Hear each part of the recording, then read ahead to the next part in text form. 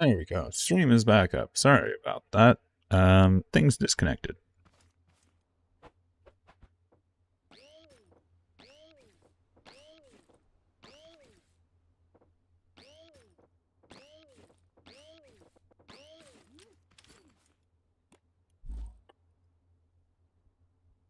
There we go. Parts. Okay, we already have the tasty rounds in my inventory. Let's do... Oh.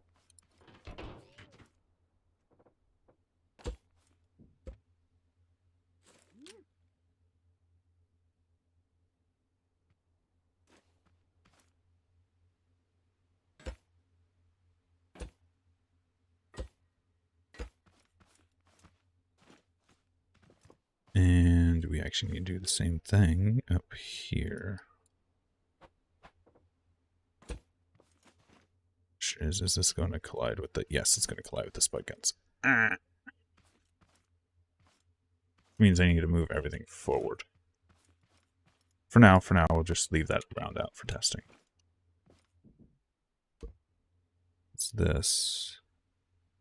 You can go there, there, there, there. Yeah, my internet cut out. It decided to do a thing.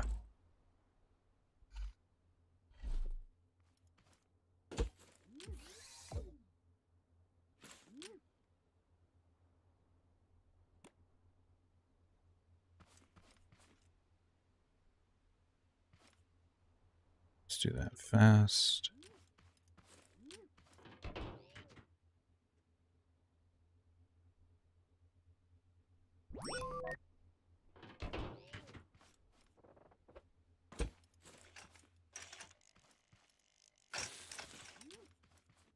So, power the system. Fire 1, 2, 3, 4. Second set.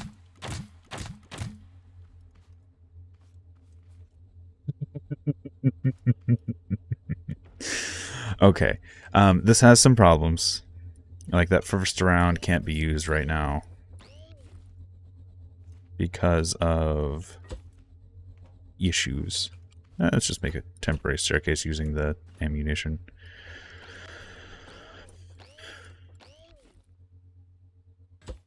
So idea being, you can just do that. And then down here, do that. Those can stay. So then you fire. Second round, you'd have 4 and 4. So you'd have 8 in total in this magazine setup.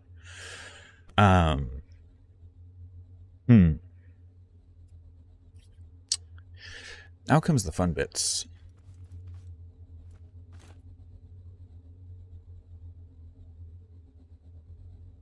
Because I'd have to move this loader forward by a block because of the spud guns. So let's go ahead and just delete this. These need to go forward by 1. And for the sake of making this like look nicer and function cleaner, I'm gonna go ahead and just replace these with these.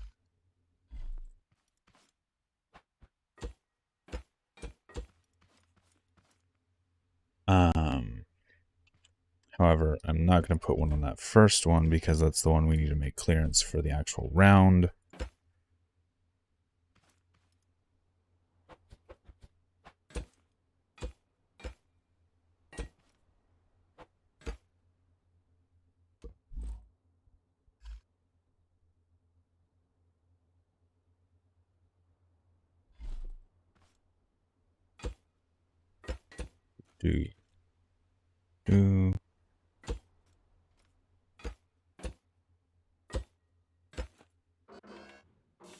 Oh, I thought this was on my lift. Let's put this on my lift so I can mess with it much easier. Yeah, my internet cut out, unfortunately.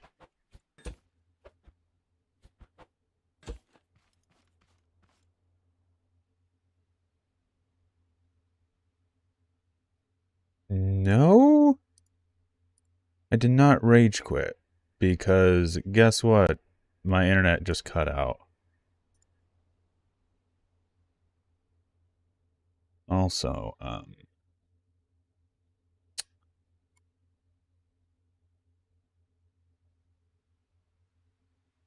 do, do, do, do, do.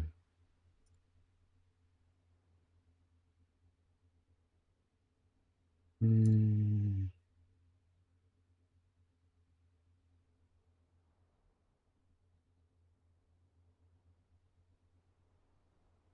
There we go. That's dealt with.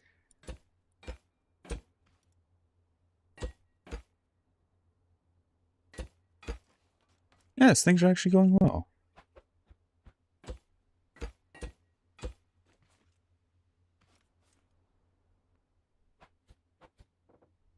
We've discovered that our seats are now going to be partially powered, or our cannons are going to be partially powered by seats. Because scrap mechanic logic.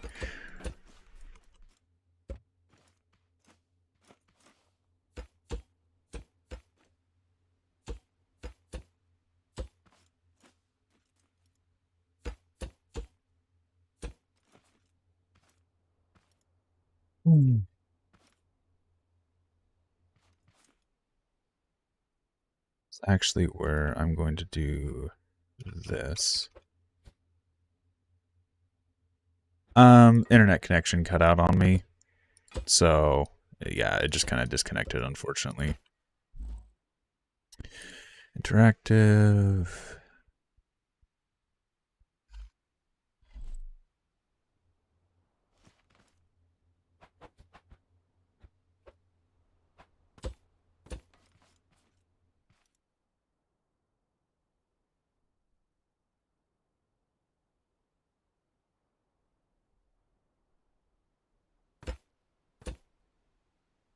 What did I not understand from the hit scan then? Because as I recall, that was the description of it uses blueprint edited sensors to detect the range of a vehicle.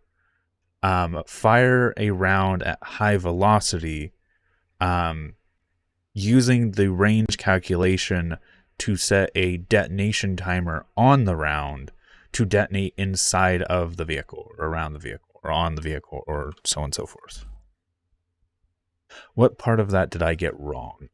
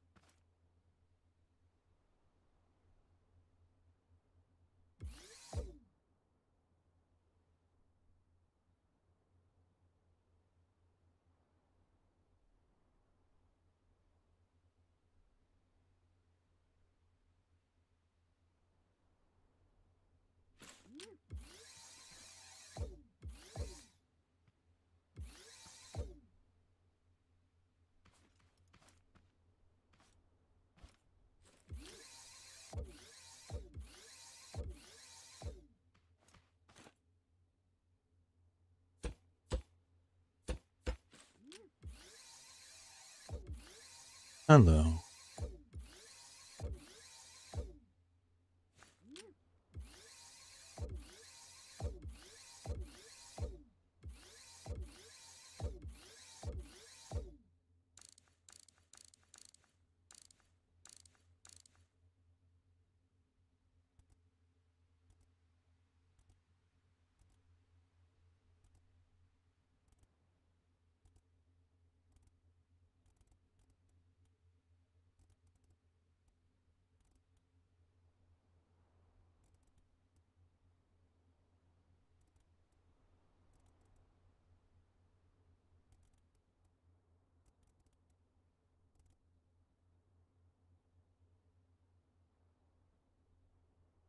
I have no fucking clue what that is, Nom.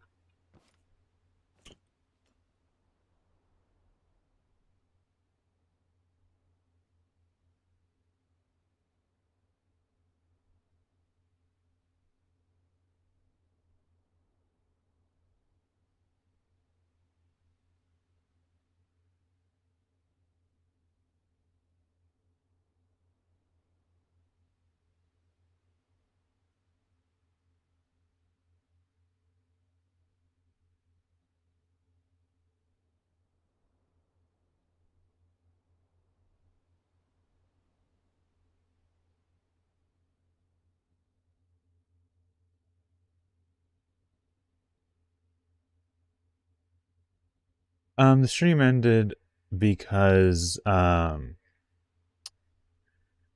internet just cut out.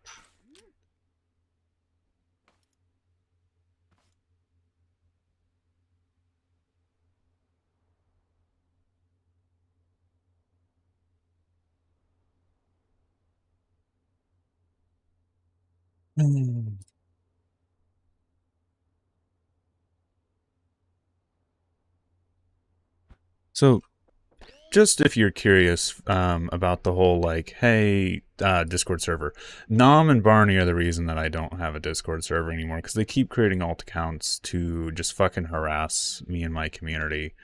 Yeah, nah, I'm really fucking tired of this bullshit. Oh, nope, didn't mean to do that. Back to hide. Yep, there we go. Essentially being because we don't do things the way they like to do their things, so they get upset and just start crying wolf. I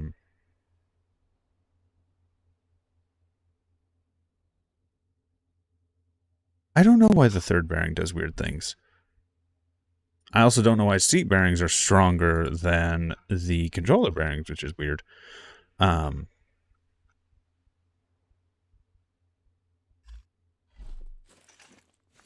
And to answer the question why I have 3 blocks instead of 2, because one of them is sacrificial. The far one is sacrificial. These two, let me paint. So the yellow ones are sacrificial. The green ones are actually, let me use a different green. The green ones are actually what's producing power. So when that one destroys, if I, for example, only had 2, 1 round is going to be attached to the sacrificial. So as soon as it starts to fire, the round disconnects and no power is put to it. So to get power put to the round, it has to be on one of the green ones. Meaning that the yellow can get destroyed while still keeping the round attached to the power bearing.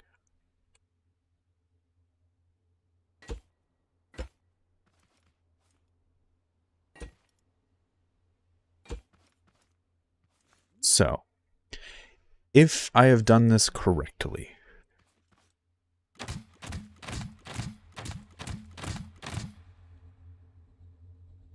eight rounds, full auto, because of a seat.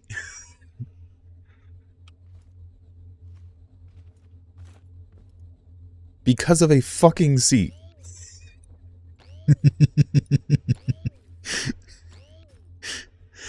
So this is a concept I've already tested. The problem was the single controller bearing was not strong enough to support this kind of fire rate. Or not as much this fire rate as much as it was this sort of layout.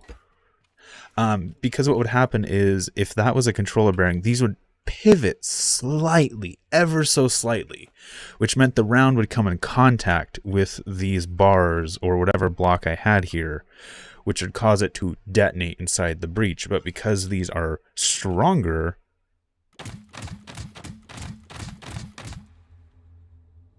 let's save this. Let's save this.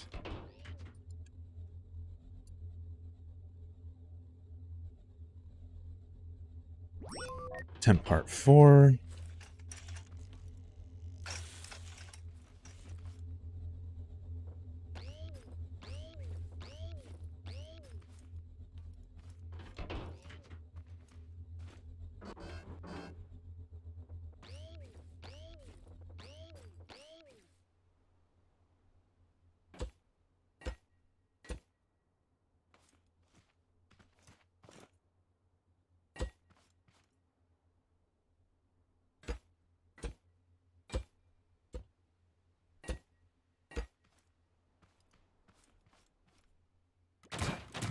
Oh, I didn't charge the...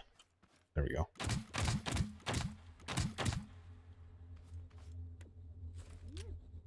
Okay. And let's just do...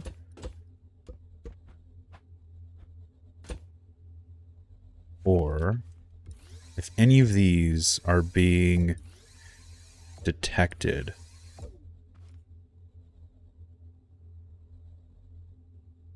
then charge the bearings.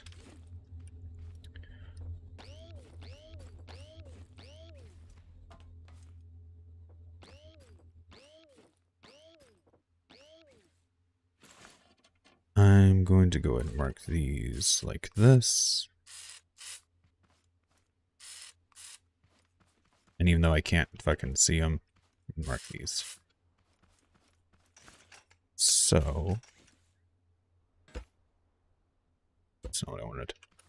I need to load the top ones first then. That's what that means with this system. Or I'd have to make a manual override, which is an option. Definitely an option.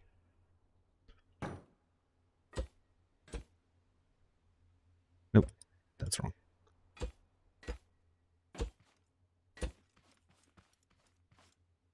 So now,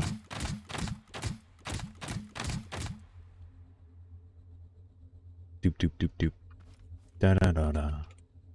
Nice.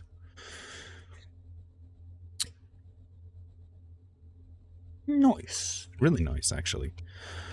Do do do do do.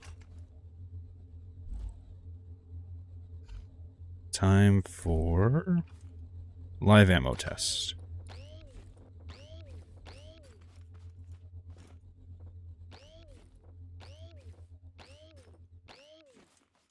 We're going to save this really quickly before we fire it, because we've made some modifications. 10 part 5.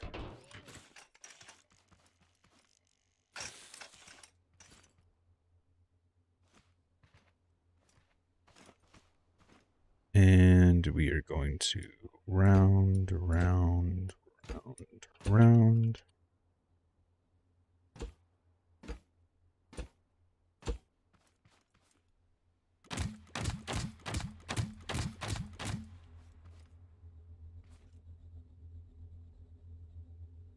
You just made an 8-round autoloader.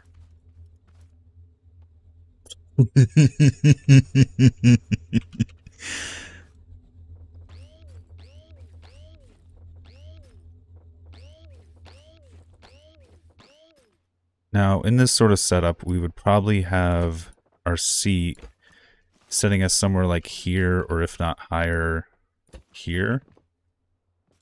So that means we would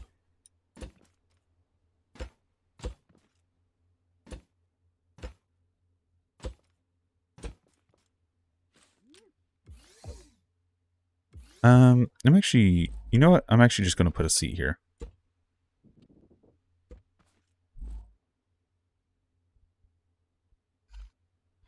For the sake of...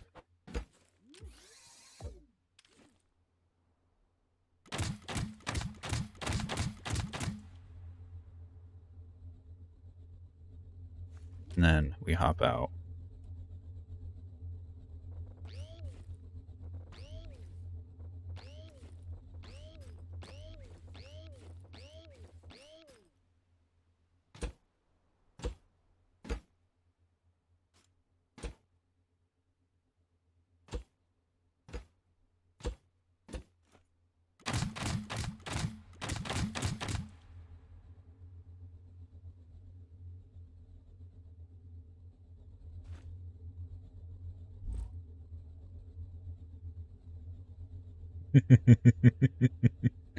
The problem is this is going to be a massive setup essentially. Actually, I'm going to this because it would be closer.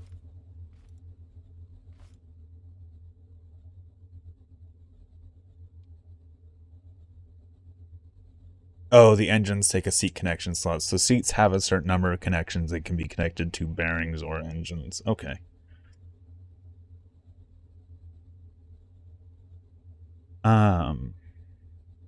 Why the default position is set to on the bearings? Onto these? The default position's not 360. The default position's 0. They're getting powered to 360 and 180. That is the tension that the bearings are being put under.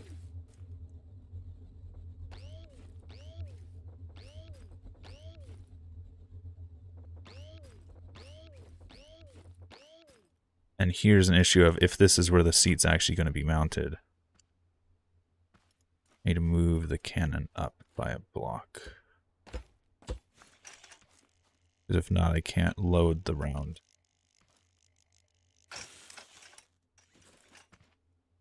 Even here, the round's going to be difficult to load. Nope, that's not what I wanted to do. I have to do the top ones first.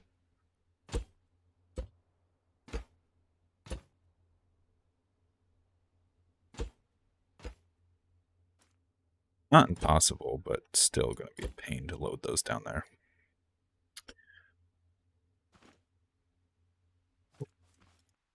These are actually set.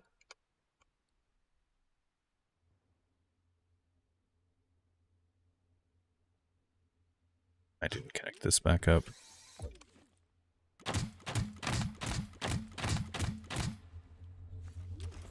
So then connect.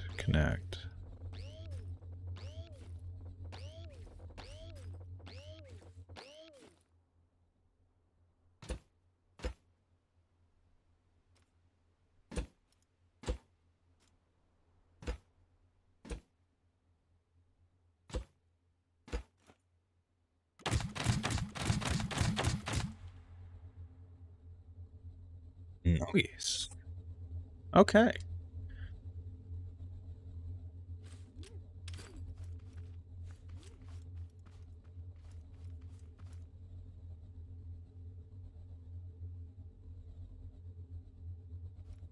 Yeah, I might do it for comfort.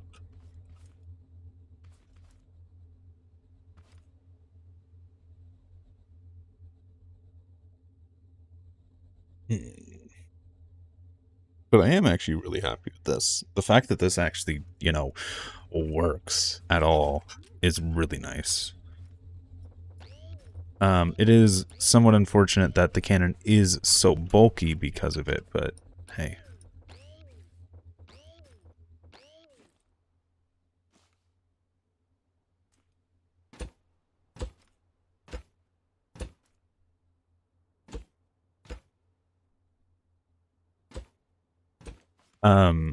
For those who don't know, I actually have had a tank with 8 rounds. The original Seraph had, is it the Seraph? So the Seraph had 4, and then I forget which version. There's the Seraph 4. There's Seraph 6.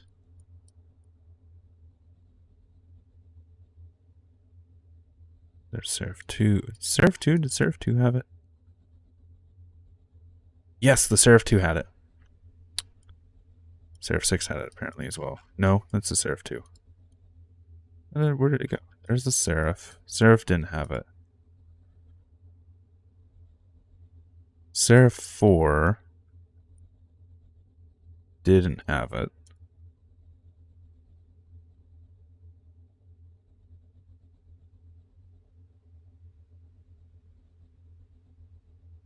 Seraph 6.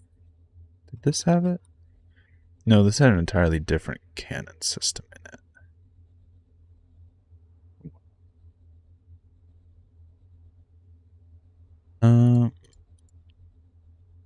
Seraph 5. The Seraph 5 had it. So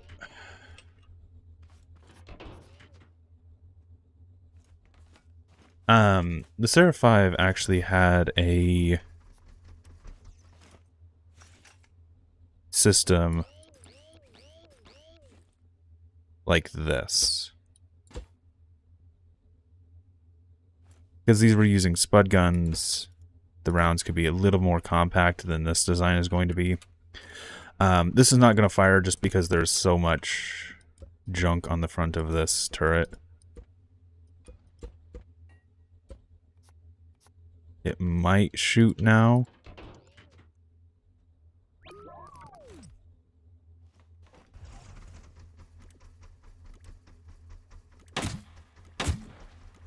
Yeah, the rounds are just going all over the place. But this was the original 8-round autoloader, I believe. The Seraph. However, it was at that point that we started transitioning into downfiring. And the problem being, downfiring was larger in like the actual firing mechanism was much bigger. So as a result, downfiring never got to 8 rounds. The largest I ever did with a downfiring, I think, was 6, and that was like stretching the downfiring's capability.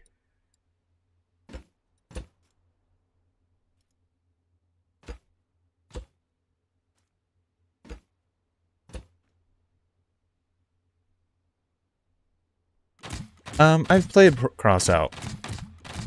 I don't intend to play it on the stream just because it's a very much pay-to-win game that I don't enjoy. It's cool, it's fun, but the way the game is set up, like, it's by the same developers as War Thunder. And War Thunder can be a bit pay-to-win with, like, some of its premium vehicles, but I enjoy tanks. No, Crossout is just a pay-to-win model gone to the extreme, and I don't like it. I don't support it.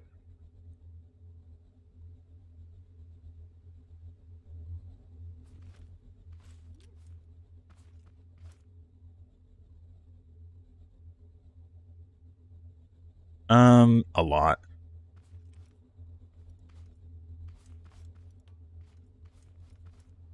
Yeah. That, like, it is every single step of the way the game goes, do you want to pay for it?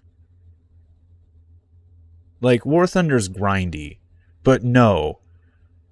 Crossout is, oh, you want to be able to craft it? Do you want to pay for it? Oh, you're crafting it? Do you want to pay to speed it up? Oh, you're doing this? Do you want to pay for it because it's faster? Oh, do you want to do this? You don't have access to it. Would you rather just buy it instead? It's a thing of, like, there's 5 paywalls in front of the thing you want to get. I can, like, to some extent give War Thunder a pass of, like, hey, you get Gold Eagles to go get that, like, cool Mimi tank you want. Or you go to their fucking, like, online shop.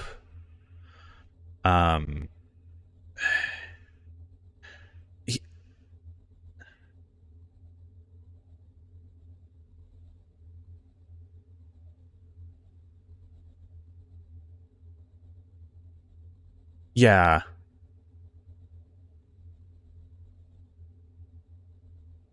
Yeah. It's a thing of, like, with War Thunder, yes, there is pay. But the pay usually comes in, like, one of 5 flavors. You can pay for the premium vehicles, you can pay for the premium count, you can pay for the pack vehicles, so on and so forth. With Crossout, rather than feeling like you have 4 or 5 different options that you can go to depending on what you want to do and what you want to get, Crossout feels like you have to pay 5 times to get the thing you want, to get the thing you need to get.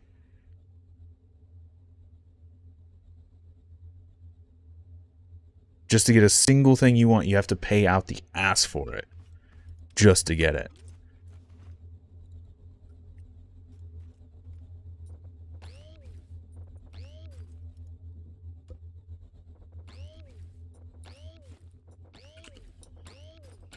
Like, it is microtransactions, the video game.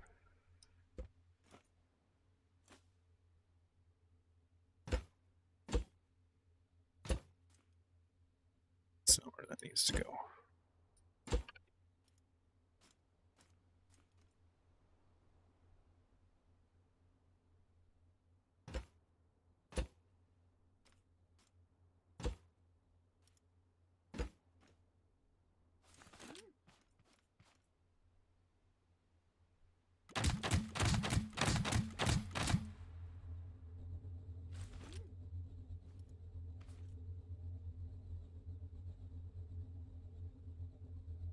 Yeah, that's the thing, is, like, you aren't allowed to play it without paying for it, because the thing you want to play with, that, like, cool mechanic they just added to the game, behind a paywall. Like, whole mechanics of the game are behind a paywall. Like, War Thunder has that issue slightly, with a lot of vehicles that are premium having things like chaff and flare, where not a lot of non-premiums have that. That I can understand to some extent. However, it's not fundamental game mechanics like Crossout has certain weapons, entire like vehicle lines essentially.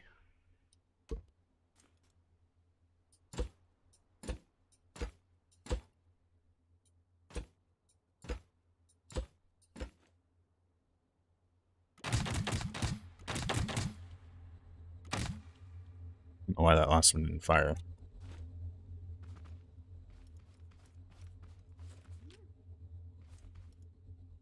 Alright, I kind of am just happy with how this has turned out.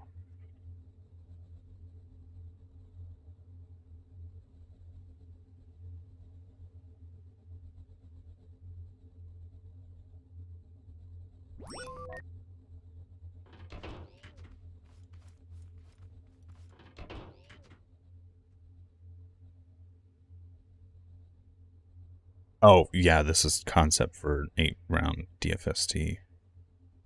It's just 2 fucking DFSTs bolted together. I can never get this into a... and it's so hard to load.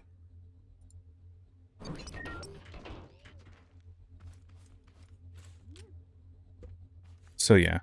Someone was saying a second ago, yeah, we can just bury the seat wherever we want. Put it back here. Or anywhere. Just sneak it into the back of the turret or the back of the engine bay or even in the frontal armor or wherever we want.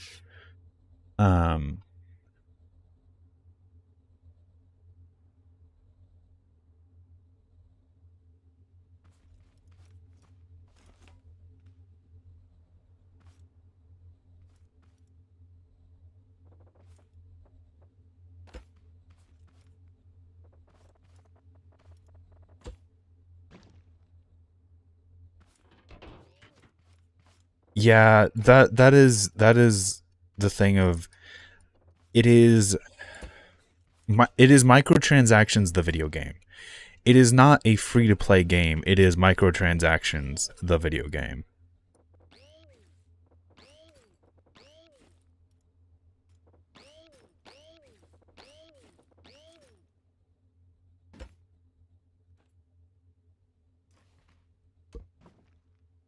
Oh, this one didn't set all the way across. There we go.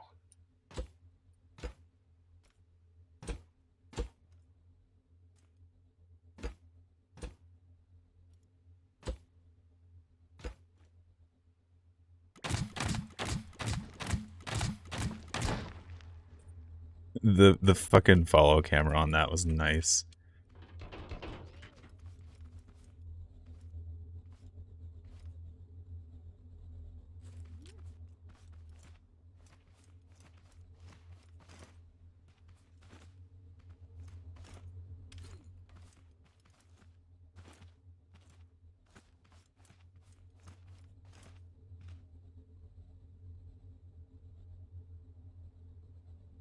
Well, the problem is Hades. Is that Hades? Hades? I don't know. No.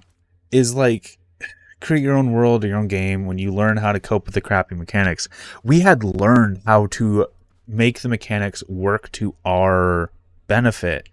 The problem being, then the devs changed everything. Like it wasn't just like, oh, they patched the bugs. No, they broke the core mechanics of the game and the bugs that we had used to either fix, improve, or augment the core mechanics. So everything was just clean slated in a single day, and like years of work and development to build these awesome like contraptions were just nope, gone. Fucking Thanos snapped in a single update.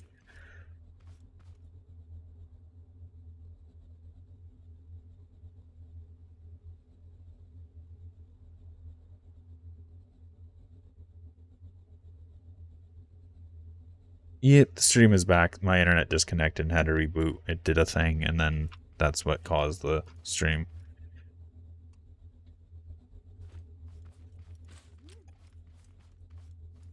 Here's the thing with that, Hades. You're going to have glitches in your build. It's scrap mechanic. You don't have the option. They are going to be there. It is harder to avoid glitches than it is to actually use them, because they just happen. You can build the vehicle 100% perfect. A glitch is going to occur. You don't have the option in this game. And that's what I was saying is, like, we learned how to use the glitches and augment them and even fix them at times. But the devs redid everything.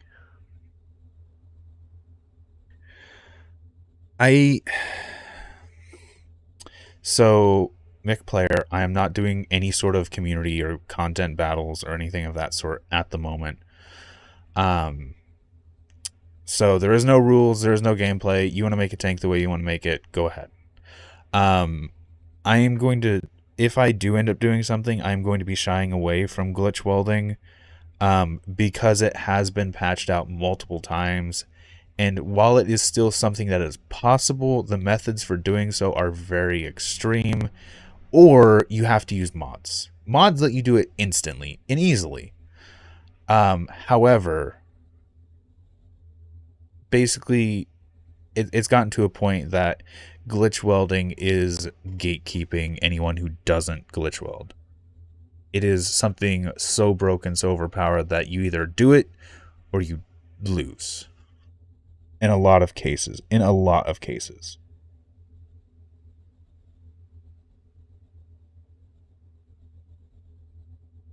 And for something that is actually like a pain in the ass to do, I've made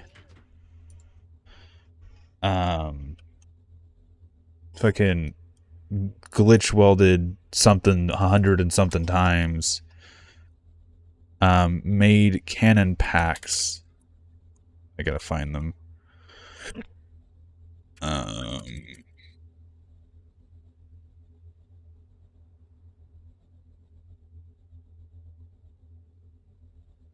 I've made these in the game. These are a pain in the ass. 4 power, 54 power, 6 power, 108 power. And the reason these are a pain is because you can't do logic on glitch welded items, which is why a lot of people use like either blueprint editing or mods where they'll attach everything together and then cram it into a block. And it's gotten to a point that it's like out of control, like 100% out of control. And the same reason that I've said I don't want to do anything with mods, I don't want to do anything with blueprint editing, because it is just if you don't do it, you are 100% at a disadvantage. And hey, this is something that is outside the game, that is unintentional, that shouldn't be done or used by the vanilla game standards. Yeah. It has reached a tipping point of I don't agree with glitch welding anymore.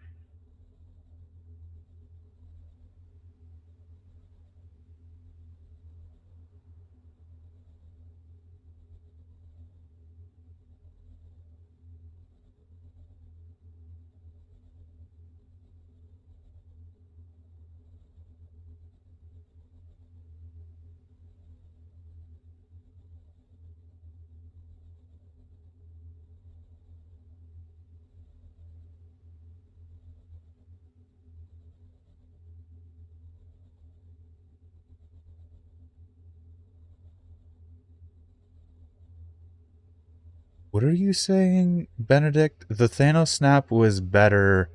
It only vibes half of it. The devs only left.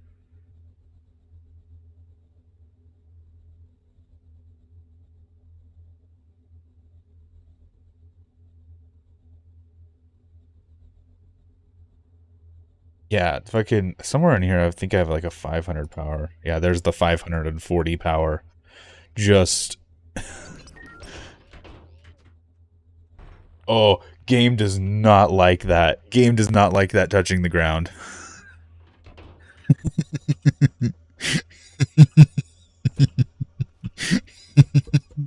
Game said no.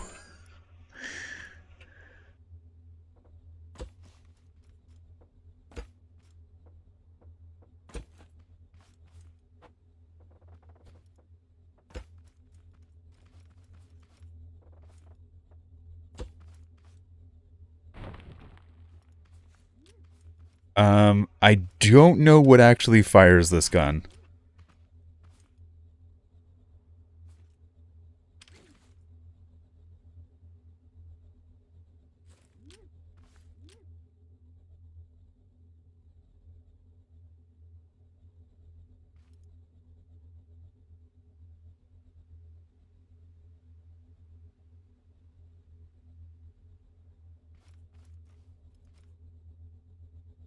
I think it's that one.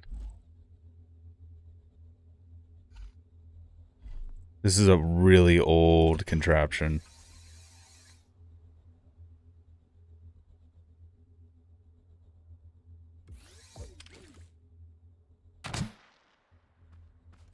Okay, let's try this one.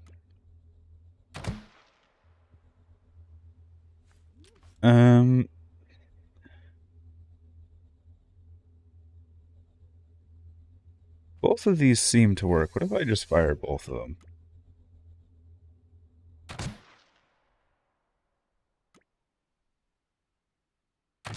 The, like, 3 seconds of lag that happens.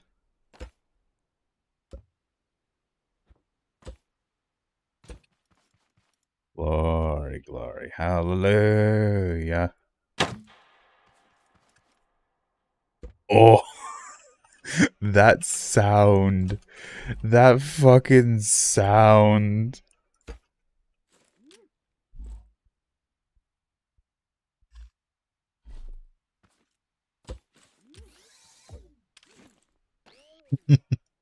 Just fucking.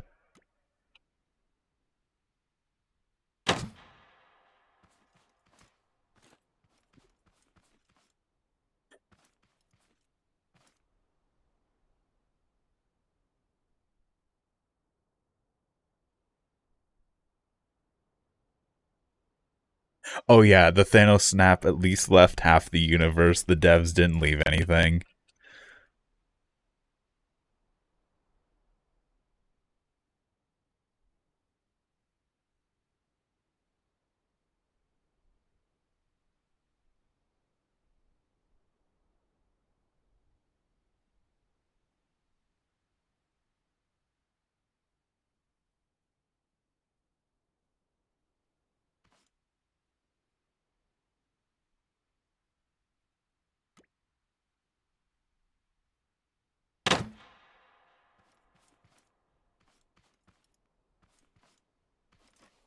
This was so please understand, this was never intended to go into a tank.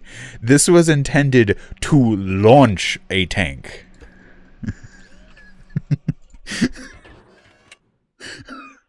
That was the purpose of this cannon, was to launch the tank.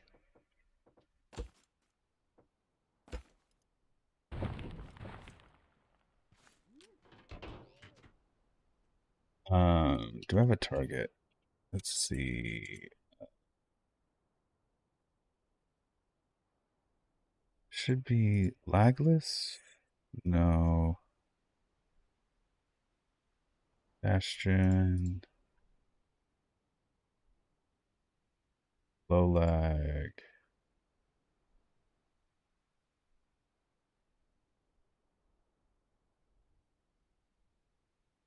Is it dummies? Yeah, dummies.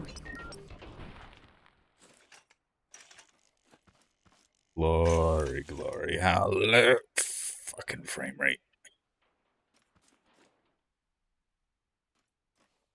What's it to?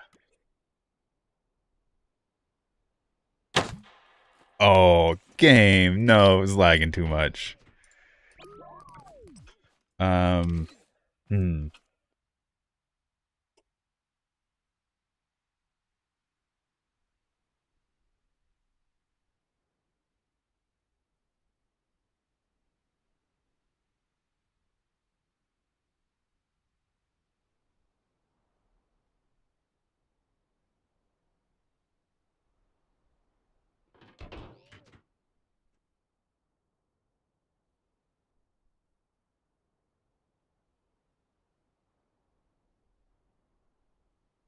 Let's see if we can launch one of the arcade tanks. Or one of the arcade cars. Armored Car Mark IV. Yes, please.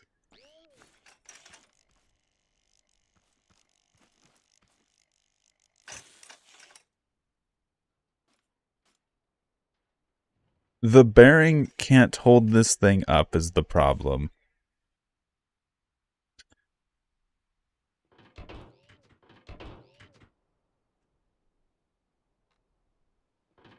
I shouldn't say is the... Oh, wait, where did the bearing get disconnected?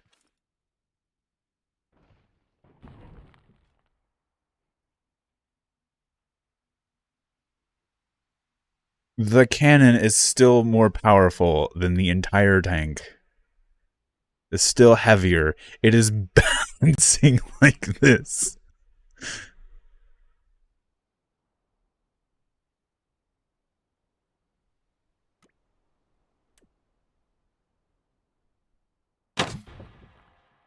Oh, come on. Okay, now I'm just curious what we can actually launch with this. 4 rounds.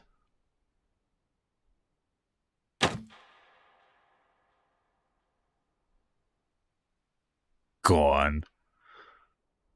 I'm gonna laugh if it just comes pinging around the world box. Weld it.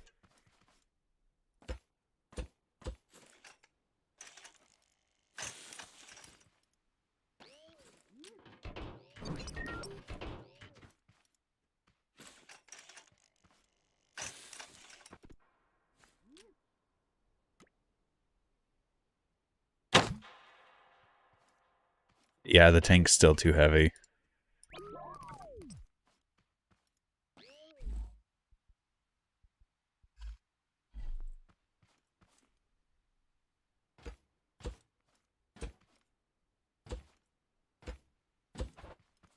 Fun fact for those who didn't know.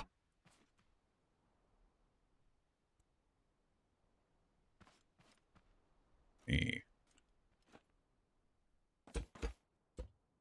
delete that. Ooh.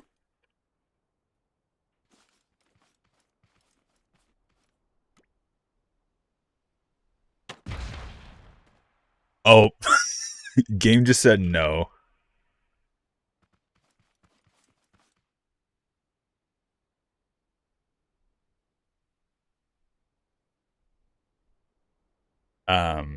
The big pipe piece.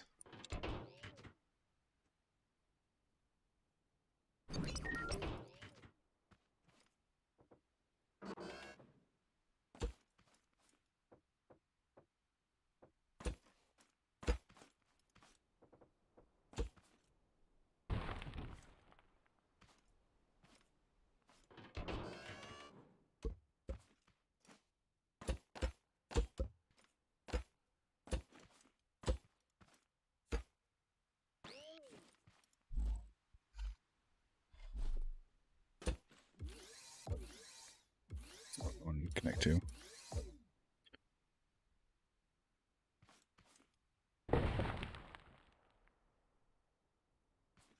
You said big pipe piece. Is it in parts? Which one's the big pipe piece? Is it these?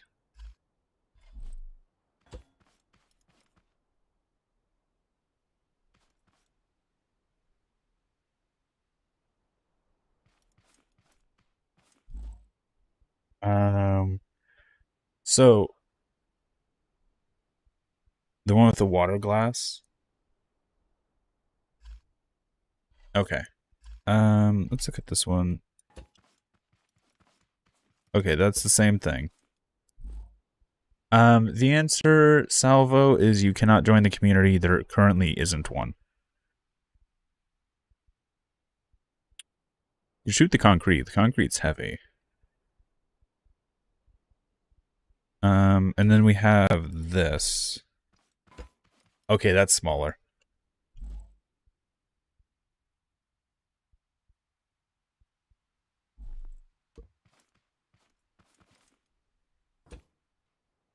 Ooh. Okay. Controller.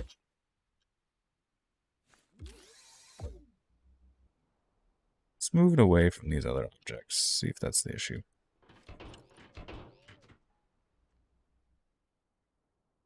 Yeah, two people fucking making a bunch of alt accounts and then just harassing me and the community, and I don't have the time to deal with it, nor do I want to ask moderators to deal with that kind of bullshit on a daily basis. It's just not worth it for me to keep the community up for two people to use as their playground.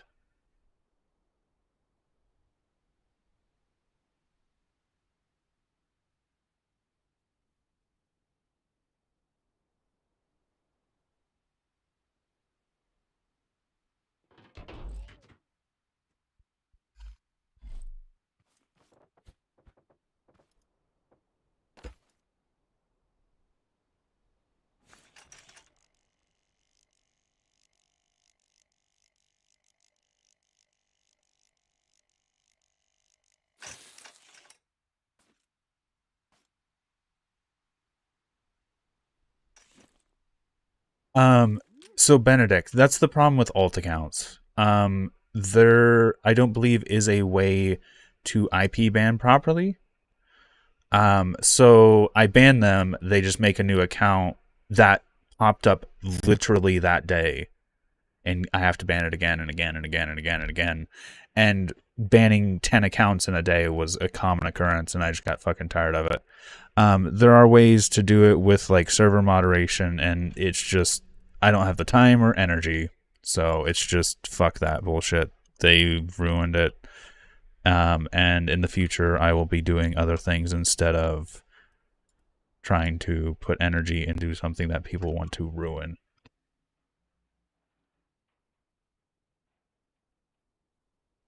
Yeah, they're upset because I don't do modding. They want modding. They need modding. They can't play without modding, and it's just like, then go elsewhere. You don't have to be here. That is what I had been doing. I was in the process of I had shut down anyone else being able to use the invite link. The problem was because it is a YouTube community, I had a live link that they could just use to get in. And then comes the issue of I would have to link every time someone wanted to get into the community, and trying to do that was also just not an issue. It just boiled down to I don't have the time or energy to deal with this bullshit, so I'm just gonna close the community and not right now. Another time maybe, but no, not right now. That worked.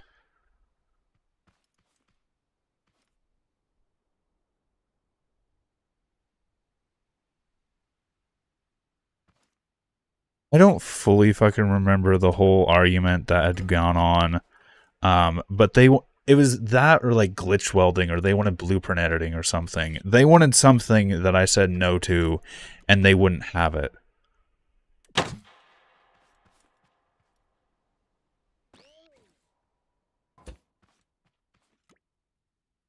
Which is the thing that just fucking happened in this stream of, hey, you should allow this to happen. Hitscan's better. Hitscan uses blueprint edited components. I don't agree with blueprint edited components because I like to look at games for their vanilla aspects. A game that relies on modding to even be playable is not a good game. Skyrim is a good game. The modding makes it better. But to even access or play a game to require modding is bullshit.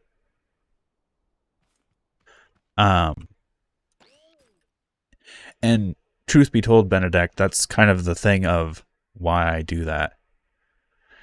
Gmod, that is the point of the game, to be honest. So long story short, for the longest time, I did not have a good internet connection. So to play a game and actually download it took forever. So I didn't have access to modding. I didn't have access to XYZ that I now do, which was why I set these limitations for the community of, hey, I don't want modding to be allowed because not everyone has access to these mods. Not everyone has access to external tools. Not everyone can do this. If it is not a part of the vanilla game, I don't want it to be a part of the vanilla battles. So even though, yes, you can blueprint edit and it still launches in the vanilla game, it is not vanilla.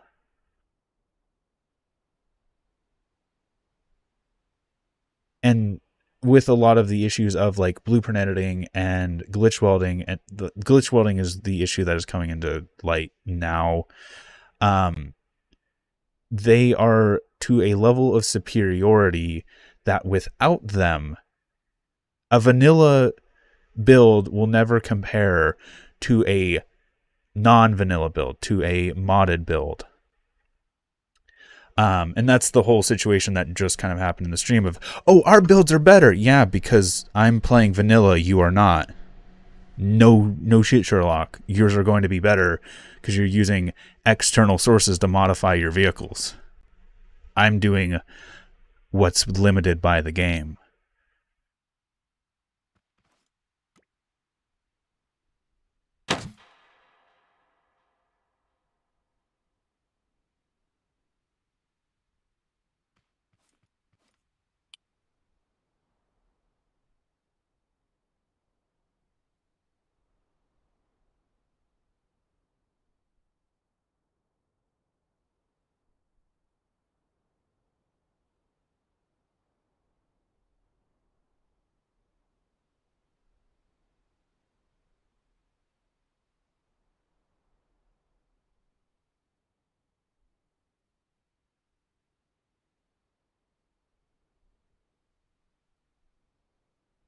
Yeah.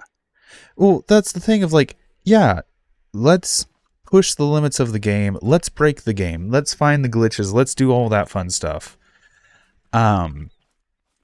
Like, this is using glitches.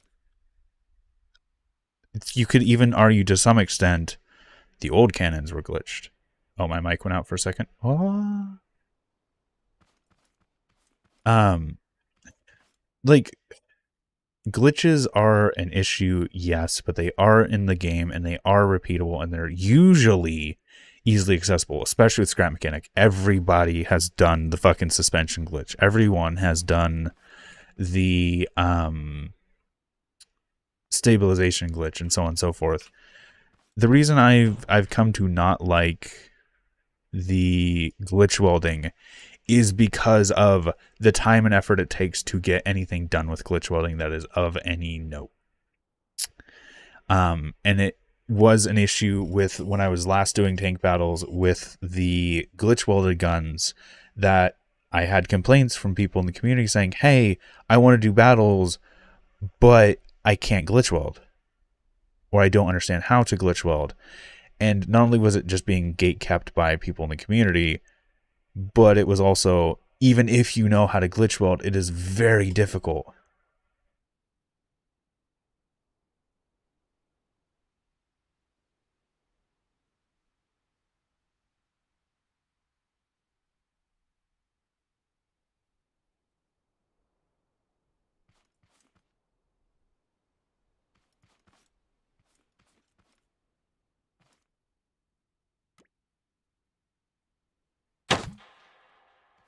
Like, glitch welding isn't, I would say glitch welding isn't inherently bad.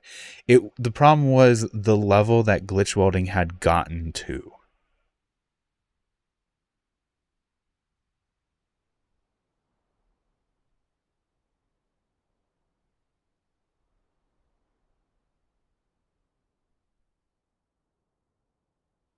Hey, Sapphire. Glitch welding isn't bad because you are modding it. That is exactly what the glitch welding thing is going against. Yes.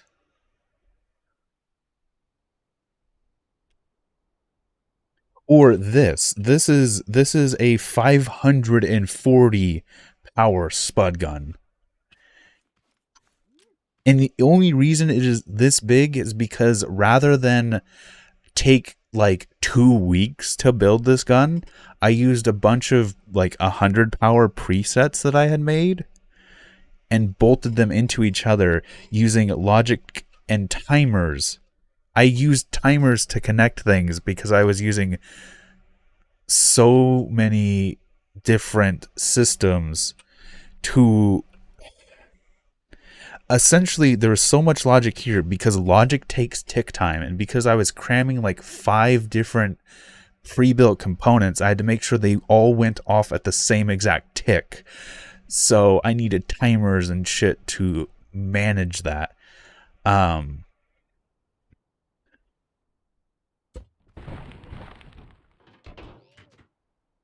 but yes. So glitch welding like a single component isn't the most difficult thing. When you're glitch welding 500 components together, that is a difficult thing. And then the issue then becomes either A, the component is extremely difficult to build to the part that it excludes members in the community, or people just use mods to do it because you can do it with mods, which is also something that we're trying to frown upon, which in its entirety just results in, hey, it's better and easier just to ban glitch welding instead of what glitch welding should be allowed.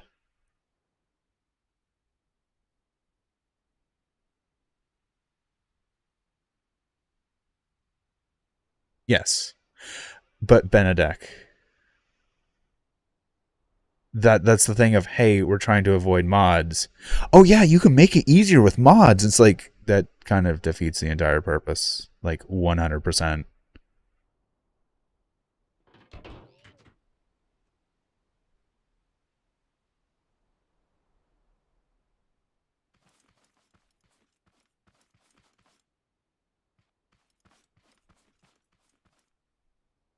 I don't like mods. The only ones that I have are a world cleaner because this game doesn't have basic functionalities, and the name tag spawner because the game doesn't have basic functionalities.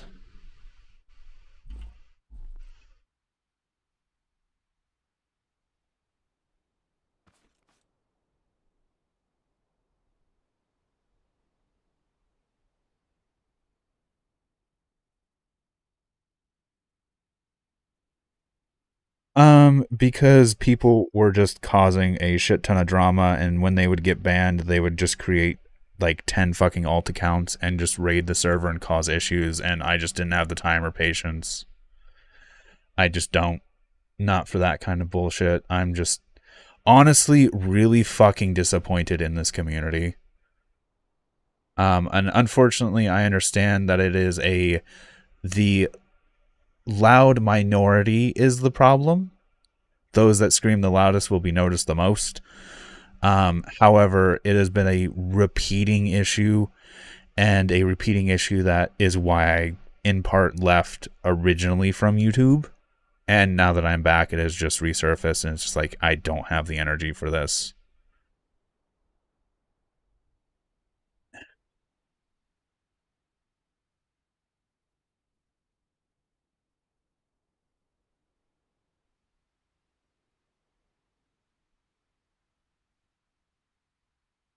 Oh, yeah. Hades, here's a fun thing. I have a glitch in my scrap mechanic that will not go away because the mod was deleted um from the workshop. So I have a mod installed that was deleted from the workshop. So when the game boots, it tries to load the mod, then it goes, hey, it's not on the workshop. Yeah, you have to fucking reinstall the game to fix it, and it's just not worth it for me. I'd rather just click through the pop-ups of, hey, we couldn't find this mod. Hey, we couldn't find this mod. Hey, we couldn't find this mod.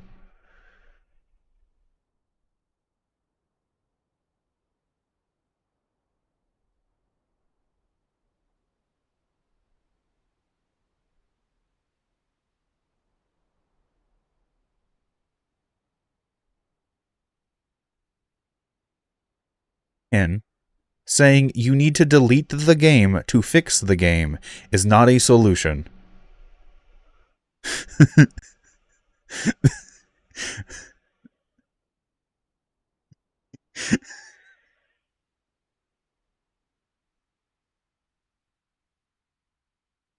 um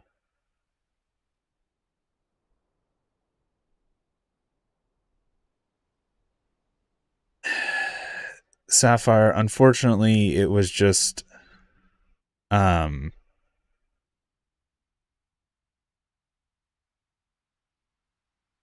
unfortunately, Sapphire, I do believe I am going to make a community in the future. However, one of a few things is going to happen. Either it is going to be an invite only community, which unfortunately means that it's going to be difficult to actually be a level of community. It'll be less of like I said, less of a community and more of a closed friends list of sorts. Um,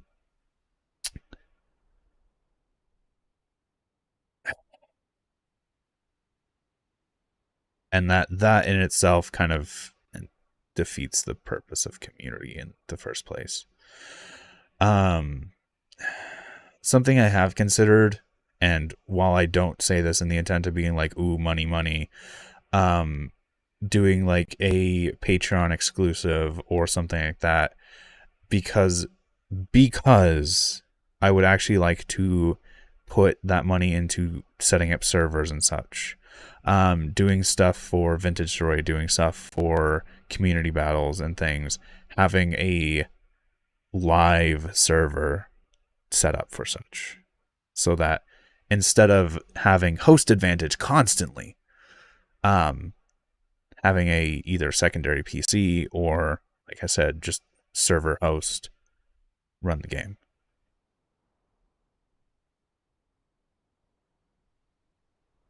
Yap maxing? The fuck is that? Are you just saying I'm talking too much?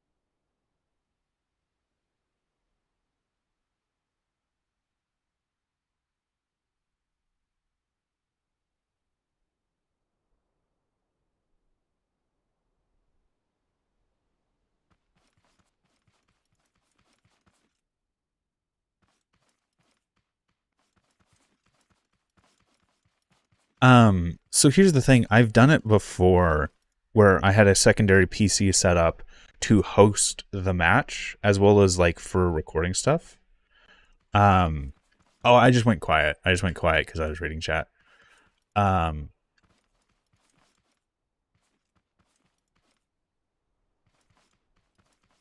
yeah, third party hosting. I've kind of experimented with that a little bit.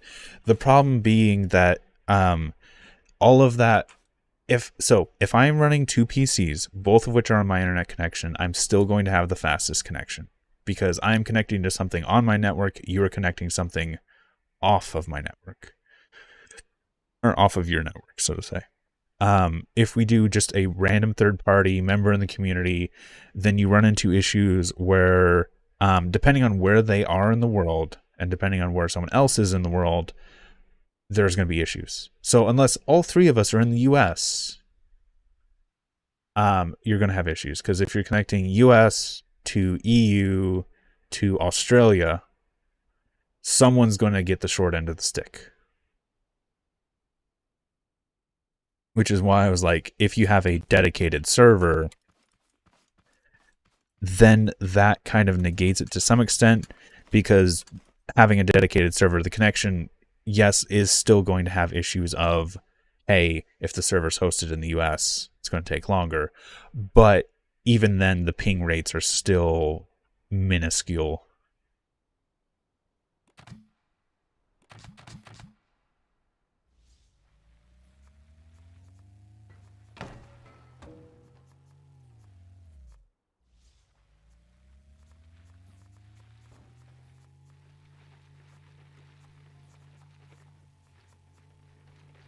And I'm stating these as fact based off of experiences that I've had in the game already.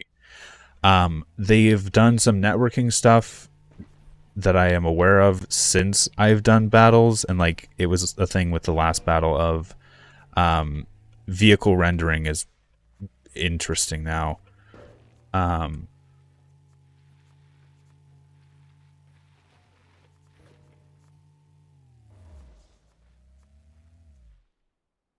Yeah.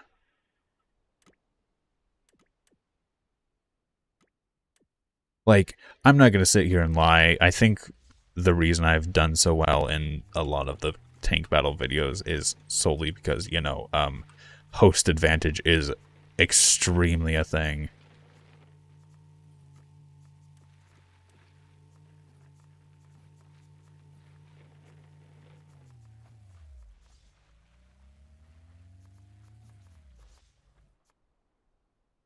So, the issue with third party, yes, I'm almost always hosting the tank battles. And earlier tank battles, I would do half of them with me hosting, half of them with them hosting. That was something we done for a time, but it was just a situation of, hey, one, this is problematic in the sense of having to stop halfway through a recording to reset stuff up on your end. And two, it was also like, how you want to say, I'm recording. So when I'm having a stuttering connection and I'm just seeing you teleport all over the screen, it's kind of hard to record a good video when I can't see where you are.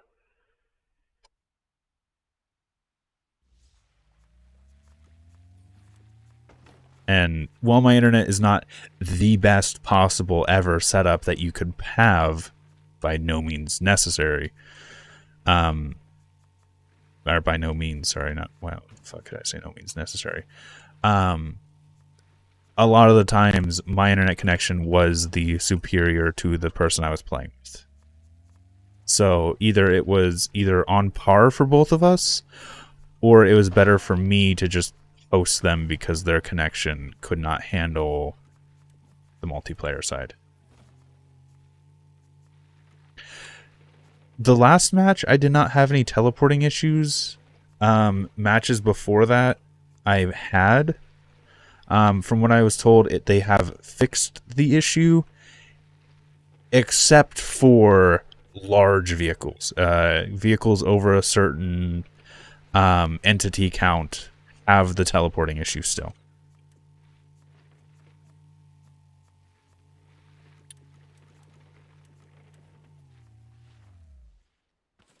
For the sake of, because we are just talking right now, I've kind of already built a cannon for this. At some point, I'll have to put a tank around it. Essentially, I'm just gonna kind of relax a little bit, play with one of my jets. I'm gonna grab OK. Overkill. Let's see, OK 2. OK 3. OK 4 doesn't work. Let's see, OK 3 1, 4 2. Let's grab OK 3. Just because I think it'd be funny.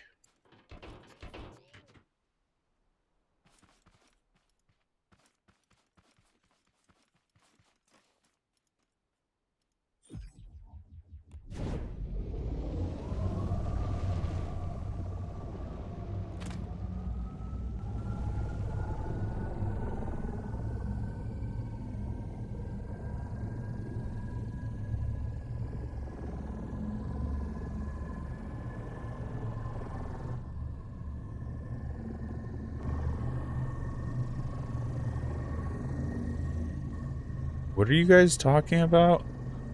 Keep rating his server? Yeah, the server that doesn't exist.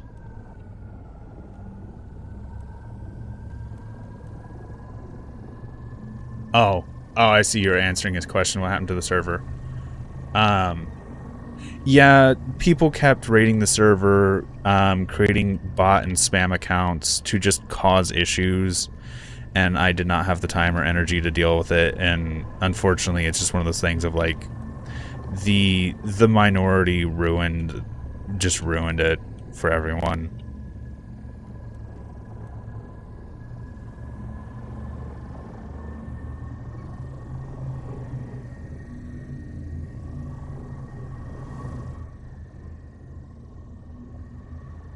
This loadout is so heavy, I have to like keep my afterburner on not to lose altitude.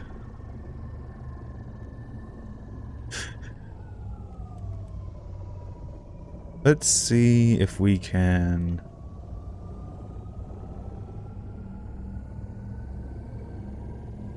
There's target.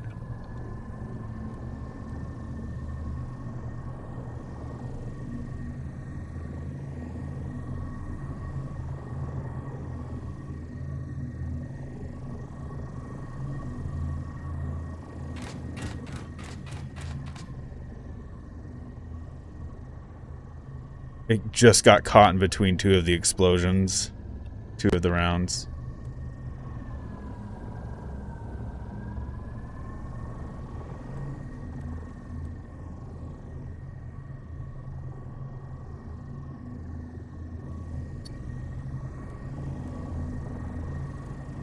So the issue being, they would get banned and then immediately make like 5 alt accounts and just get back on to cause the same argument again and again and again and again and again. Oh, fuck. Hit the wrong button.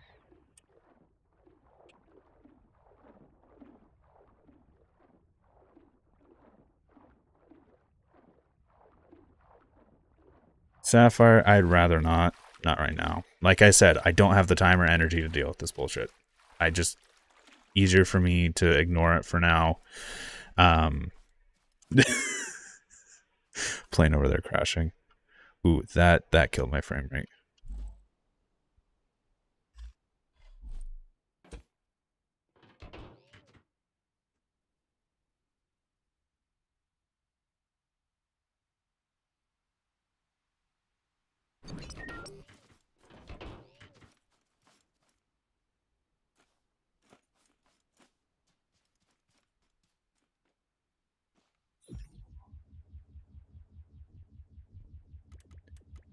And for those who don't know, this thing can actually taxi. It drives.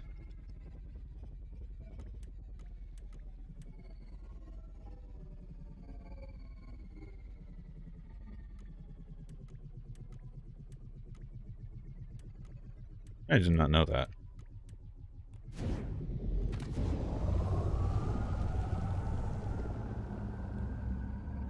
Tuck the landing gears away. Ooh, that's clean. I still love the landing gears on this.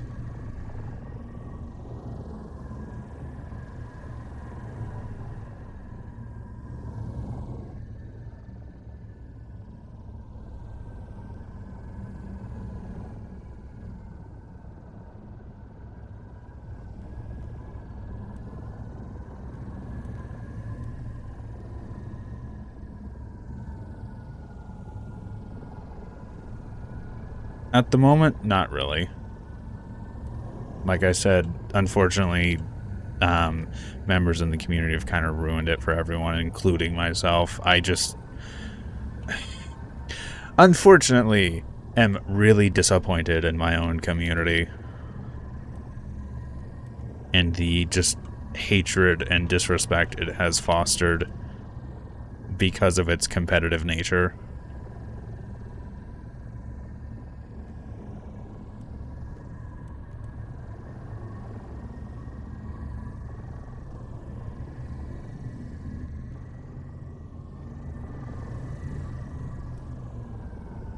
And just for the fun of it, let's go ahead and not crash this real quick.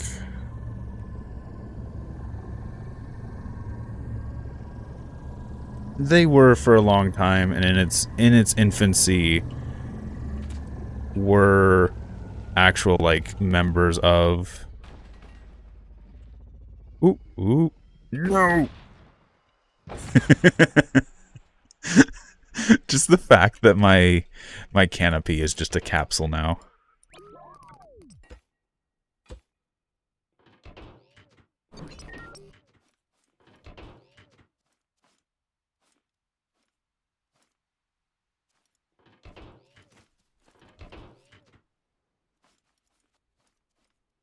Essentially. Well, Squid, admittedly, it hasn't been just them. Um, there's kind of a reason I left the community to begin with. Like, I left YouTube and shit.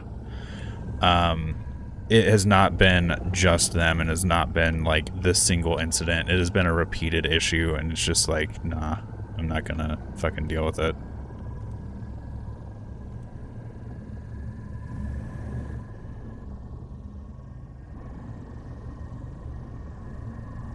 Yes, the community is disappointing.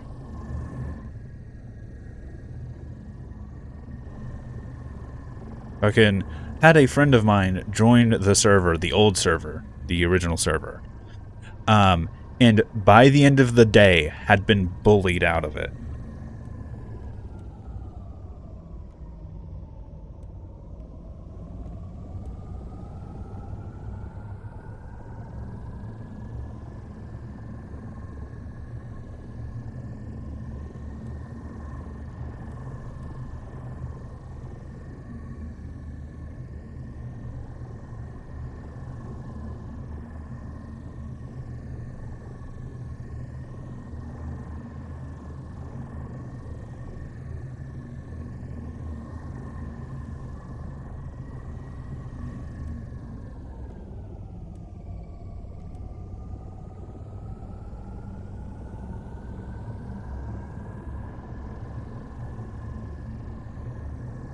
See if we can land this time without crashing. Landing gears down. Afterburner off.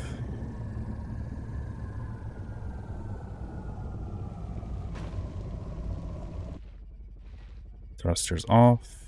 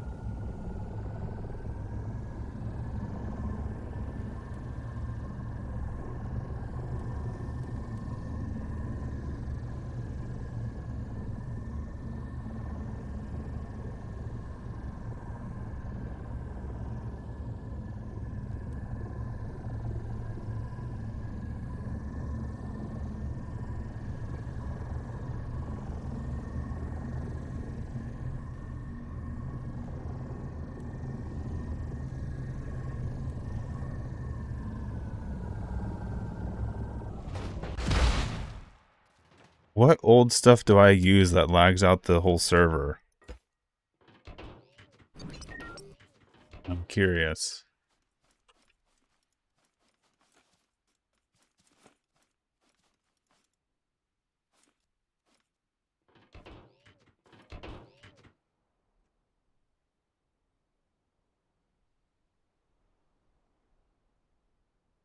Oh, nom.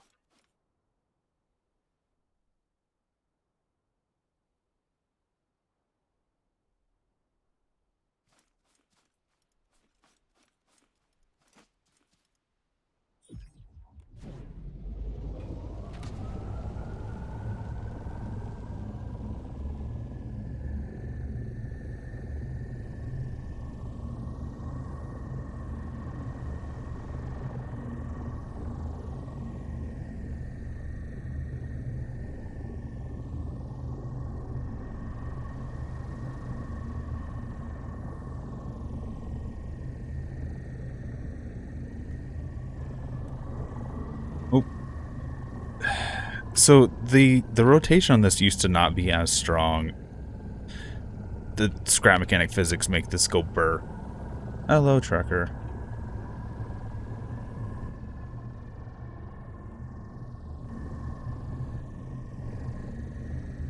Alright.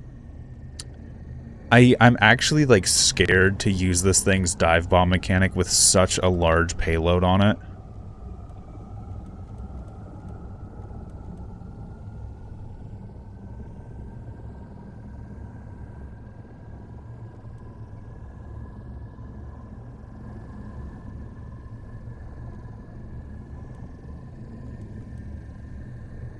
Alright, let's hit 6. Nope, that's not it. What is the bomb on this one? Is it 7? Yeah, it's 7 on this one. I forgot. Dive mode 7. Alright, let's try this again. Let's just designate...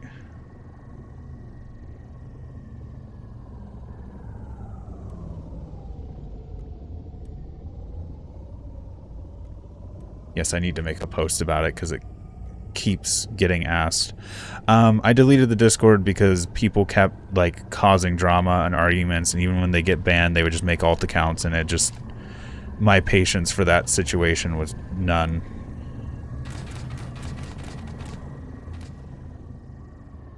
Ooh. Pure vertical.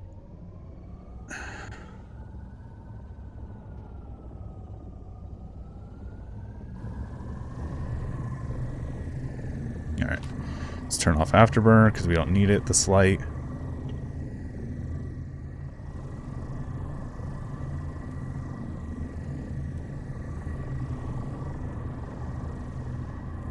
Let's get gear down.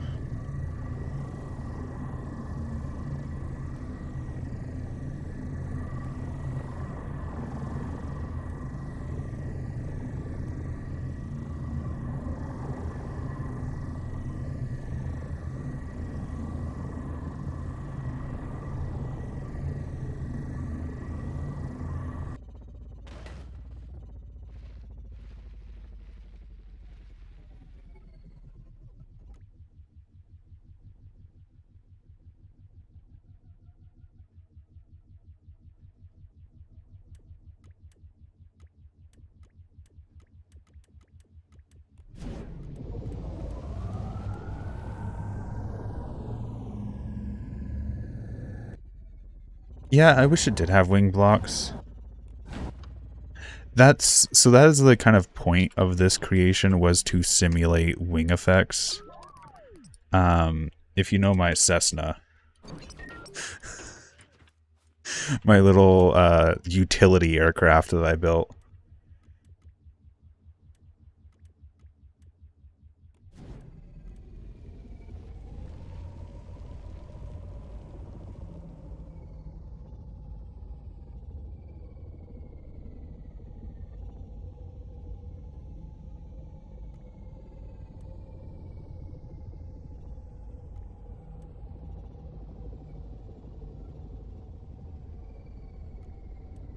The idea was to essentially simulate, like, lift, drag, roll, yaw, all the things you would expect or want from a plane. So as you do these, you kind of slow down because you're, you know, yawing a lot. You're not going to stall. Unfortunately, there is no such thing as stall in this. You can VTOL this thing. Yeah, you could just VTOL this.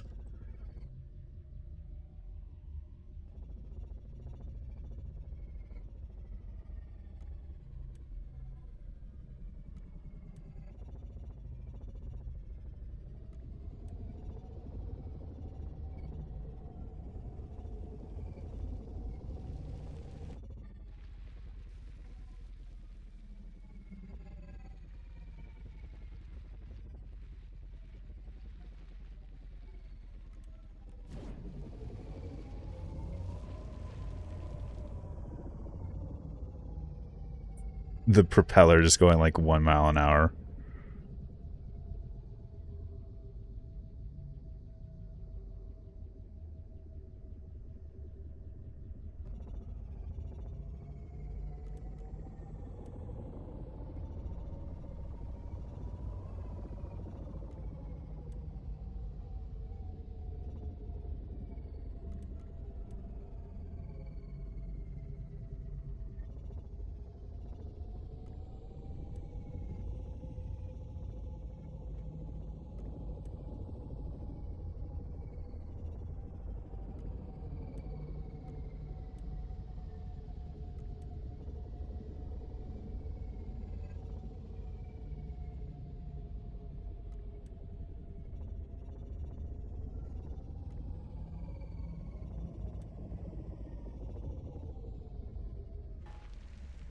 Oh, that wasn't what I intended to do.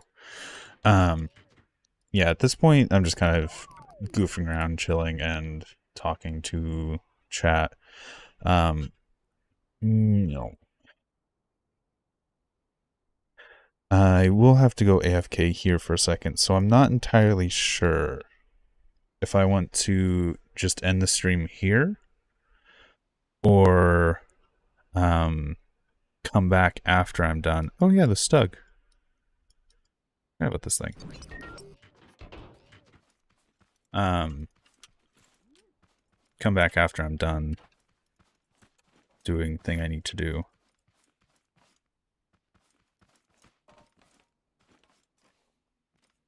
I need a driver. This is one of my favorite driver seats.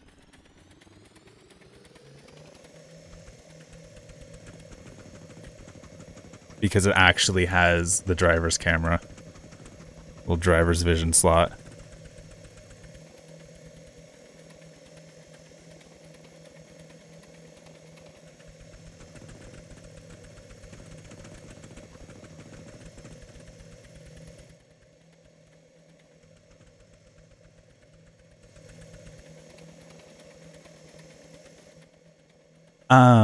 Yes, I did actually use... It wasn't steering bearings. Wait, is it steering bearings? I did use steering bearings. So, which means at some point I did actually know that steering bearings are stronger. In this sort of situation, they may actually be too strong.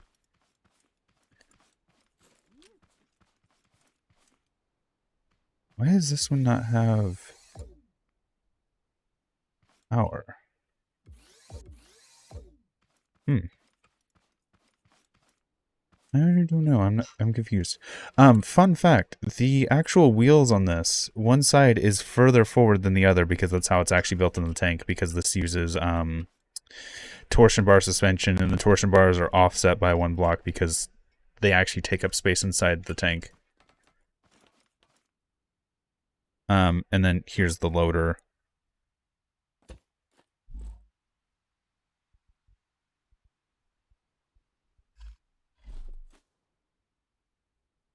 I think it's this one. Is how it gets placed. The loader. So this was for a concept of like, hey, let's do actual PvP. So the loader can sit inside. Yeah, there's the spare seat. The loader can sit inside and load. He also has the ability to get up and, in a combat scenario, have a gun shield that he can fire through. The commander, they changed the actual vision point on this block before you would actually see outside of the thing there. And then the only person that would have a somewhat third-person view would be this guy, who would see through that. And then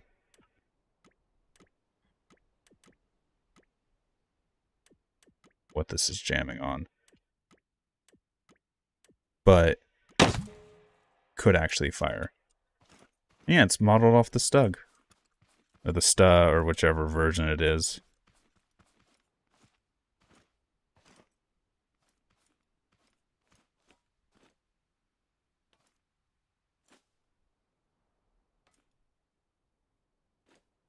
E.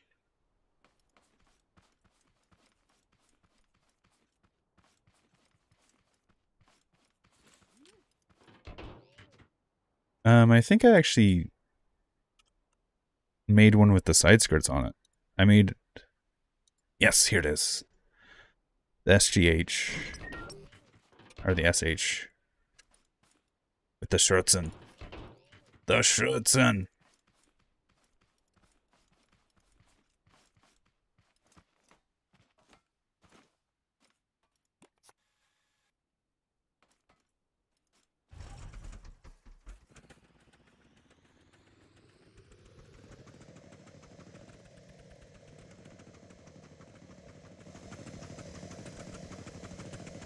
And these were built for first-person battles, so the driver could see the driver. You missed the actual build that we did. We built a 8-round. If I could spell this. We built this.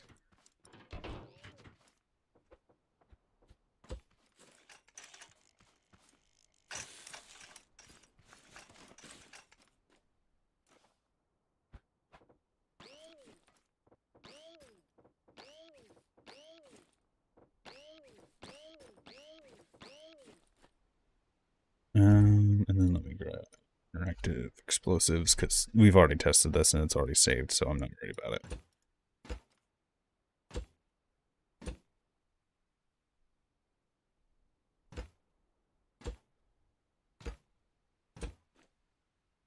And that one hit the tree. But yeah, 8 rounds, fast. Compact, well, relatively compact. And then we just kind of, after we built this, have just kind of been chilling with chat and showing off some of my old builds, like the Stug here. Which unfortunately does not have a way back in. Once you lock it, it's locked. Once you lock the door. Yeah.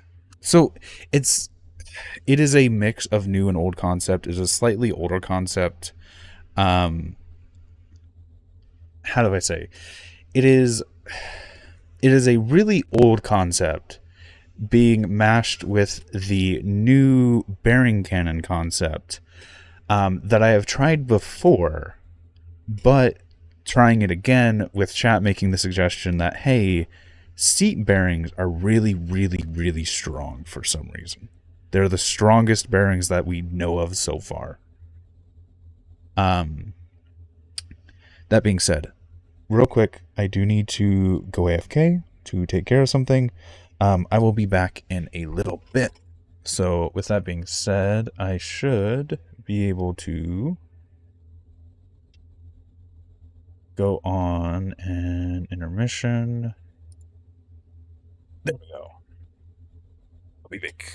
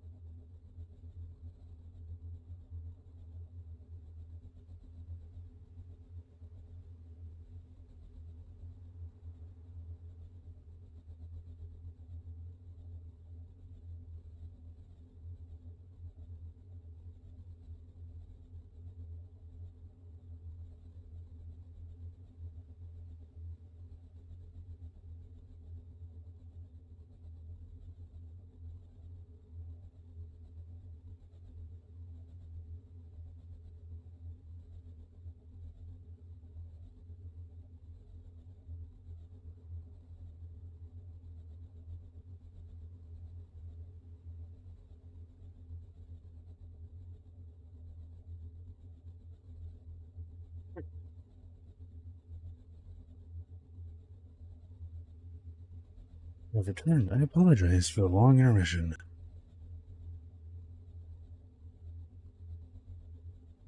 Let's catch up on chat.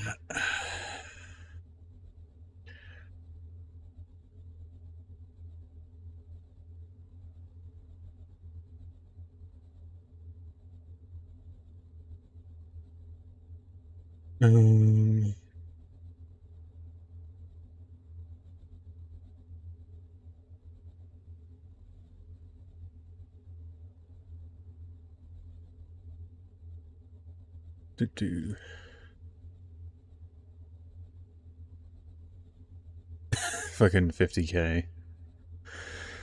Upload a tank. Give me a few seconds. Okay. I've caught up on chat. Let's... You know what? Let's put a few stugs out here and see if we can do a bombing run on them.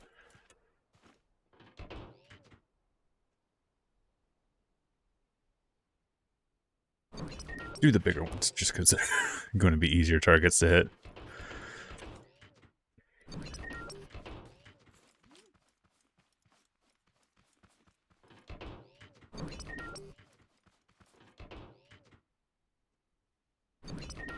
Alright.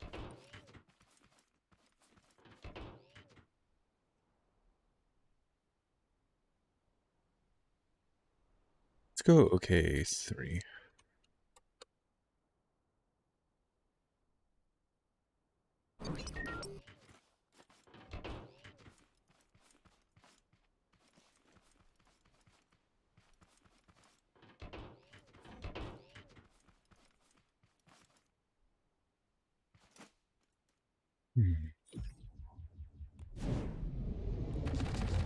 Oh, that's the wrong button. 8, there we go. Afterburner. Here. Still love the gears going in at the same time, the synchronicity of it.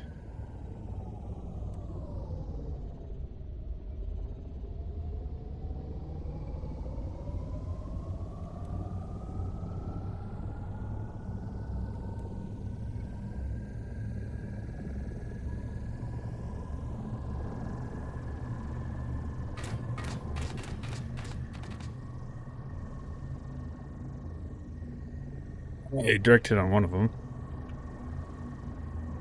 How much of that did we delete?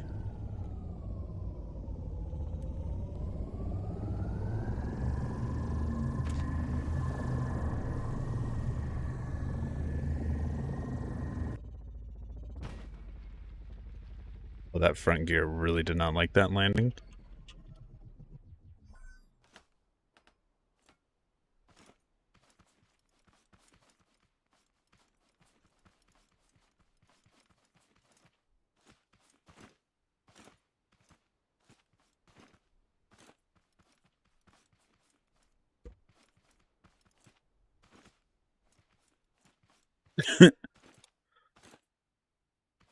All that is left is debris. This one get... Did either of these get any damage? Ooh, this one did get some shrapnel. It's got the back left of it.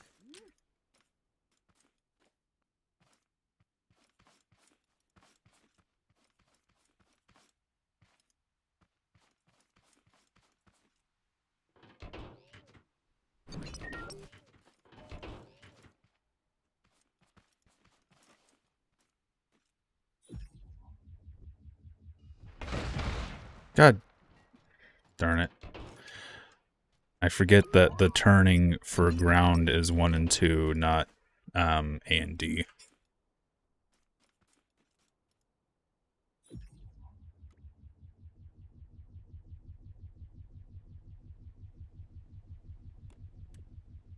Nope. Button.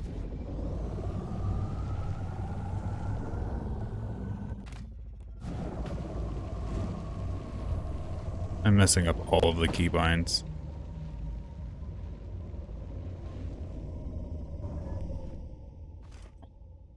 I just fat fingered that one. nice to see it actually flies relatively well without a pilot.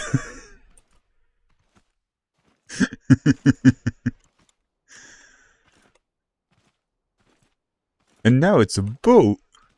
It's actually staying on the surface quite well. Not sure if that's the thrusters doing it, or just because it's cardboard and is actually probably quite buoyant.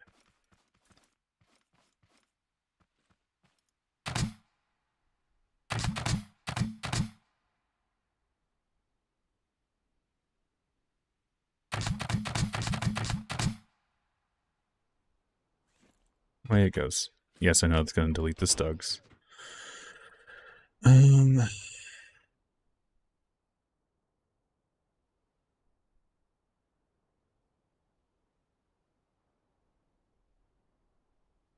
Walking Death Robot.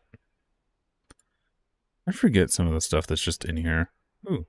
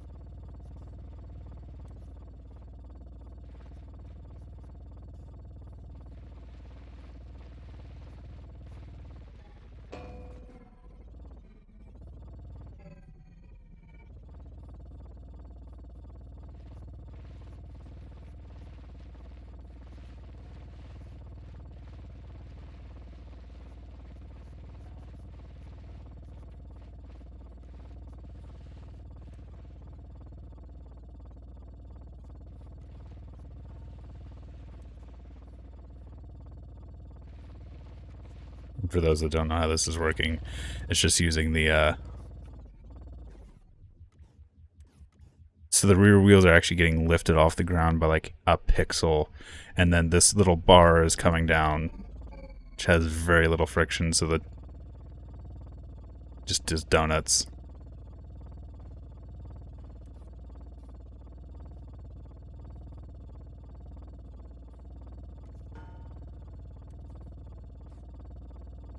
Mm-hmm.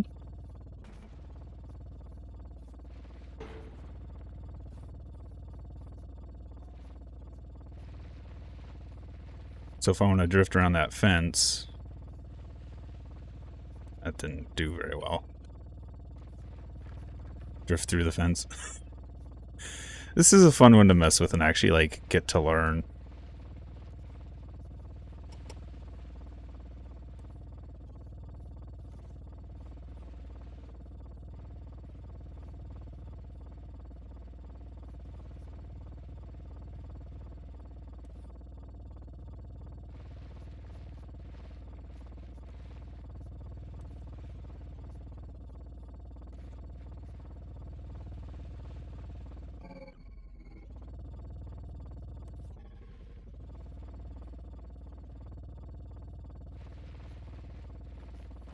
Expectation around the fence, yes. Yeah, so actually the original one was a Jaguar, is what I kind of modeled it off of, but this one is modeled off of like just fucking sedan with the body kit and shit. And that's why it's the drift sedan, the other one was the drift Jag. And you can really tell how squirrely it gets, because as soon as I... Ooh, let's actually get somewhere where there's not like pits and stuff. So it actually does still have suspension. But as soon as I hit the drift mode, it just wants to spin out. So, yeah, this is the drift mode and it just really wants to go sideways and you have to, like, control it.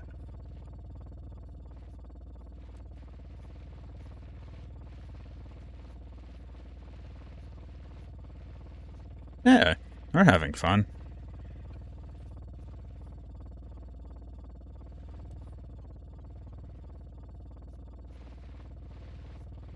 That was a clean spin.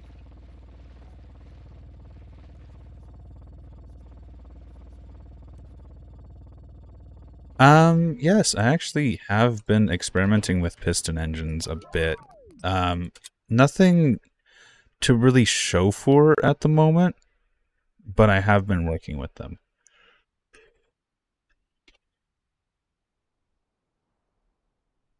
This is like one of the last things I built in the piston engine series, I guess. This is a 3-cylinder inline, forward and reverse, 6x6. However, because Scrap Mechanic has made all of the default pistons level 2 pistons, this vehicle is significantly weaker than it once was and actually just struggles to get up hills now because the game decided, hey, it's weaker. Everything is now weaker than it once was.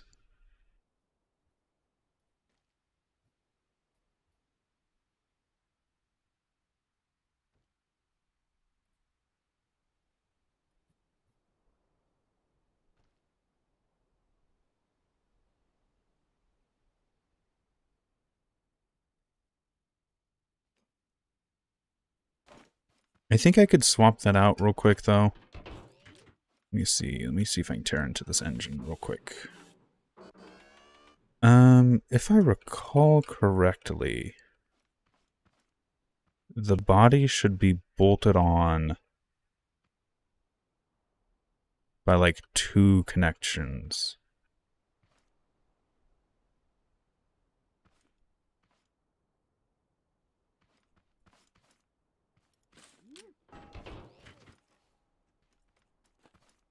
I have to find them, though. Or like 1 connection or something somewhere. I forget where the...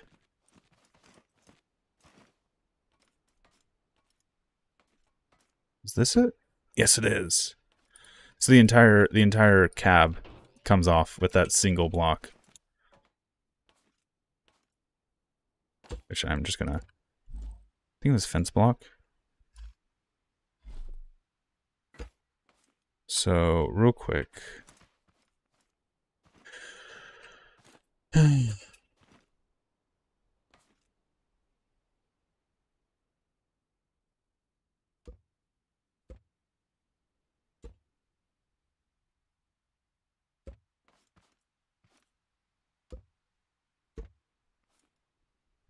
And then parts, interactive, powerful pistons.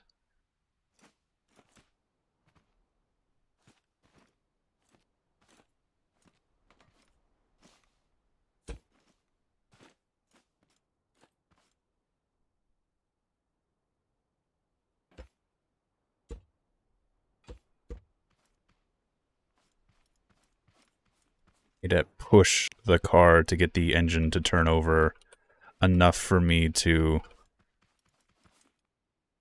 like attach these.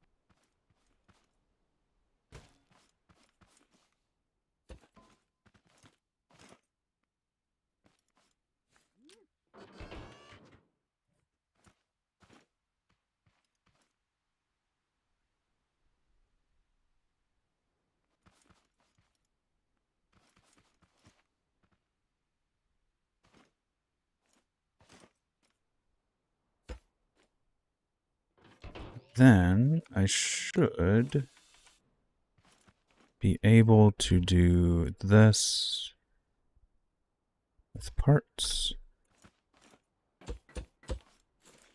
And then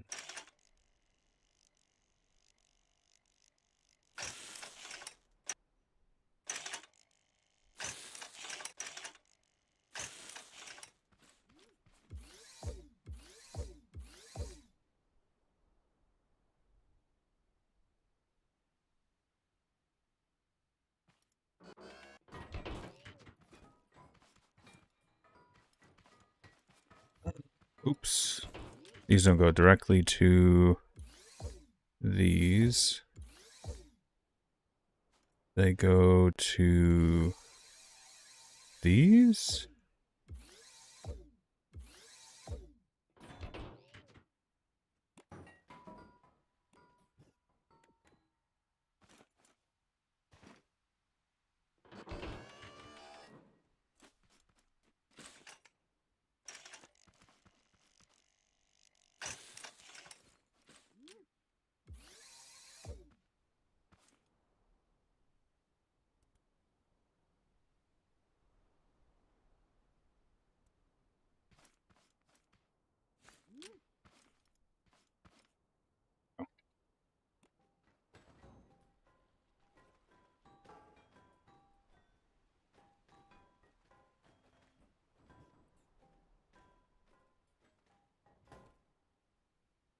Get the clear block out of my...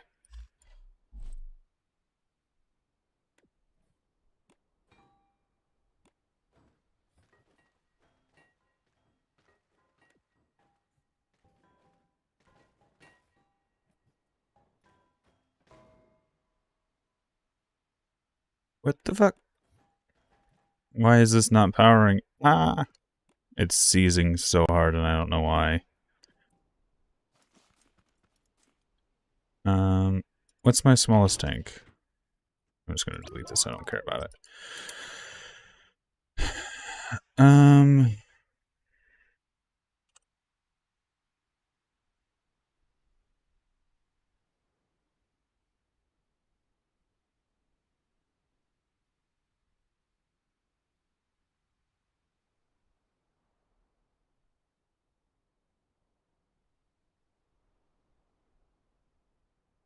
Possibly this?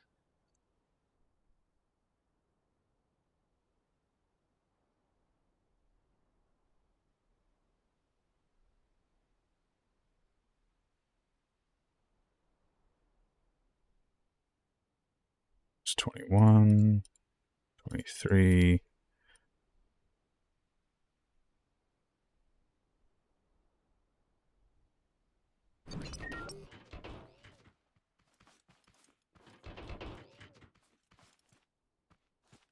No, this isn't even one of my smallest.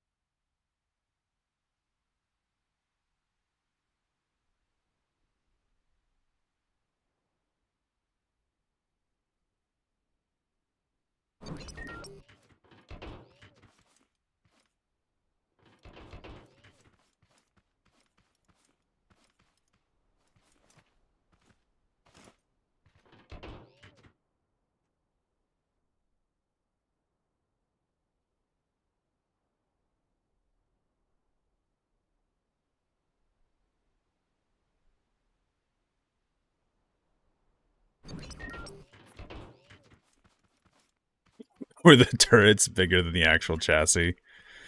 I think this would be like one of the smallest tanks that I did that was still fully featured. This has a 2-round autoloader in it.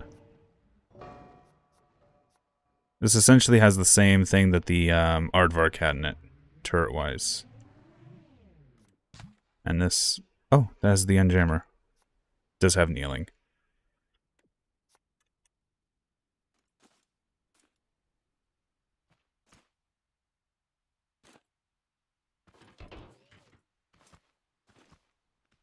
Computer logic.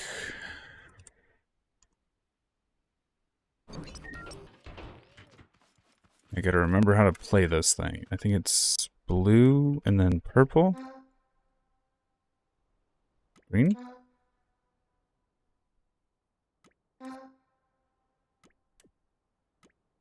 Let's reset.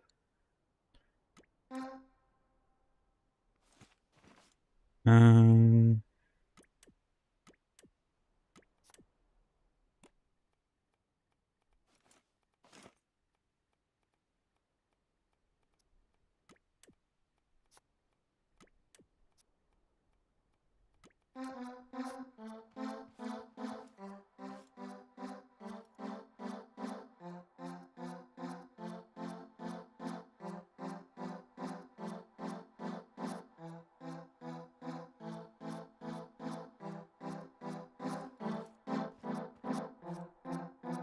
So this is a system where you can plug in a USB stick and it reads the data you've painted onto the USB stick. So if I hit reset and then...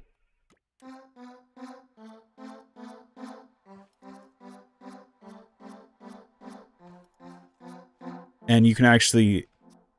So it's a reset, which clears where the data is being read. And then you have a start point, which puts it at the start.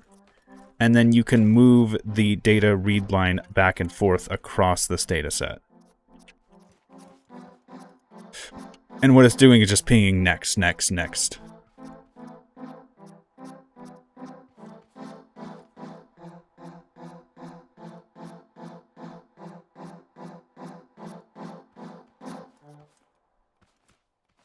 I think this one's safer to use.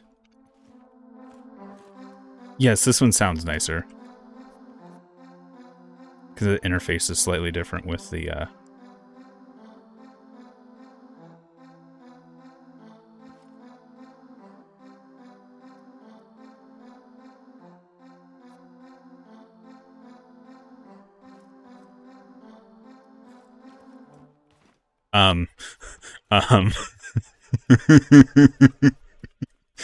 I'm not gonna pop this thing open.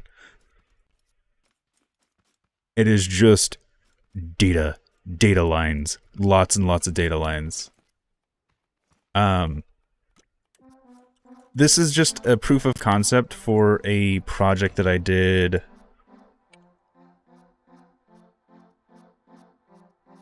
I think it's Mark V that actually functions.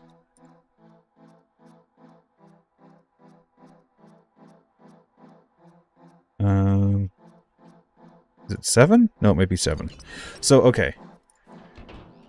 This is actually the project that the USB stick was built for. This USB stick, as I refer to it, because it's shaped like it, and that was the whole kind of USB stick plugs in, is built for this.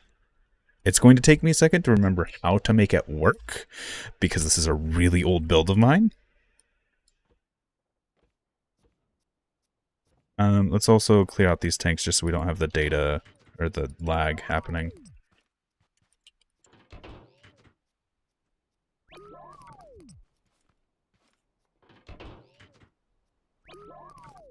Okay.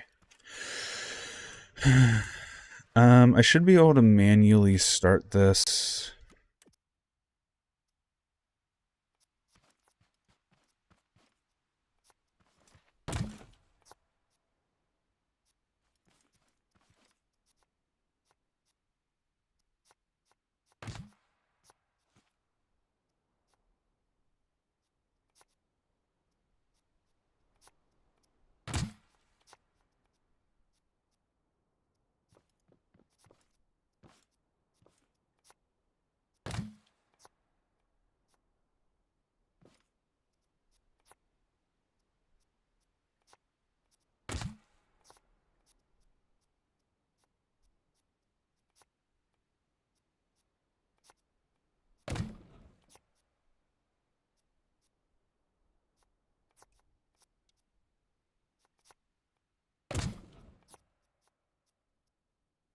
Yeah, Hades, but this is a functional computer.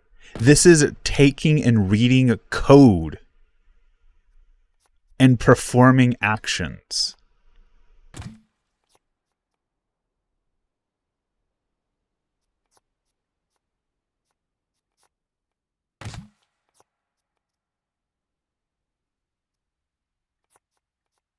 In part of the reason is doing that is because that is the action that is being told. It is being told cut point. And the original intent was to add other commands, but the only command this laser cutter knows is cut point, and then it gets coordinates. So the way I was setting this up, and originally it was going to have more. You'll see some of these have like giant stacks of logic on them. Essentially what this data is doing, so it's reading in strips. This one is command, cut point, and then it gives 2 coordinates that the laser head then moves to and fires. And then the next one, command. So this line right here says command, cut point. And then it gives coordinates. And it just command, cut point, command, cut point, command, cut point. And all this logic is going, hey, this reads the command cut point and goes, okay, the next set of data needs to be stored here, and the next set of data needs to be stored here, and then we're going to dump all of that into the cutting head, move it, fire it, and send a sequence back saying we need the next data point.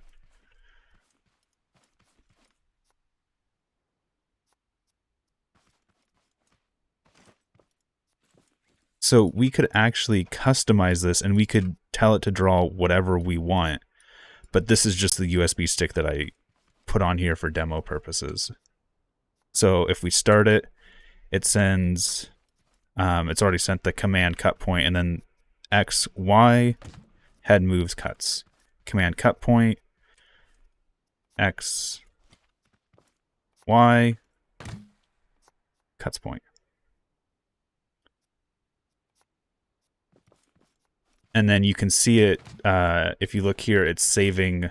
So command cut point, it gets the X, gets the Y, and then moves, cuts, resets.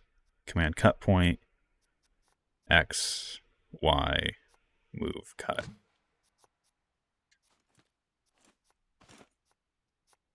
Yeah, and it's actually sending the data here as well. So these are the X, Y head movement. X, Y, reset. So this is running it's running an 8-bit system. This is an 8-bit computer, essentially, that is running a CNC machine. It's very primitive, but it does work.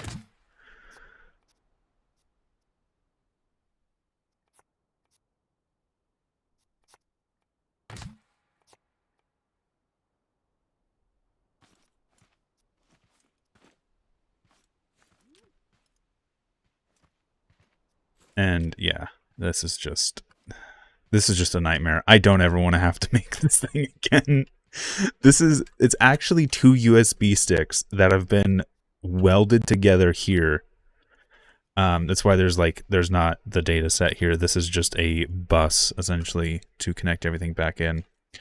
I've learned easier ways to do this logic in a less compact format. Or actually, it might even be the same compact, because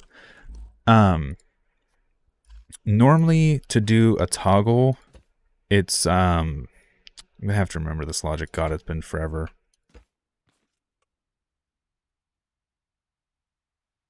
Is it nor, or? And then if I send a pulse here, it toggles on. If I send a pulse here, it toggles back.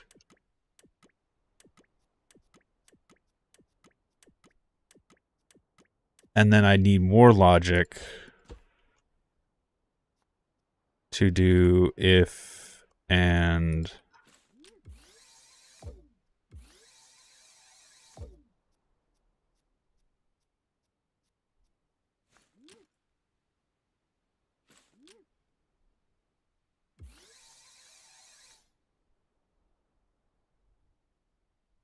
Yeah.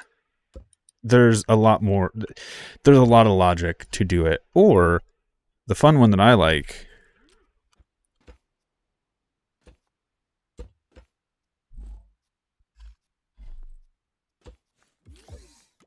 On, off.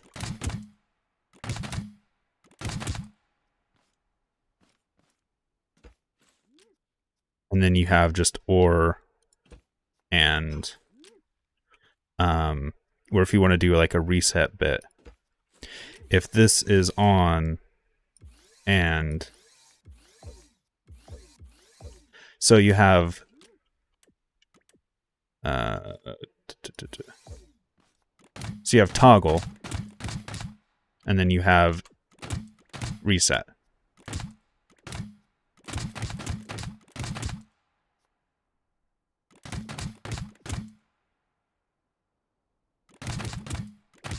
Which I like this one a little bit better just because it's stupidly simple. Technically, it's less space efficient. Well, actually, depending on what you're trying to do, it could be more or less space efficient. This one is a set, or like an on, off, and then the reset could just go straight to...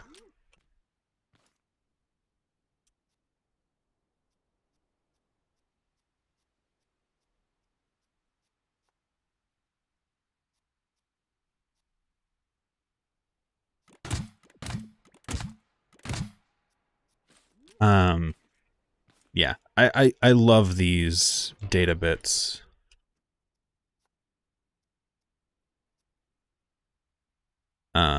Spud bits, as I like to refer to them. Doing a lot with these.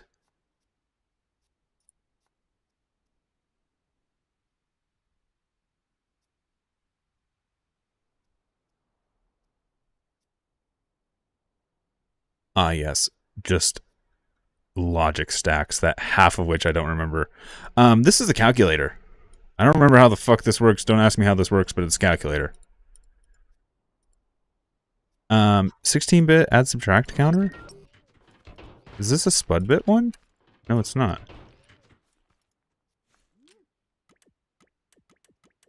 This is just add 1.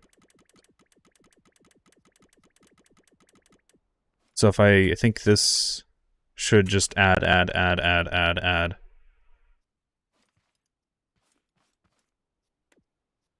And then I can add a bit here, I think. And then I can also subtract a bit here.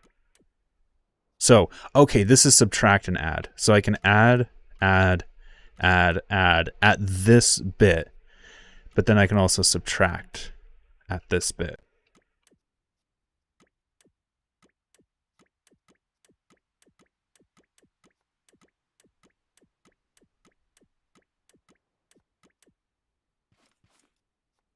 And then this just goes through the binary sequence.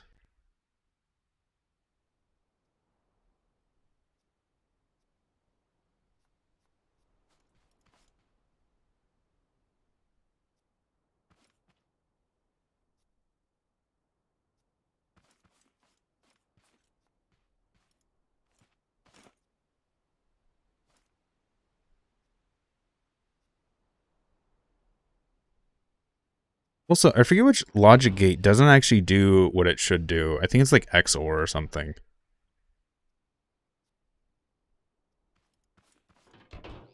Oh, are you aware of my flight computer?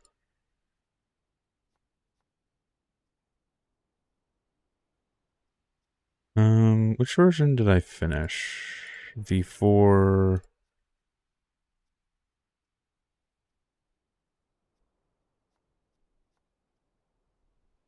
Ah, there's 8. I think 8 was it.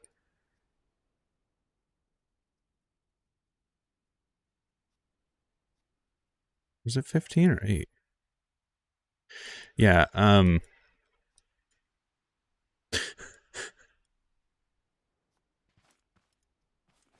oh, don't worry, it's making my brain hurt too.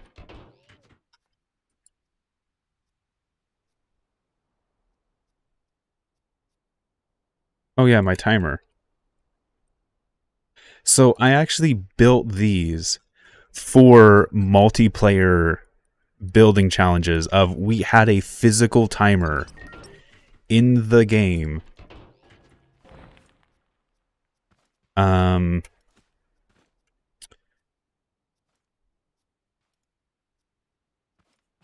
think I have to go do.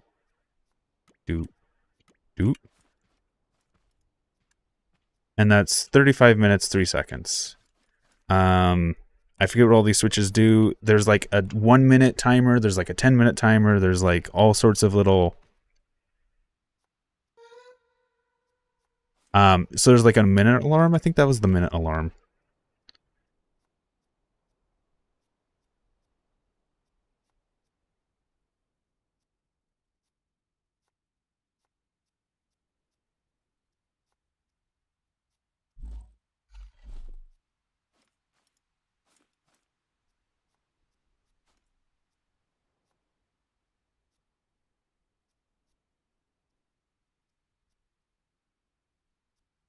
Yes, we're talking about logic, and the stream has gone from like 10 members to 4. I think I disabled the.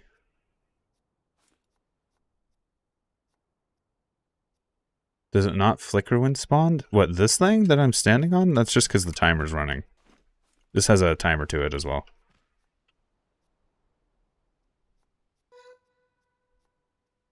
So yeah, this has a minute little thing. Every time a minute goes down, I forget which one's doing it. It's this one that does it. I don't remember. But the feature set that I recall for this is... Oh, is that the 10-second countdown?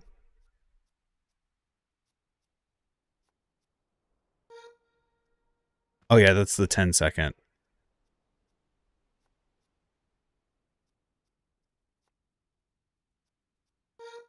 Yeah, that's the 10-second. So there's 10-minute, 10-minute, like, little beeps that, hey, a minute's passed, or hey, a minute, or 10 minutes has passed. And then I think these are the 10-minute alarm and the 1-minute alarm, or 1-minute alarm, 10-minute alarm. So if I were to reset this, which clears it out, I should be able to go, I think, 0, 0, 0, 0, 10? Should be 10 minutes on the clock, I think. No, that was not. Is it? Let's clear this. I have to. This is a really old build.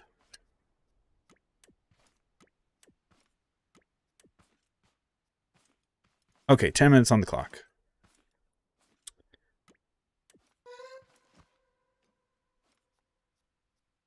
And each different alarm has a different tone change as well. That was the 10-minute. Did it? I could probably increase this thing's clock speed just to make it go faster, so we'd have to sit here for 10 minutes. Gotta find the clock, though. Here it is. Doom, doom, doom, doom, doom, doom, doom. Okay, let's turn on that alarm. Just so it gets really annoying. So that's the minute.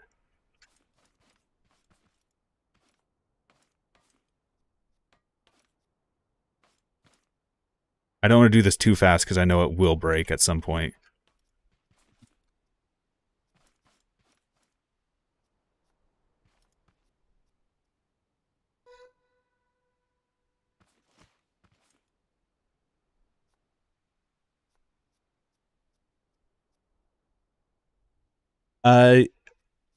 I believe it can if I added that. However, at some point you're going to run into an issue of how fast can logic process within a game tick. So real quick, I'm going to go 0. Let's do 1, 2, 3, 4. Let's do 3 minutes on the clock.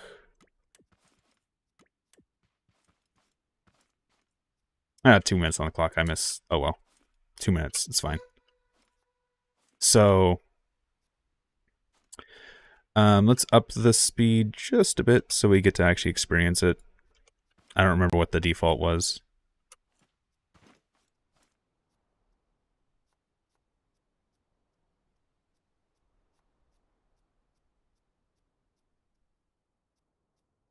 Because once we get below a minute,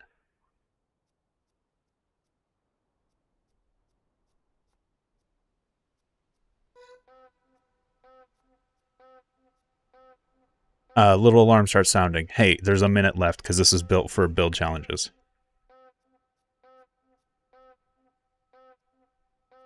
And it was actually supposed to be, I think, in time with the...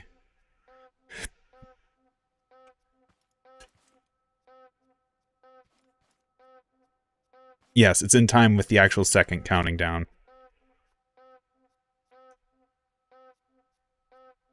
So it'll beep 60 times before that minute is over, essentially. Or 59 or whatever.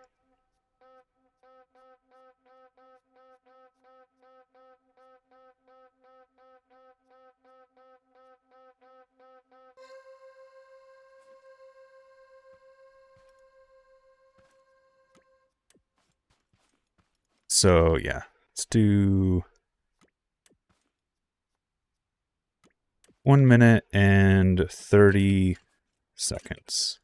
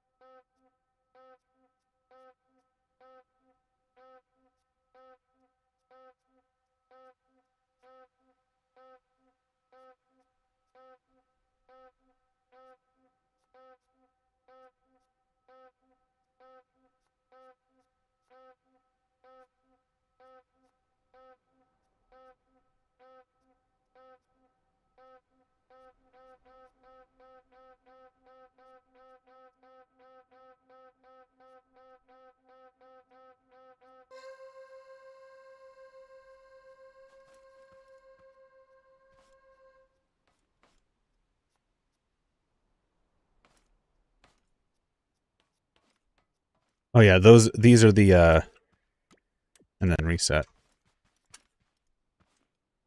So the little timer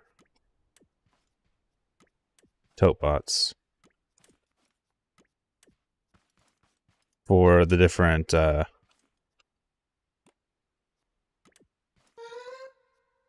was the 10-minute da-da-da, which is just a result of how it works.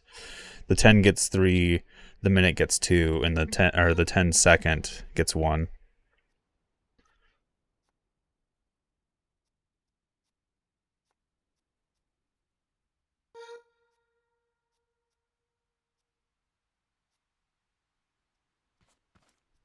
Let's just crank up this clock speed so we can get this through a lot faster.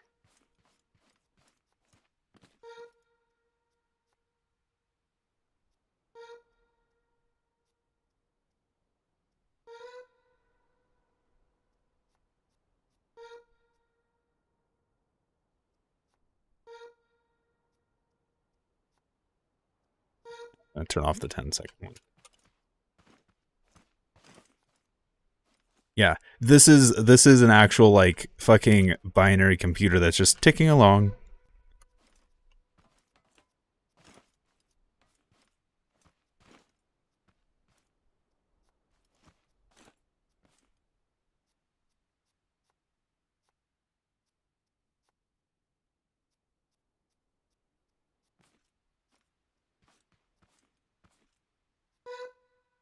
kind of why I actually really like binaries, because it's just, the thing has a heartbeat.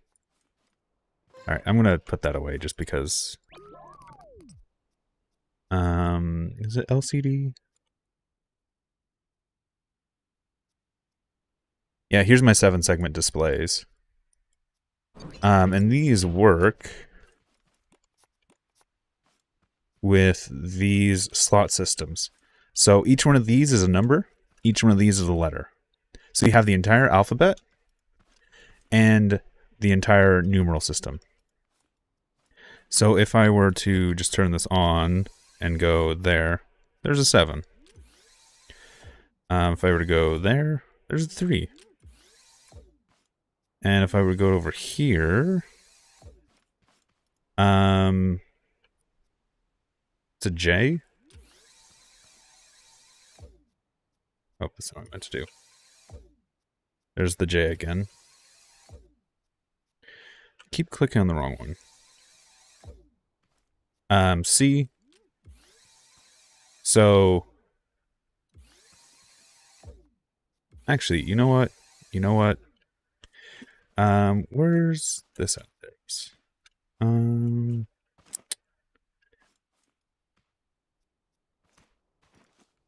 Can we use this? No, we can't, just because that's binary and I want to analog. Okay. But we have A, B, C, D, E, F, G, I think H, I, J, K, L, M. So there's an M. Yes, it doesn't look like an M just because 7 segments are limited in their capabilities.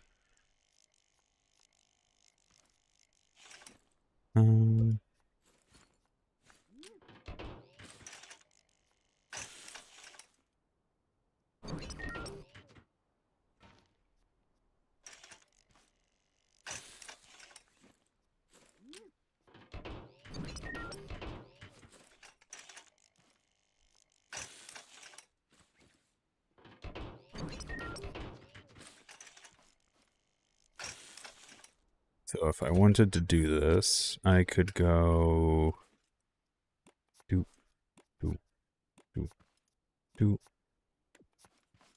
So A, B, C, D, E, F, G, H, I, J, K, L, M.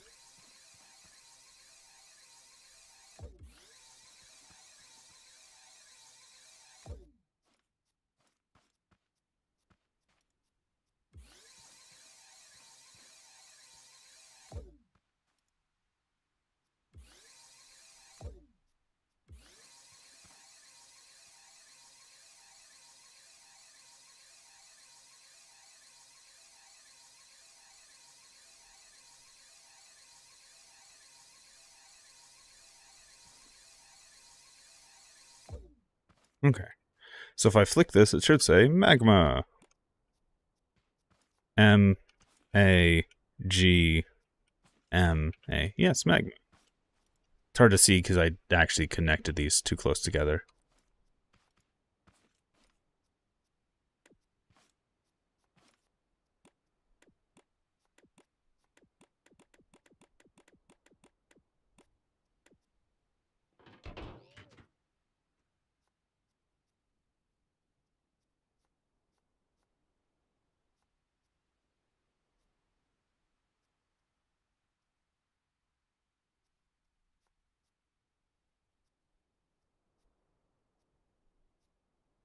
Yes, TV screen.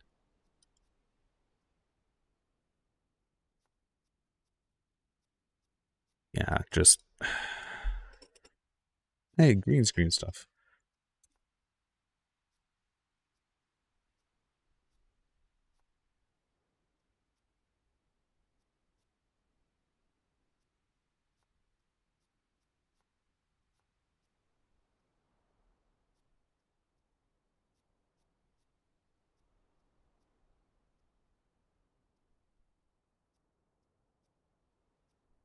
Order. Oh, this was less than greater than equal to. Okay.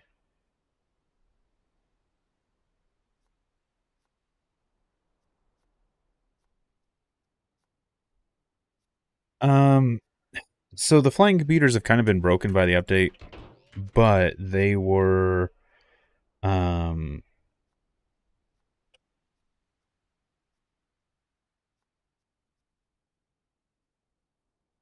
they're what made these fly.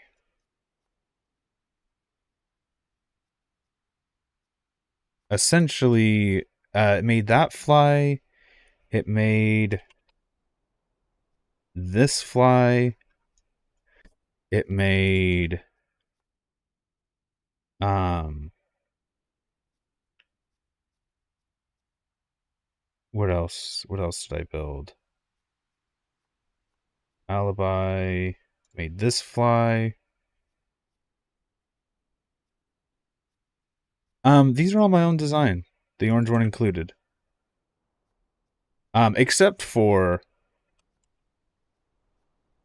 this one. This flew using a flight computer.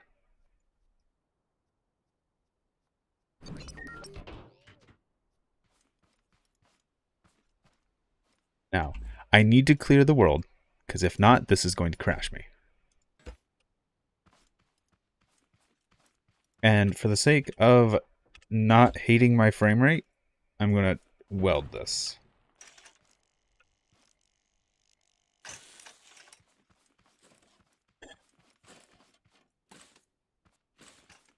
Welcome to the Millennium Falcon. This is a 2-scale build. The only issue is the flight computer takes up the spot where the gunner compartments would be. However, even then, the gunner compartments still wouldn't fit because of movie magic. They don't actually have the room to fit. This is based off of one blueprint of the Millennium Falcon. Because Star Wars canon, there's like 5 different blueprints for the Millennium Falcon. Which one is canon? I don't know. I just built one of them that I liked. Here's the entryway ramp.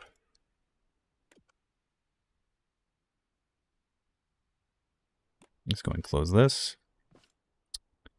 Yeah, let's take you on a tour. I'm going to save that for last because it's one of my favorites.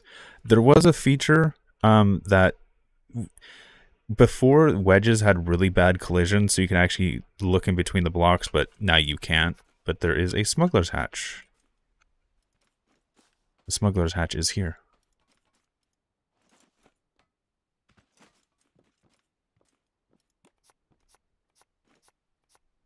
Little thing from the movies, and then it goes away. Little hatch in the floor. This is the main room where you see just a lot of the shit in the Millennium Falcon.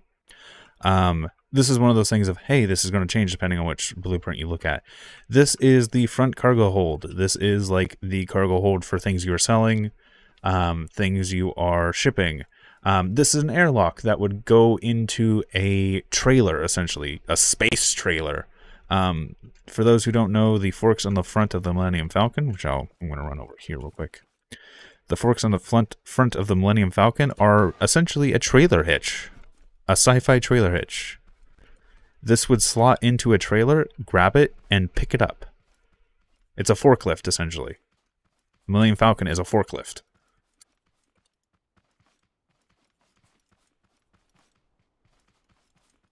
Actually, yeah, that's actually quite literal. The Millennium Falcon is a space forklift. Intermodal? I'm gonna have to fucking look up that word. I don't know what it means.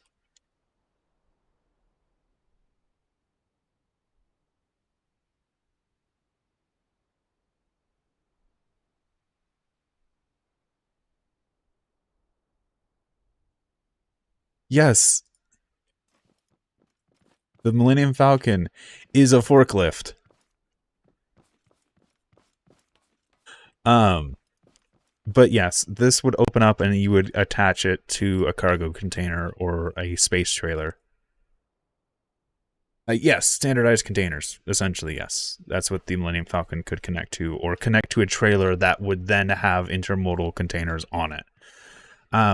Here's roof access.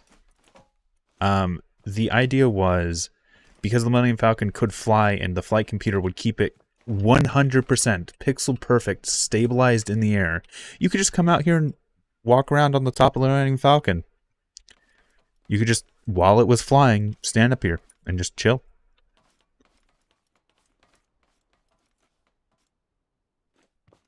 This is just a inbuilt maintenance hatch for the flight computer itself, and to get into the controls of the flight computer. There we go. Let's close that. Here is the crew quarters where everyone would sleep. These all have their own little reading lights on them. Intercom. And for those who are curious, here's the toilet of the Millennium Falcon.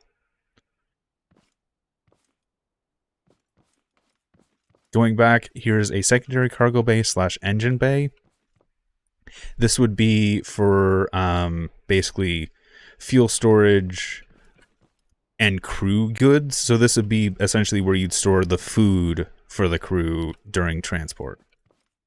Or like any living amenities would be stored in this cargo container rather than the front ones. And I know that like the new movies say there's an upgrade for the escape pods. The original blueprint for the Millennium Falcon, as I understand, actually had like 4 escape pods in the floor here. So essentially you come back here, crawl into something in the floor, and it'd shoot you out the back of the Millennium Falcon. Here's a computer terminal, which allows you to see the actual flight computer running. And here is the gun pods. Of course, they're sealed off because the flight computer's right behind this door and it can't actually make them. This also gives another access to the other side of the flight computer, so you can come in and maintain it if need be. Also, I've gotten stuck.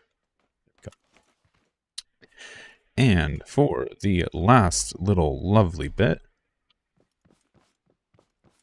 this is something that frustrates me about the movies now that I watch them. The Millennium Falcon, the cockpit, it's the like, whatever, the B-72 or whatever concept. The thing that frustrates me now is because I have built a 2-scale Millennium Falcon, I've realized in every single cockpit shot of the Millennium Falcon, you should see the nose of it. It's just there. You should see them sitting there, and the Millennium Falcon is just there.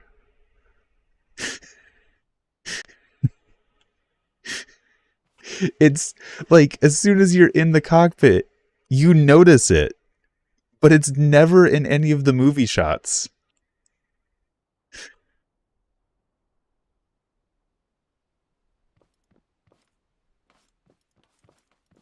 And that frustrates me to no end now. B-29, that's what it was. Yeah. It is right in view of the cockpit, but it's never actually shown in any of the movie shots.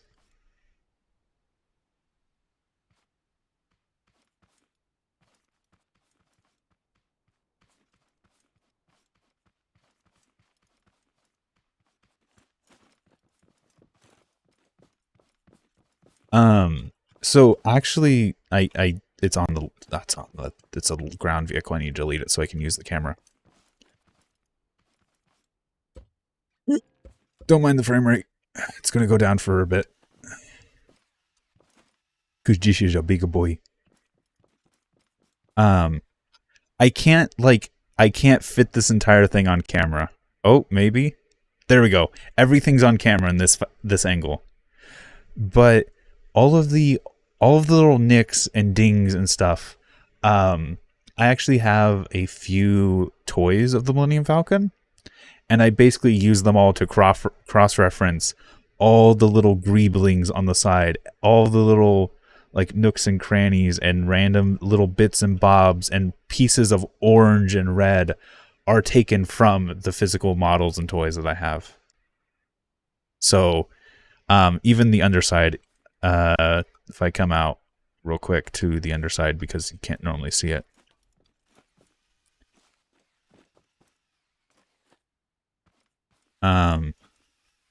Like there's a bunch of little nicks and dings and panels missing and just chunks taken out of the armor and scorch marks and there's the rear thruster bay. The thing you always see when the Millennium Falcon lifts off the ground and takes off and leaves. There it is.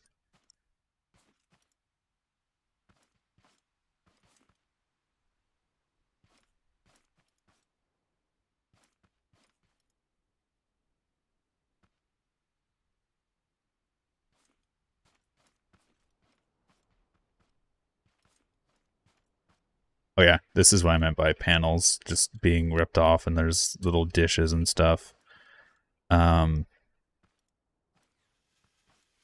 So originally this thing flew. This thing would fly. All these blue sections are thrusters. So there's 3 types of thrusters in this vehicle. There's the steering thrusters, which help rotate the vehicle. Of course, suspension glitches do help rotate the vehicle as well. However, there's also thrusters that are pointed down just to help hold the weight. And a lot of these that you see on bearings are adjustable thrusters.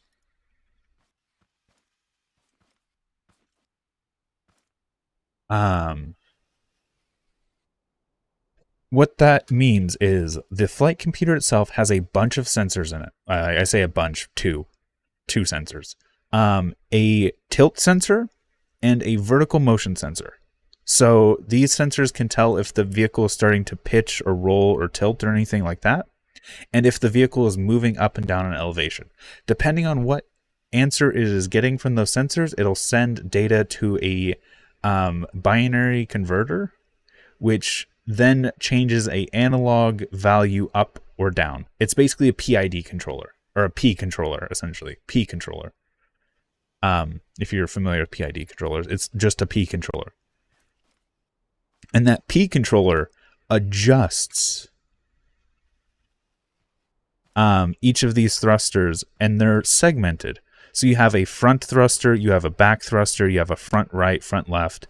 And the version of Flight Computer this has actually has, I think, 8 segments for thrust. Either 8 or 9, I think it's 8. So it has front, back, left, right, front right, back left, back right. That can all be individually adjusted so that even though this is nowhere near symmetrical, because the sensors can detect the tilt of the vehicle and detect its weight, essentially, it can adjust the thrusters accordingly so that even though there's this giant bulbous cockpit on the side of the Millennium Falcon, it doesn't care. Vertical motion sensor.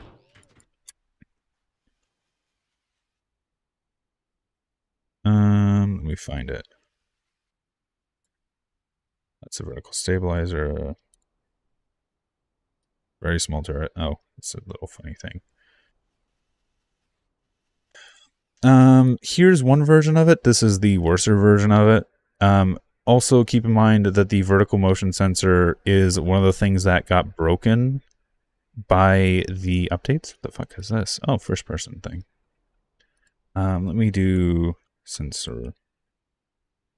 Here, I called it a lift sensor on this one. Rotational speed sensor. Yeah, rotational speed sensor. Those are fun. There's the original lift sensor. There's the compacted one. Updated ones, trying to fix it for the update. And I think one of these did actually fix it for the update. Sensor 3. Let's try this one because this is the sensor 5.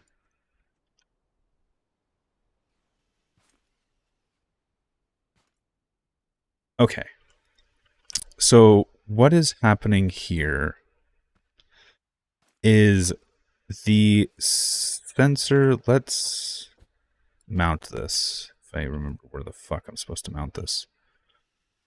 Interactive. Piston. Let's do 8. Let's do slow. And then actually I'm going to put it on a controller.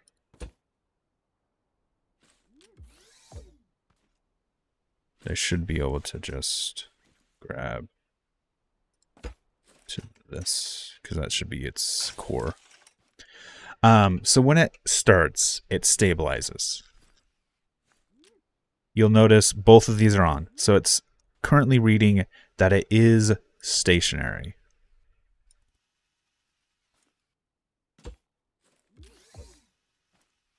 As it goes up, this weight in the center is being suspended between two springs. Two springs are pushing up and down on the sensor. So as it moves up, the momentum doesn't have time to reach that block. So it realizes that it's going up, and then it takes a second, says it's going down, and then it stabilizes. And it knows it's not moving. So it feels momentum, essentially. If it's getting upwards momentum, it says it's going up. When it comes to that first stop, it says it's going down. And then once it sits for a second, it'll say it's not moving. And then when it comes down, it says it's coming down.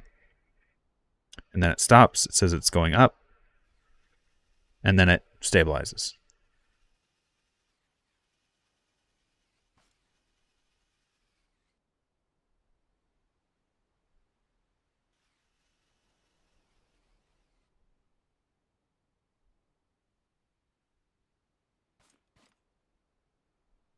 So then do that in reverse. It can sense that it's moving upwards. It comes to a stop harshly, so it says it's going down for a second, and then stabilizes, and it outputs nothing. That is in the Millennium Falcon. So it can tell, the Millennium Falcon can tell if it is moving up or down, and will adjust its own thrusters accordingly to have a pixel perfect still in air. Like, I wish I was joking on how well this worked. I literally built the Millennium Falcon, flew it into the air, and then built on it as it was flying. You can work on the vehicle as it is hovering because the computer will sense the weight change and adjust the thrusters accordingly.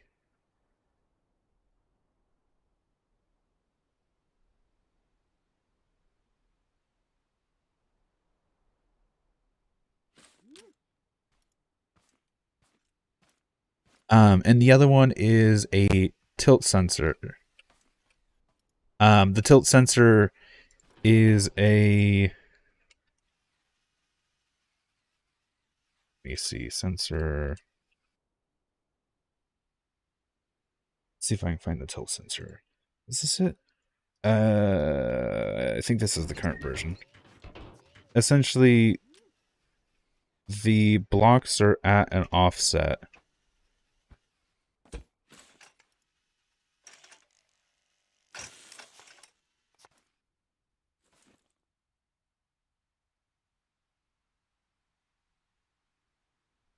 So, okay, yeah.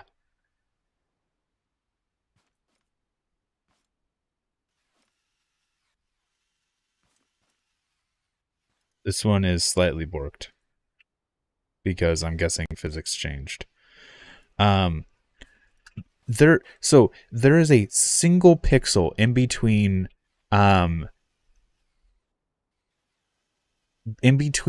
two sensors. There's a single pixel in between two sensors where a full block can hide.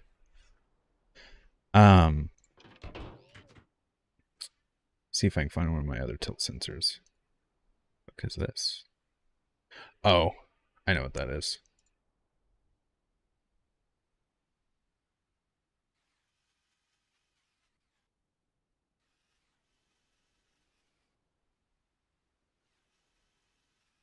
Okay, here's the old.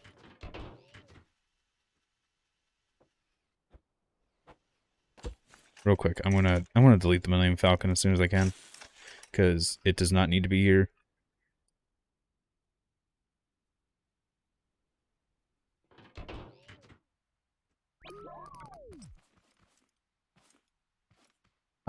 So yes, or there, I should say it doesn't hide. It's in between the two pixels.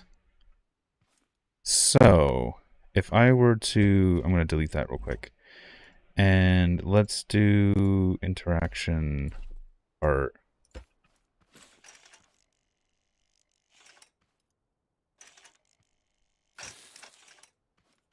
So it can see that it's only tilting on the one axis because it's only tilting on the one axis. If I snap it back, it realizes it's being snapped back. If I do just 1 degree of tilt, it can tell. 0 degrees tilt, and so on and so forth. If I were to do an electric engine, because these actually have quite a bit of power. Let's do C.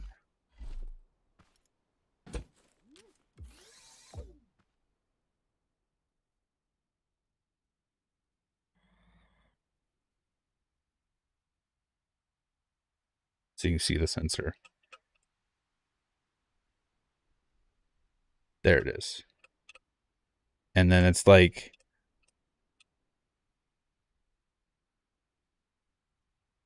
you can see just how little movement it takes to go from both being on to only one.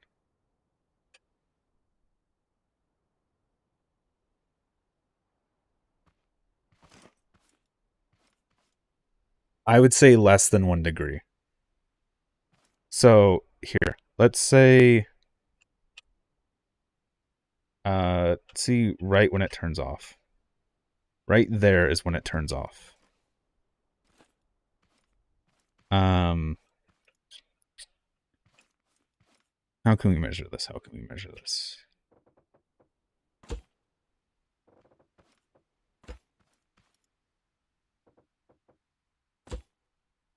So let's just say, let's do 5.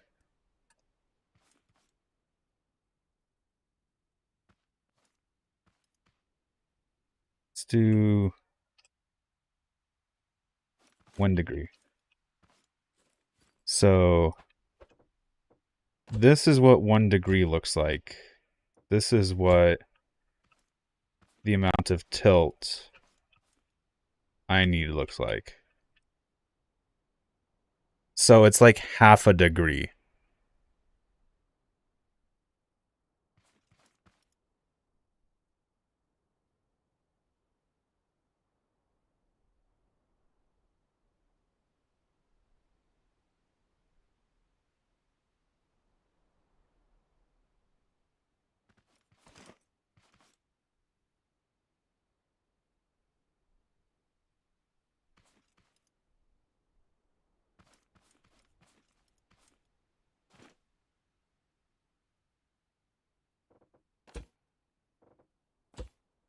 Yeah, it's like half a degree. You can barely tell it, but this on the other side, on the far side, is a degree. And this is how fine the sensor is. And just for the sake of also comparison, this is 0.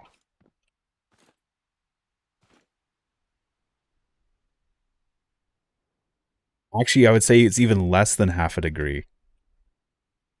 Because that's 0.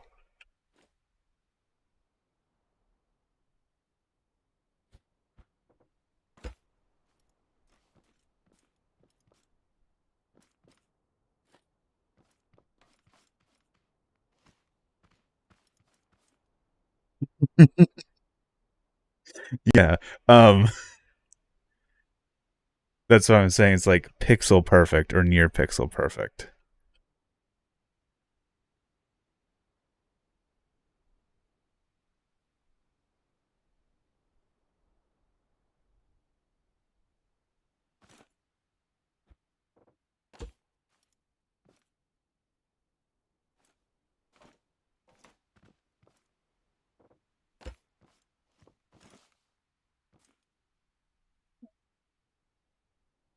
Yeah, that's like a third of a degree or a fourth of a degree accuracy. It's wild.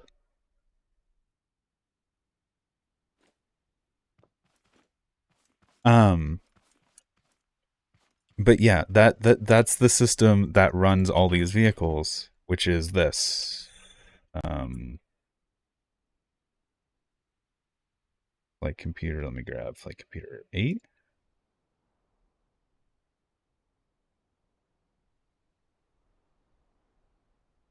Where's that?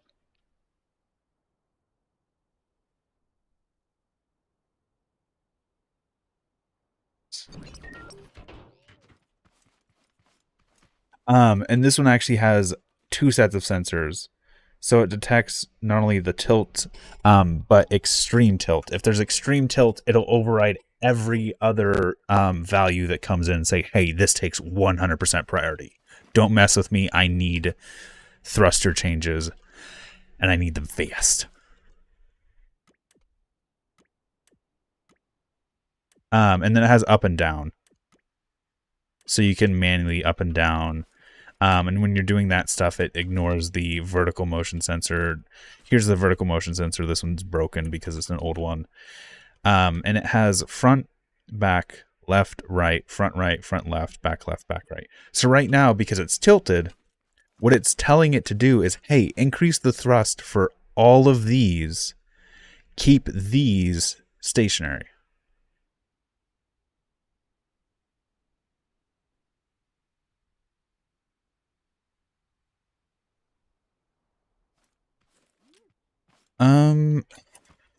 I might be able to.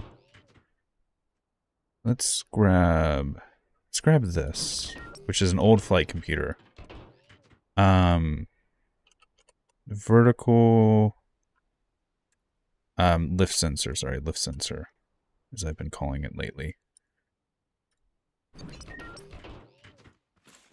Let's just bolt this onto the side because it doesn't matter.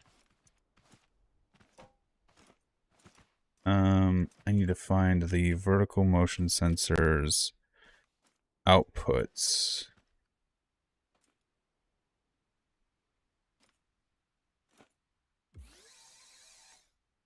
Down. And up.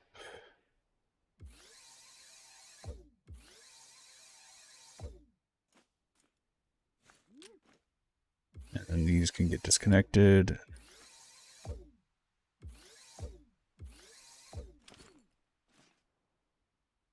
Enable system.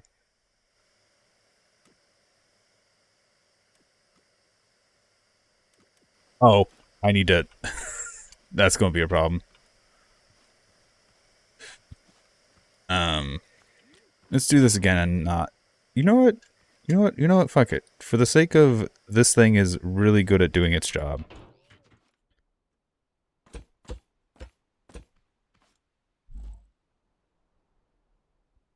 I should be able to just throw... Sensors are these. These are the, I think, level 2s because game did thing.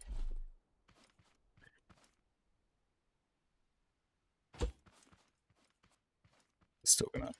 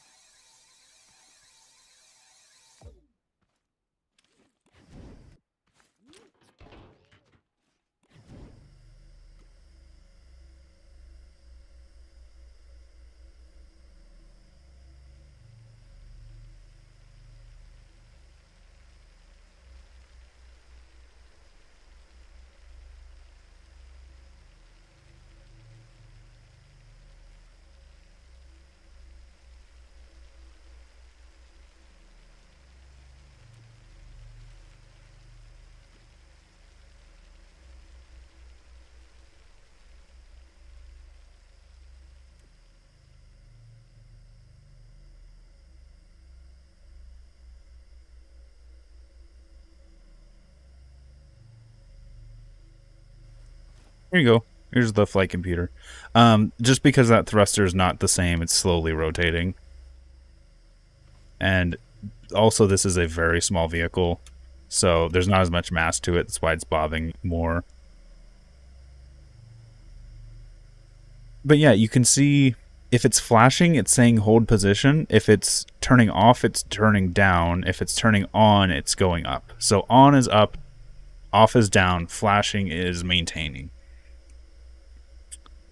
So it's reading the sensors and then changing these thrusters slightly.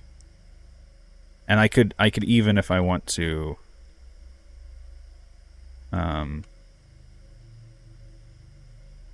modify these values.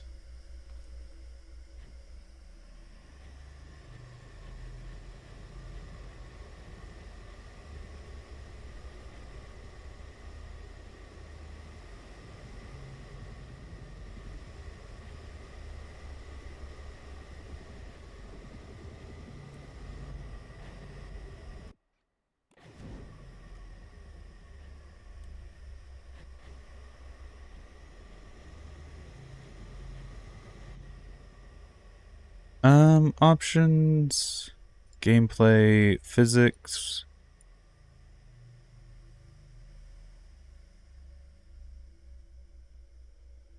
Honestly, works better at physics 7.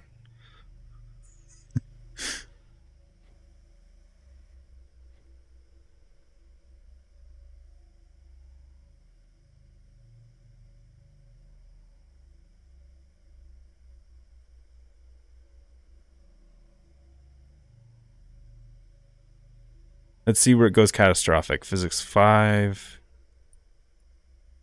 3, 1. Okay, physics 1, it's going catastrophic. Let's see if it can save itself.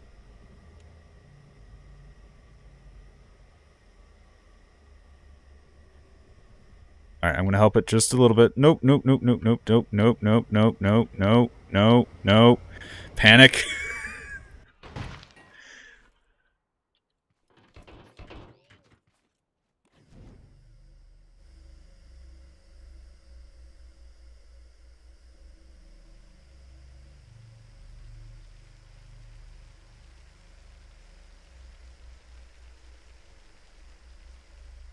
Yes, I don't have a panic button. Physics 2 seems to already be having a struggle trying to get it off the ground.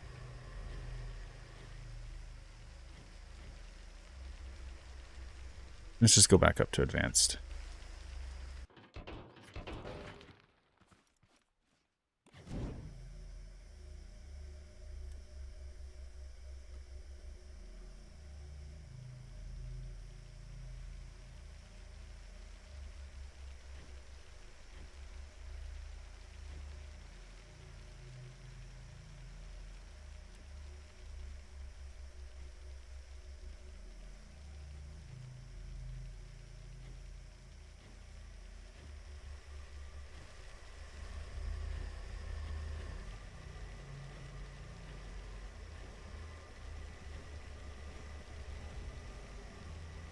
Come on.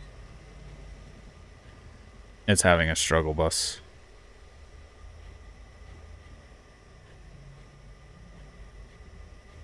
No. I think I'm gonna... There we go. Let's get away from the tree.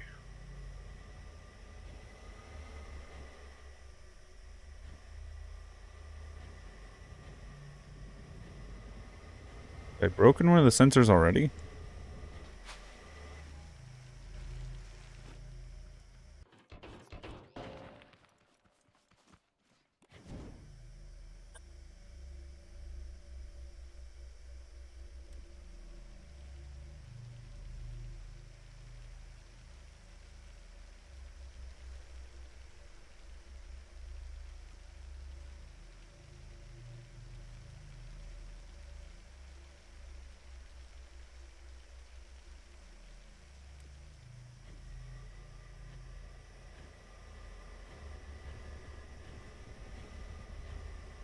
I don't know why this is struggling so much.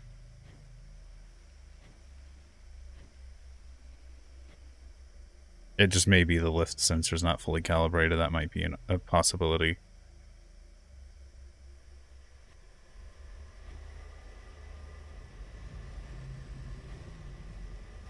I'm gonna delete this. And then Spawn the lift sensor. Let's spawn the... Oh yeah, there's a bunch of lifts and building vehicles. And oh, I forgot about this thing. Oh yeah, my aerial lift that I use for vertical building. This is... You know what, fuck it, I'm gonna take a break from the flying stuff. The flight computer. No, funny fact, this build got replaced by the flight computer. This used to be my, like, go-to for, vertical. So, I had a... Not sure why this is already tilted. Oh, it's because it's fucking... Is it stuck?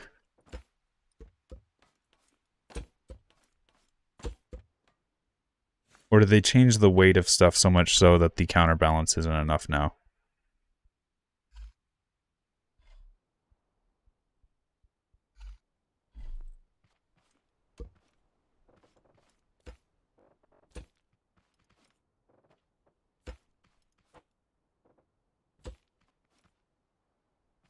Do I need a bigger counterbalance? Oh, look at the fucking axles on this. Look at the axles. They are not having a good time back there.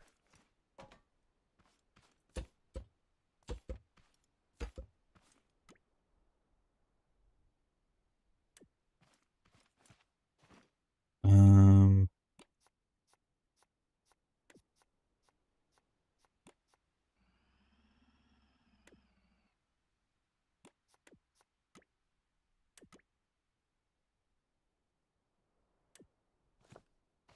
what is happening?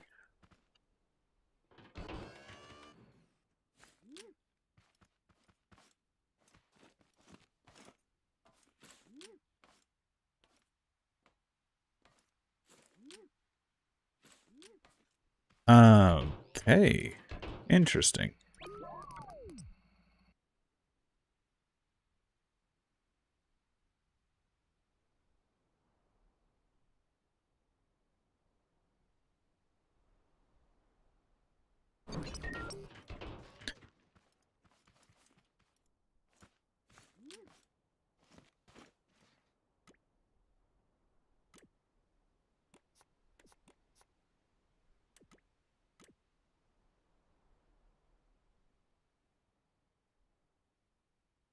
God, these fucking bearing pivots don't work anymore, like, at all. Wow.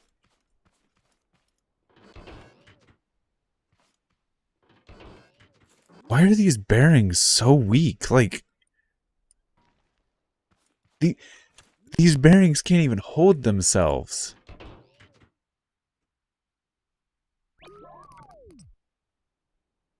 I'm at advanced physics.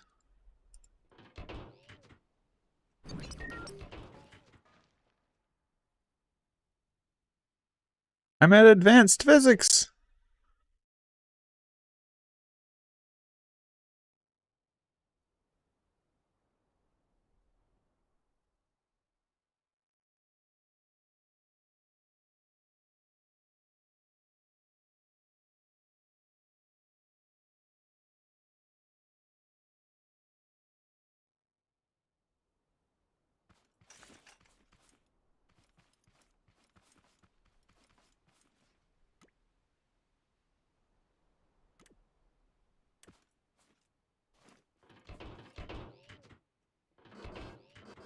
Like,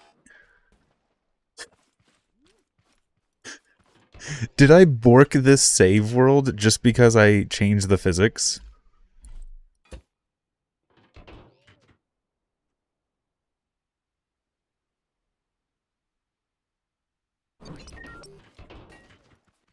Okay, this is fine. Less fine, but there we go. There we go.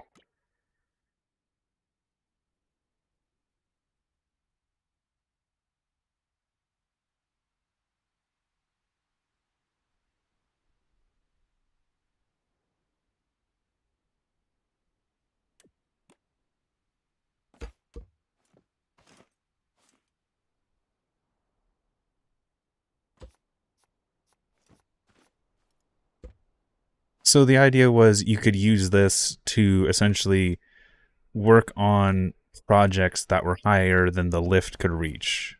Because normally you just lift yourself up with lift. I think the lift used to be shorter as well. And then you can also manually control. It's like fucking... Yeah, it keeps getting jammed. And then if it is at full thing and you lose it, you can actually climb it like a ladder to get back in. And it has a driving. It's just a single speed, slow, and then you can steer it. You can do just full on-the-spot turning. And it has a safety feature of if you move out of the sensor, it'll stop driving.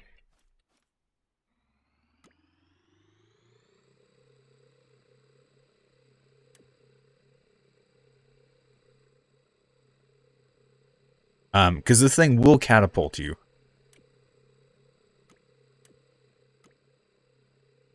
This thing will just say no.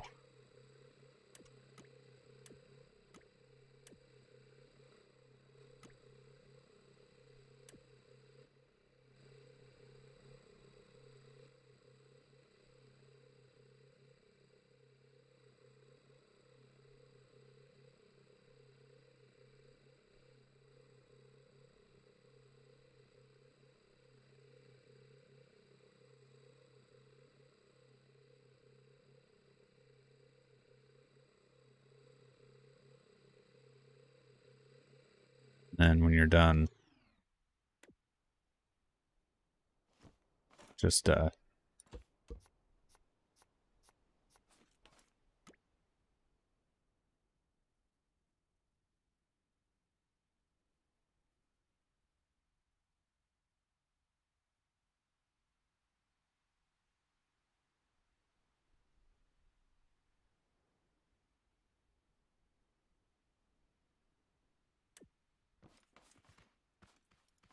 oh yeah, you can drive it both ways.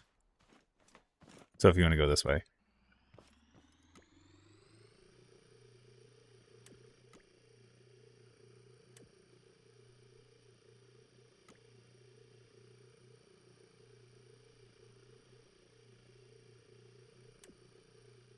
You spin me right.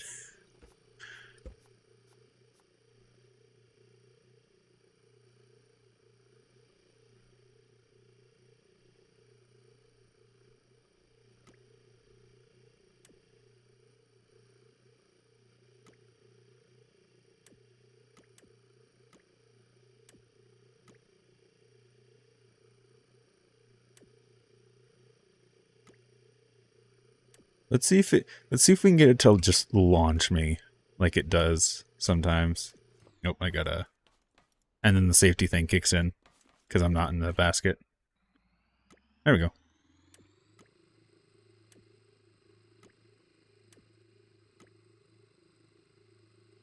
All right, let's do about a 45. Let's see if this launches me.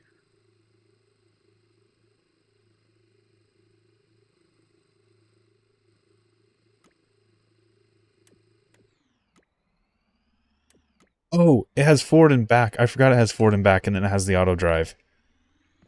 That's how I did it. And then you have the steering. Oh.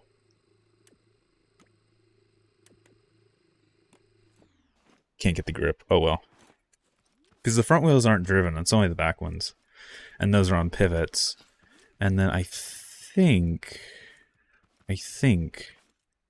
this has a maintenance hatch. So you actually get into the engines and all the controllers like you would on an actual construction vehicle. You just have the large hatch on the side that lets you get into all the components.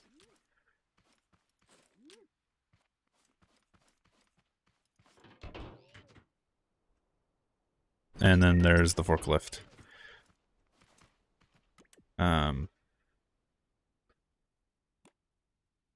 Which has the pickup extend, and it uses the same sort of system that which loves to get jammed just as easily.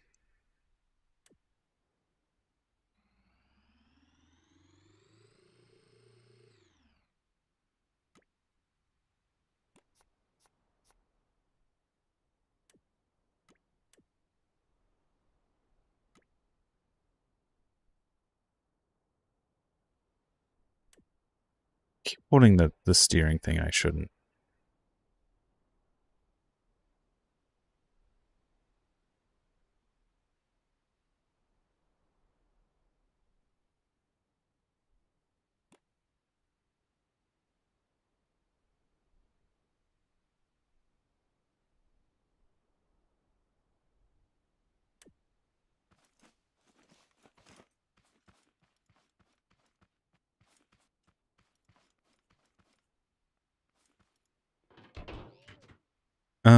Oh yeah, here's this one.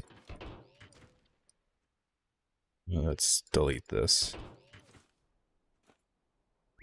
I'm not sure if these are common for like everywhere in the world, but we actually have these quite a bit here. So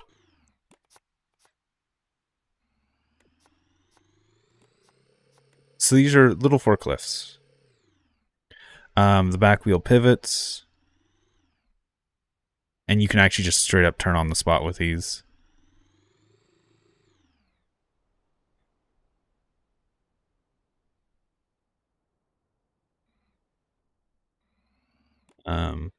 Tilt. I think half raise, full raise, and then lock. So this can actually lock onto pallets and stuff, as well as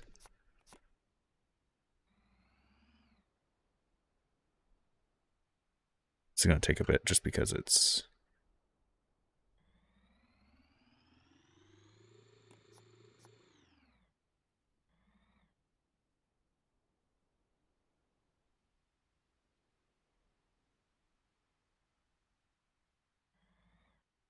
yes, a Millennium Falcon for the ground. Nope. 2? No, 1. Yes. There we go. And then you drive this into the truck. You press 4. You press 2. And then I'm going to do 1 so it lifts itself a little higher.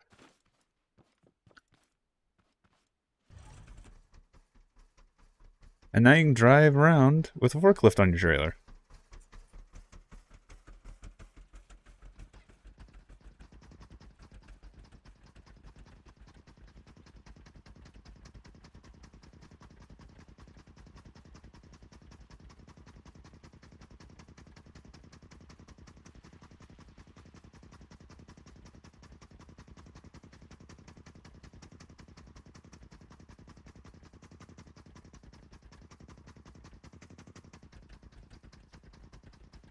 It's laggy just because they are different vehicles colliding with each other.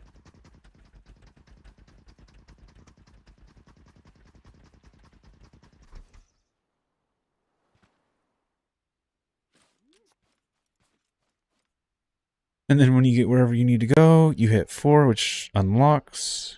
You hit 1, which tilts you down. 2, which raises the forks, and then you just drive out, and there you go.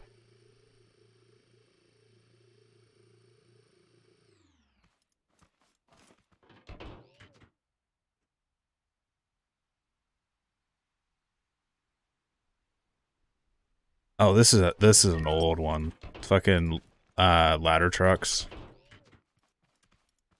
Old one.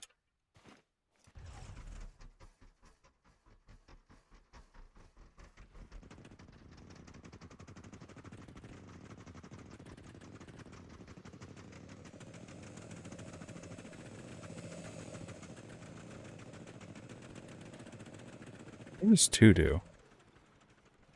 Oh, it's the trailer lights. It's the work lights. Okay.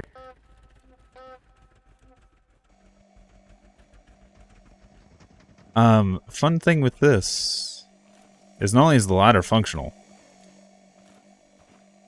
but see, outriggers, of course, they're not gonna do their thing. Oh, there they go. Outriggers. This one didn't.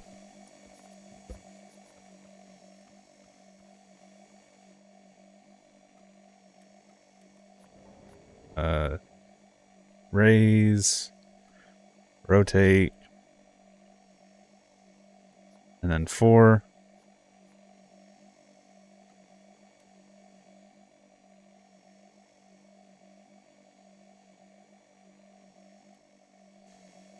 And then the fun little function is actually if there's in a normal ladder truck, someone would be in this back cockpit and they actually steer the trailer.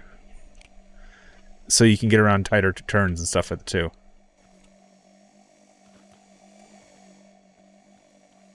And then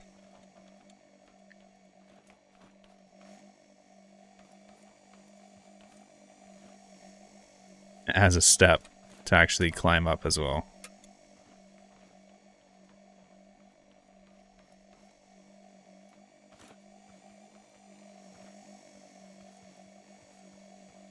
They're used heavily in cities where the roads are actually harder to turn because the rear trailer turns independently.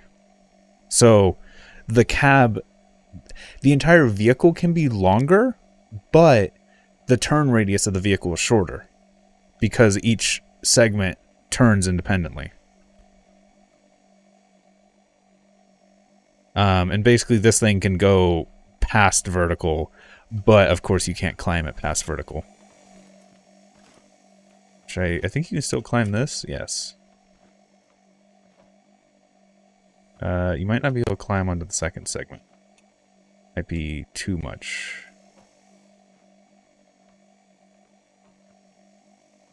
Yeah, this is too much for me to climb. I have to tilt it down slightly.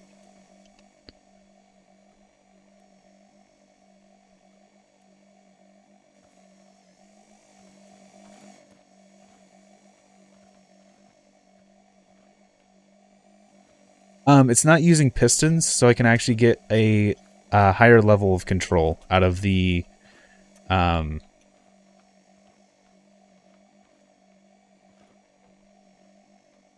we go. Now we can get up to the...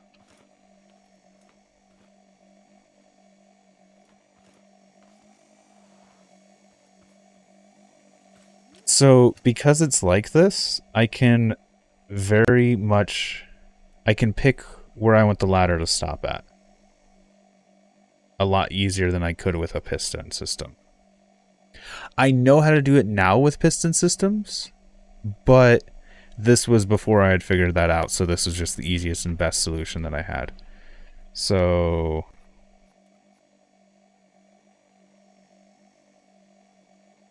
because this is like really old build from me.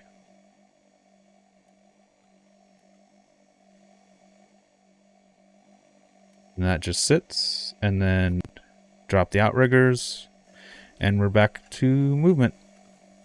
Sleepy time. Yeah, have a good night. And also you have the people in the back. Part of the reason this cab is so long is because the wheel well is right here. Normally this would actually just sit up higher.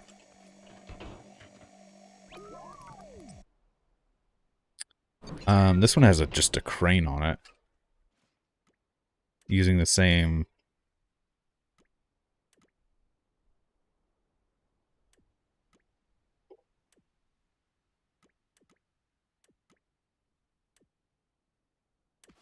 this one was built for... When we weren't sure how survival was going to handle logs.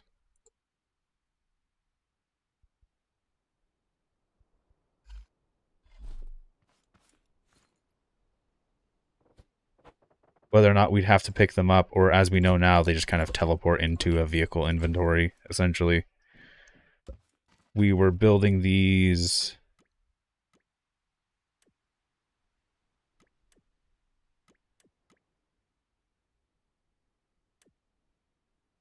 yeah, way before double pulse was discovered.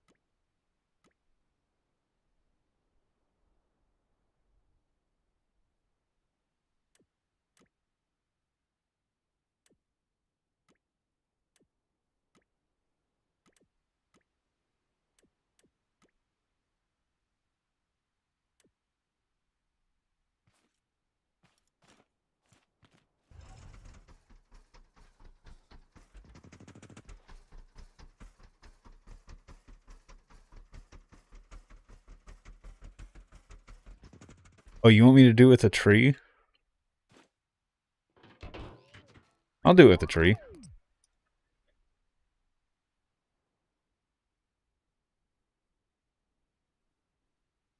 I'll do it with the tree.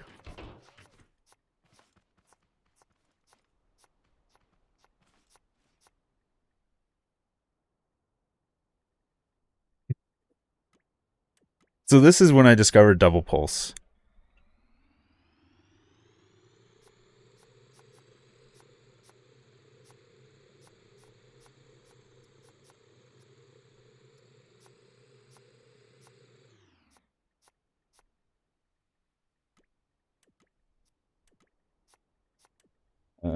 I have to fucking remember how to control this thing.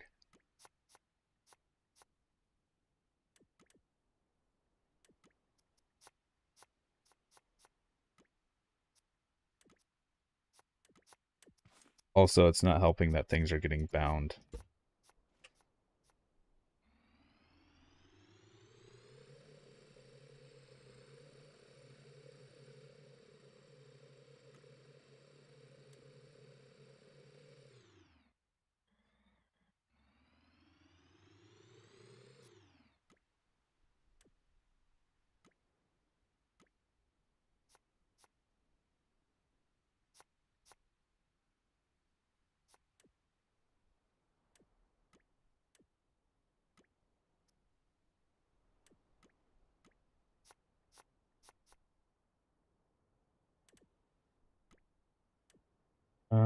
I gotta remember what these all do. 9, 8. Oh, that's my 7?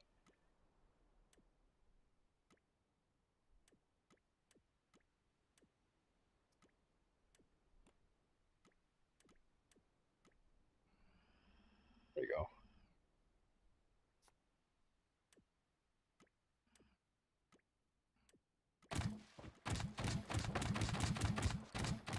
I'd have to put like a saw on here. Let me put the saw on here real quick.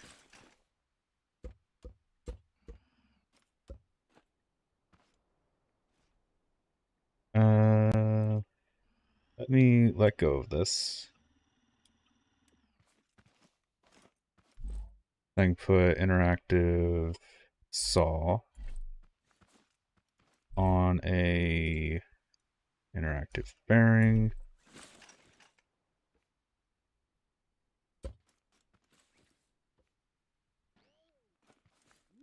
And then a, because this is before survival. This is when we were like, I wonder how trees will work in survival. So let's make something that we think will represent how it will work.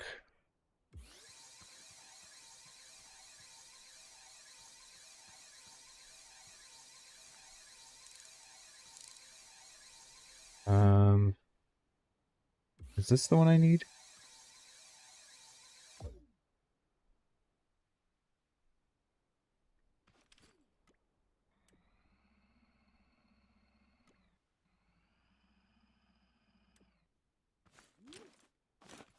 No. That's not what I need. I also need 5U. There we go. Okay.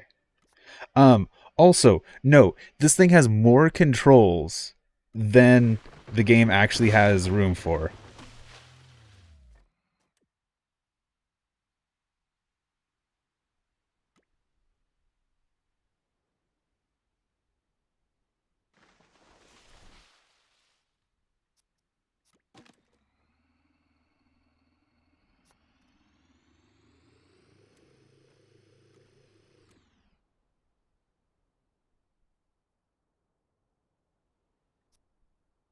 So when I hit 0, you'll notice a little red light comes on. I have 2 sets of buttons. Each one of these buttons controls 2 different things depending on if that light is on or not. So right now, 1 and 2 control the arm up and down, but if I turn that on, 1 and 2 control the head pivot.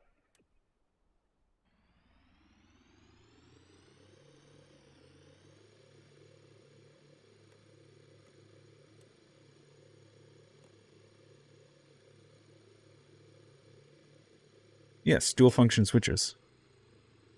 Let's go over this tree because it's close and it's big.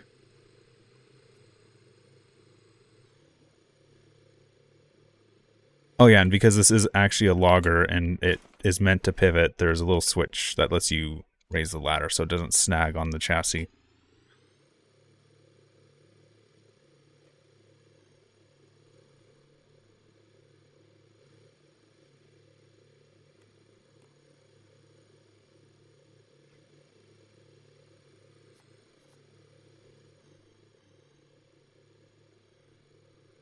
So let's just park here. Let's turn this on. Let's arm extend and arm lower so the arm just goes out straight. And then head tilt. No.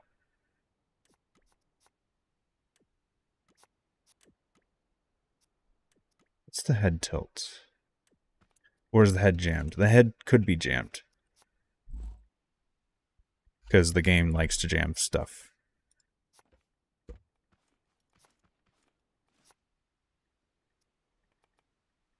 Can't see. Let's raise the arm. Extend the arm.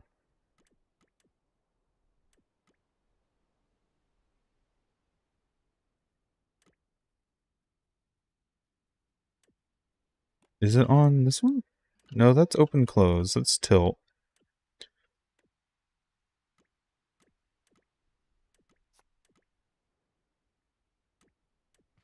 I think it's just jammed.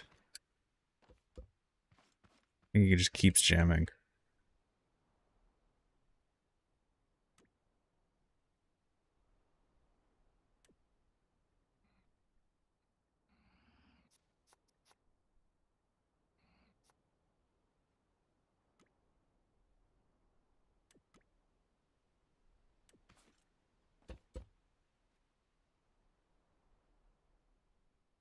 Okay.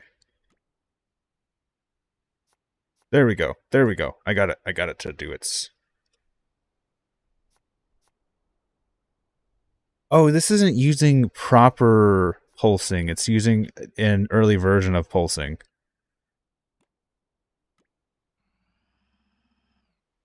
So grab the tree.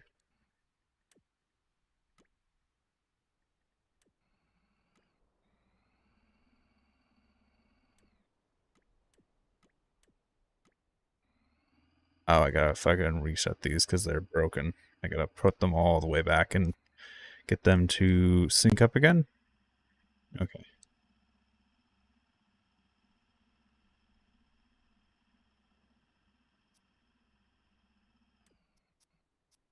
Ooh, this tree's too big.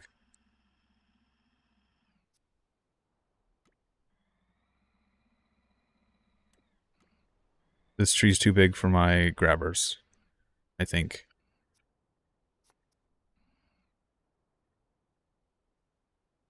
I could just, you know, quickly fix that by...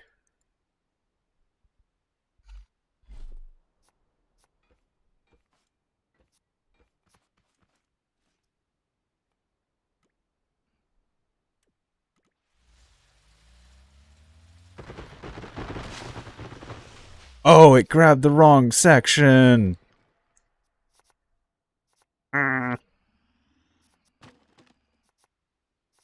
Okay.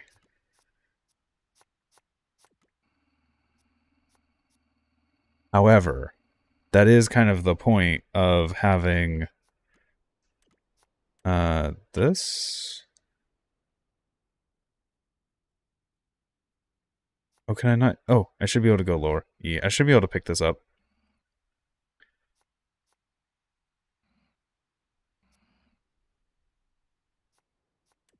I'm gonna delete the little add-ons that I did.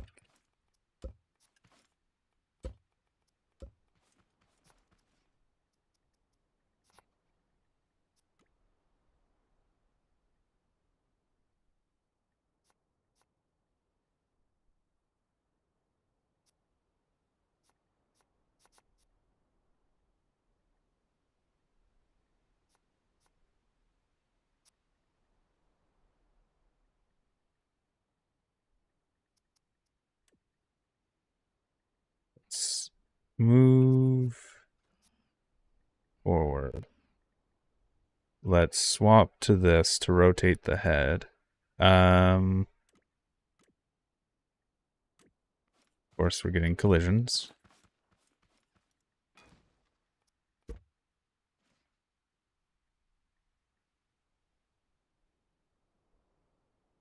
And then, can we continue turning this down? There we go.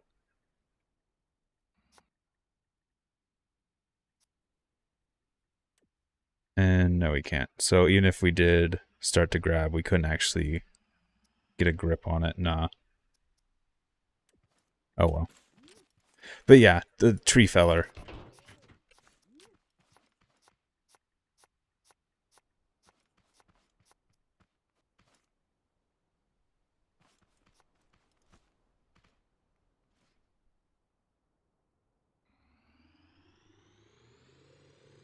I'm going to give it one more go. I'm going to give it one more go on a smaller tree this time.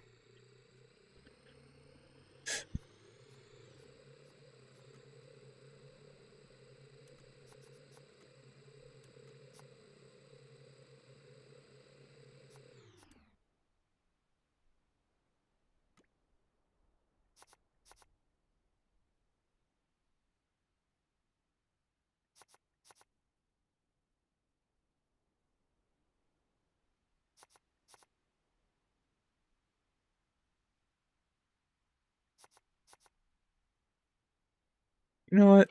That could be a fun mini-series. Revisiting old scrap mechanic construction vehicles, essentially.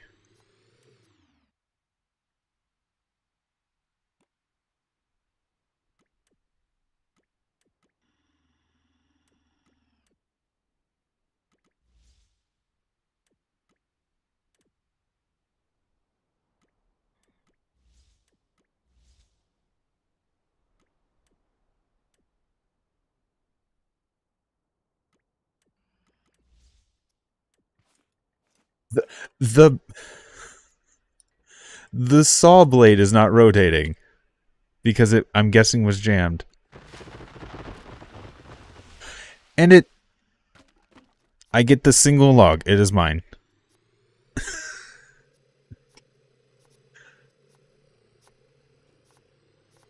This is my log now.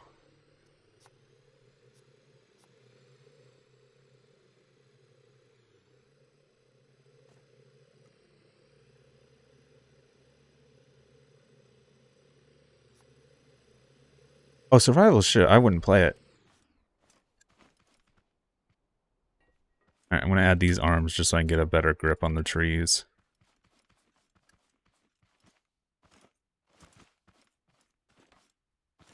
Let's pick this up. I'm going to bury the saw, like, down to the ground. We need 0.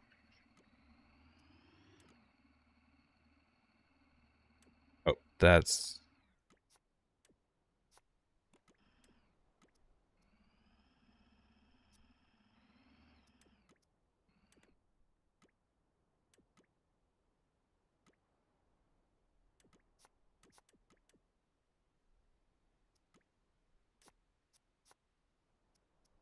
Yeah, because this is, like, really slow, and we have so many better methods for piston control schemes.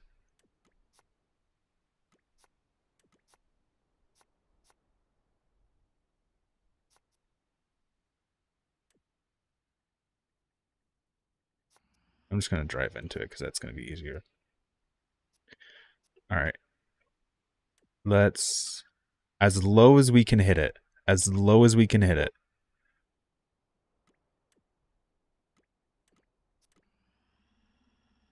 Grab 5.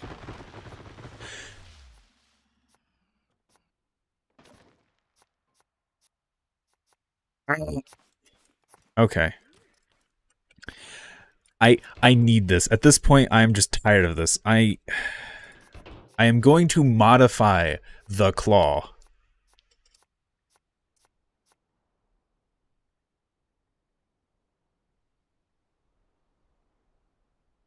Gonna come down?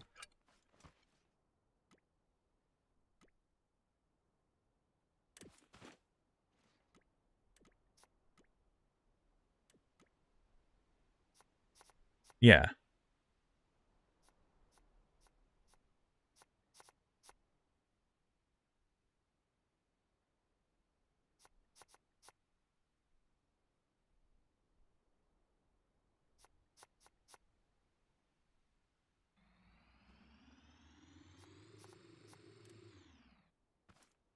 So I'm gonna bring this down.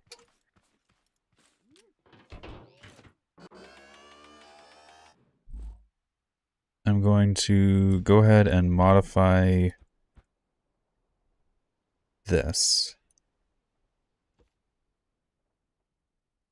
Okay, I'm not going to do it out of concrete because I can see the arm is screaming in pain.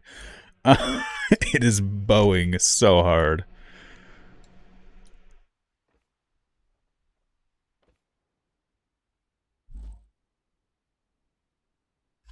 And we're just going to really quickly...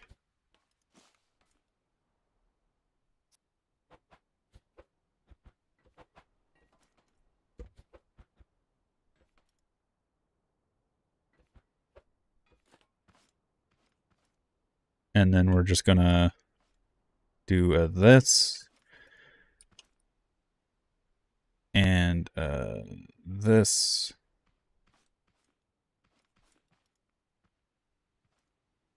Wait, that's not going to work. That's not how that works. We're going to do this and this. And a this and this.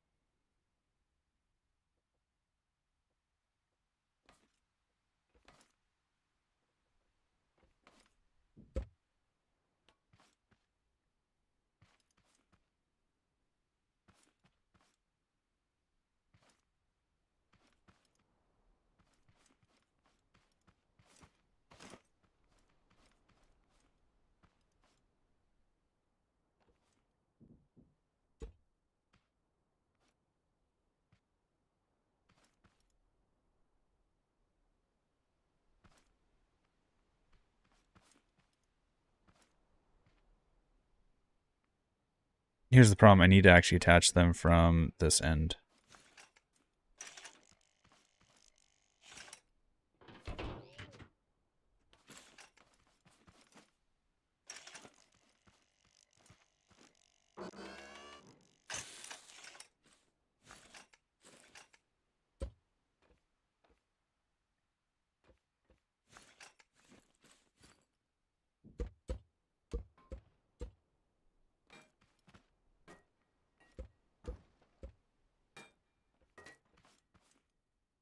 So now, if I come in here and do secondary controls, that's tilt.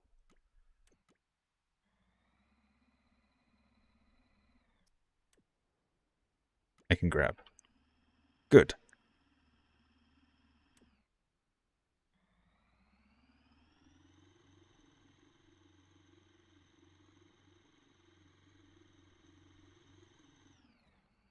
There's a big tree right in front of us. Let's, you know what? Let's go for that pine over there, or this one here because it's just closer and faster. And Jesus Christ, this thing is slow.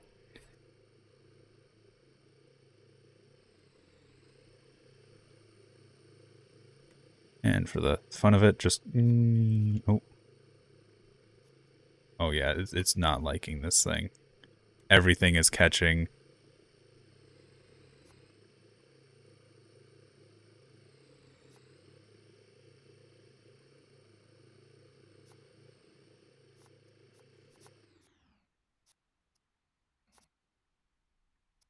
So let's... Nope, that's not what I meant to do. 0.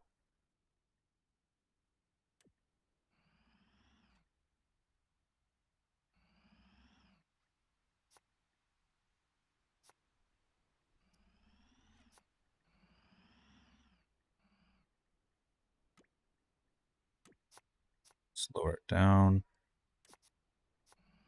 Drive forward.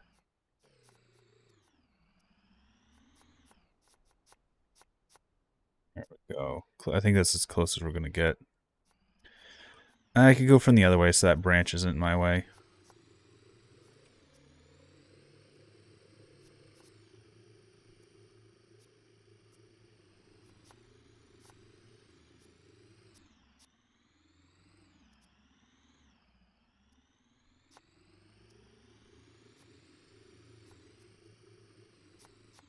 Okay. And then secondary controls. Close draw.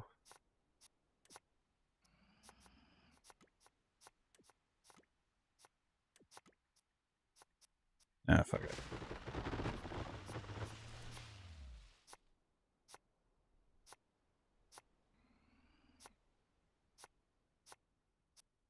Hey, we got it. Oh, this. There we go. Okay.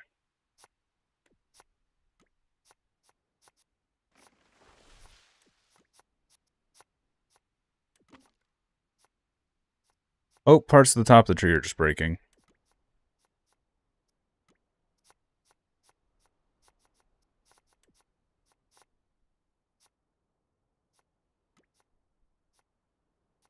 Let's tilt this tree back a bit.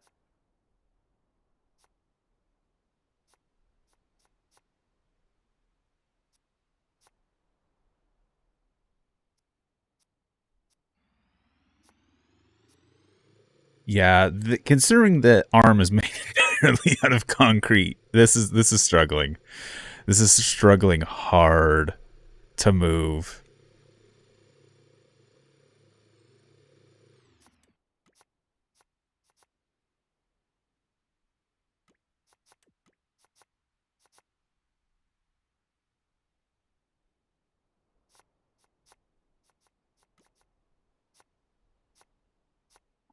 We're picking it up.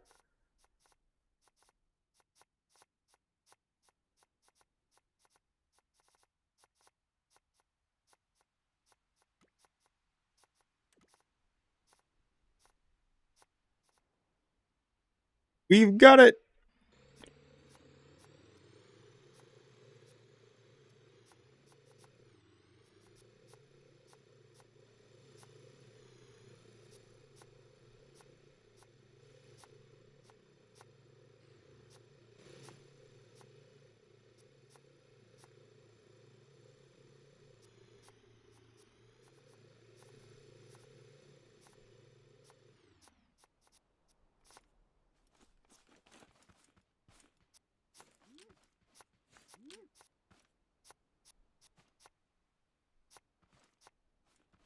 If I recall correctly, this is built in a way where I could and then access all the logic through here. That's why I liked putting those big panels, so you can actually come in here and grab everything. But yeah, no, you can actually climb up here and a bunch of shit. And then, if I come over here, this panel. Oh no, it's not. I expected to have it right below there. Oh well. E. There's the tree feller.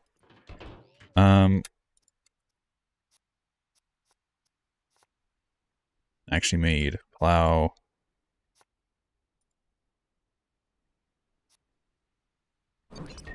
Just show me plow truck.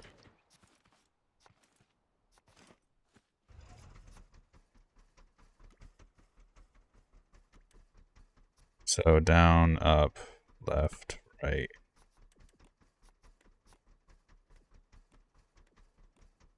Oh, does this have the lock-in four-wheel drive? Does 4? What does 6 do?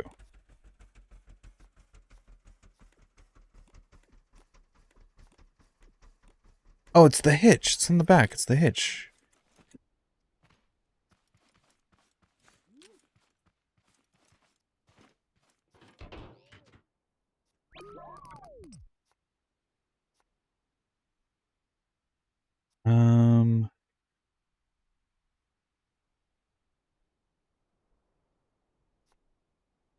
So I made a couple forklifts. Oh, this forklift. This one's fun. And then, oh, this is like a really old forklift. This one's fun though. This one uses the, yeah.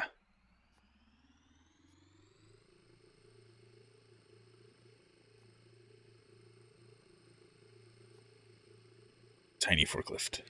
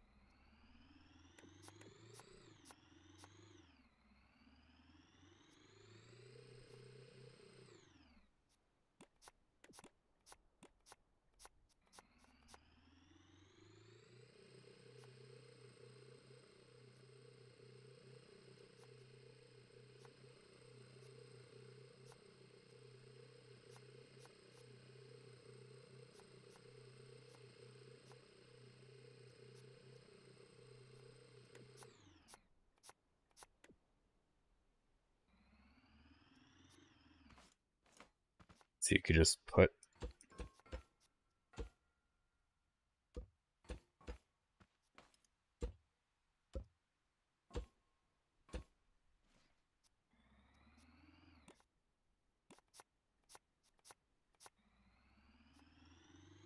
I have no clue where you're going now.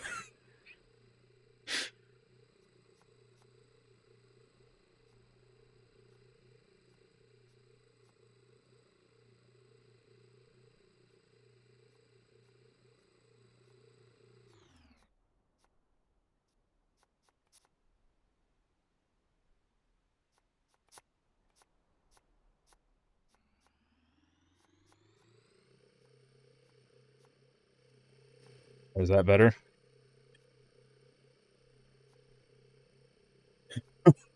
I've got a dumb idea. The game is not going to like this idea.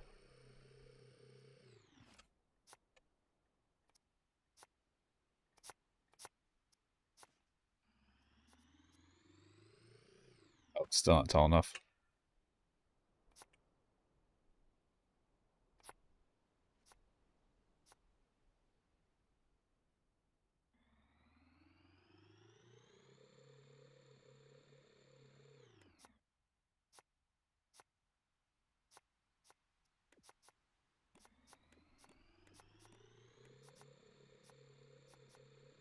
No!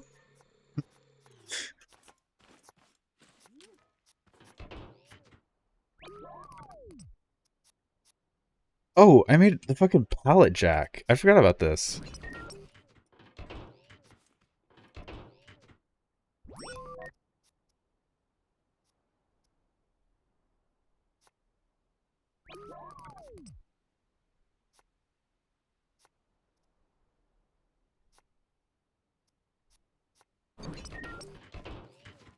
So this is the pallet jack. I gotta remember how to use it.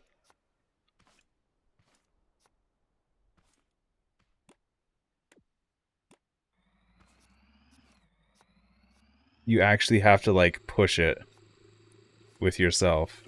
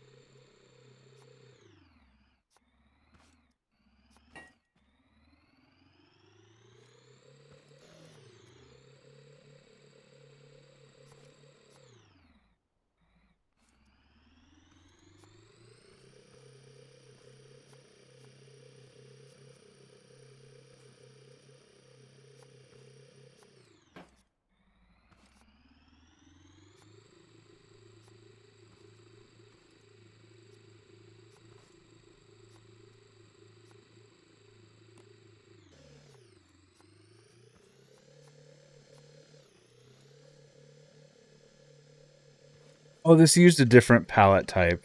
That actually had a locking feature on it. Okay, yeah. And then as you would...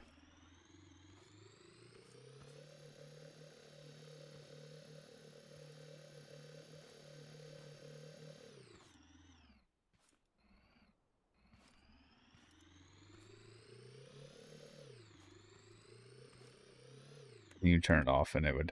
Yeah, the entire thing just lit... Oh, don't drive away on me. Just ever so slightly lifts itself up and then is supposed to lock in the pallet.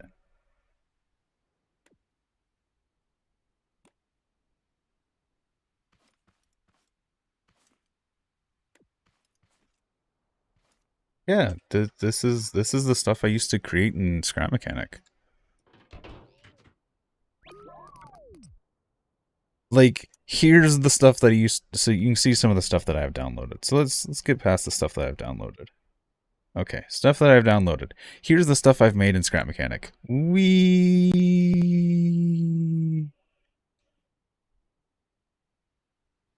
Wee.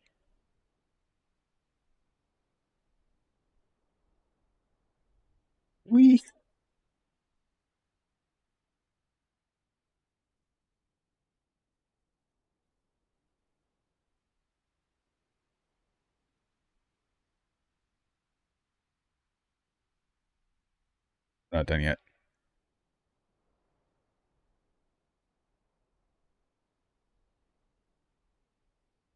There we go. Here's some like gear tractors. Here's a Humvee.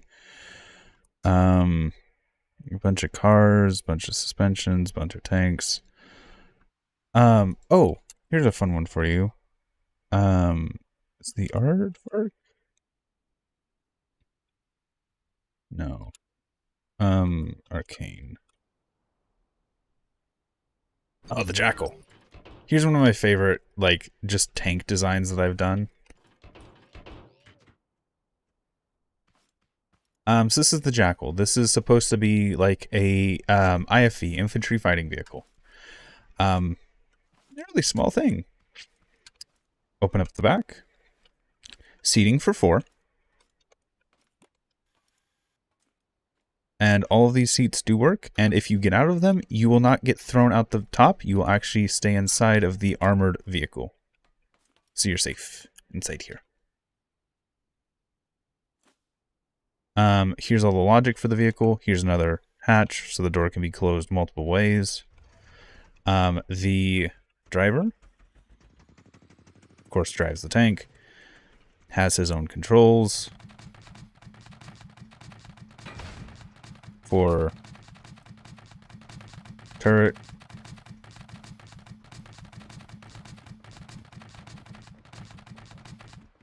and they can also open and close the hatch.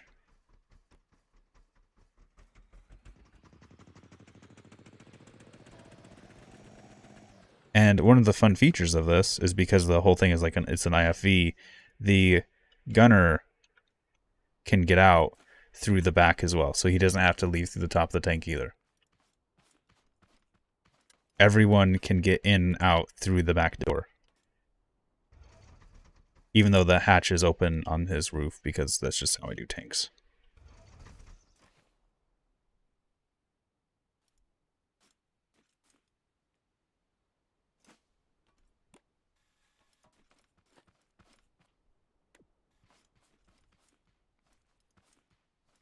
So yeah, that holds 5 people.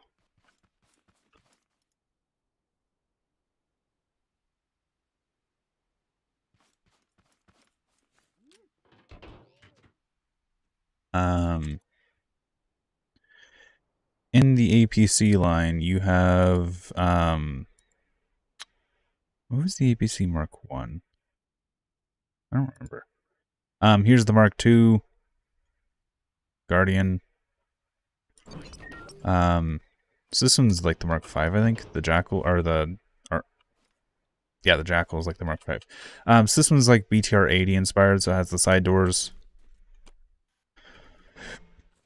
Each seat has a gun port.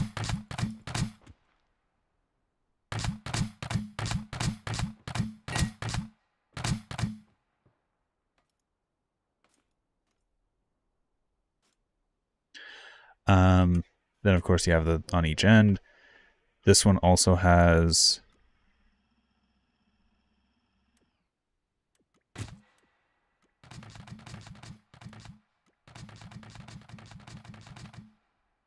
and it actually has a small cannon up here as well.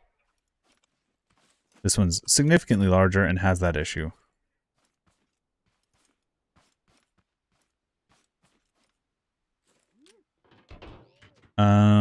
The Mark III, this used the 20mm cannon concept, which has this has the rear hatch. It's really big. Where's the overnight? There it is. This one has 6 drivers here. This one has the first-person driver perspective on it. Just because I thought it'd be fun to have. And it uses just a little 20mm turret. Fun little thing. One of my favorites, the Mink, the Mark IV. This one was designed off of the Bradley infantry fighting vehicle. It's so stubby. Back door. Come in. This one has 4 and then 5. So that one over there is actually inspired by the BMP. That one over there. This one does have a cannon. I don't know if it's going to work. Nope. But oh, this one's really fun because it has this really, really fun feature of if you hit the there's a tree there. If you hit the brakes too hard, you get a lot of gun depression.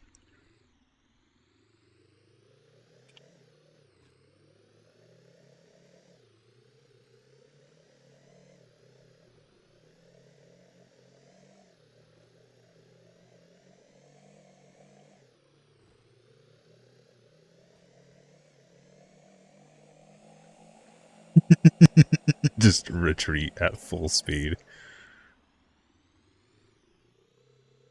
It wasn't a front flying Bradley. It was a flying M113.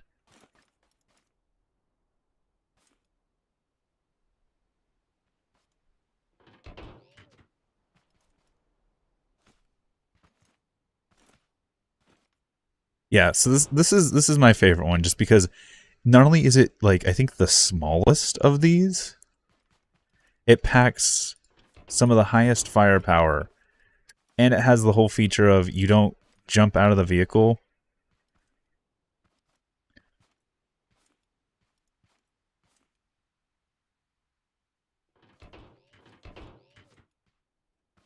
When you get out of it.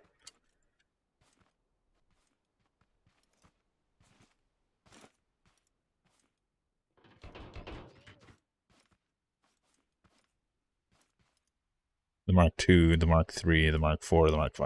It's tiny in comparison of those guys.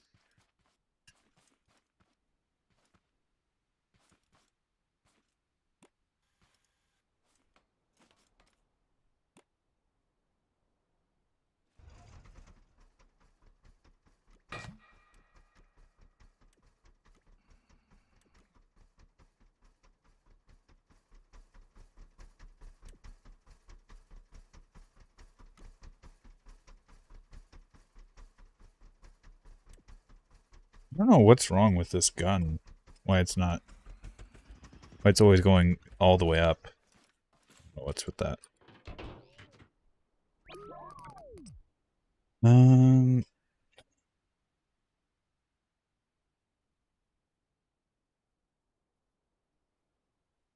Was this the Mark I APC? Oh, this is the anti-tote bot APC. So this was like a survival concept, I think.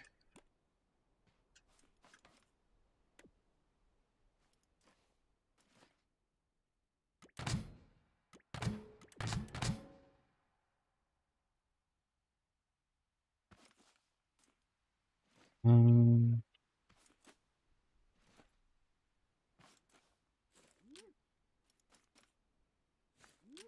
Oh, I never hooked these up.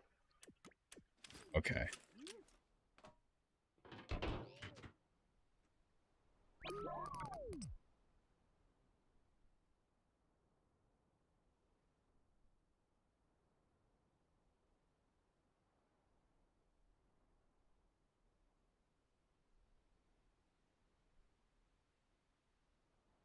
Oh yeah, this is a really fun concept. So when you do this, something's causing issues.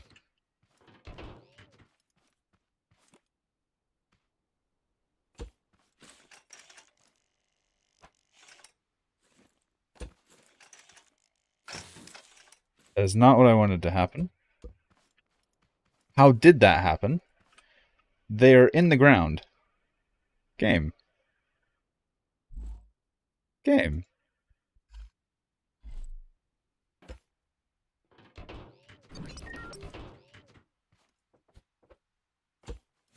So what this does is when this is on, this is using pulse generation. So with 2 bearings, I can create an MG turret.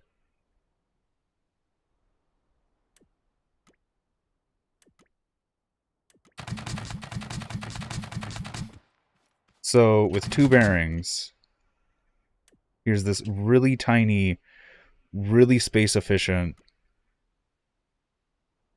machine gun turret.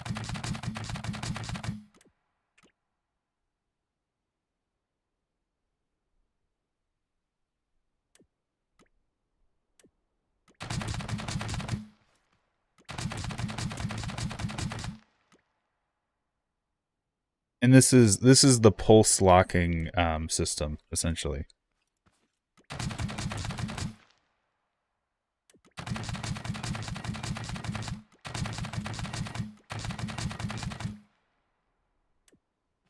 Yes, they are blinking really, really fast, and if you look just ever so slightly, you'll notice they're like twitching. But it's so little, and for like a tiny MG like this, it's more than enough accuracy.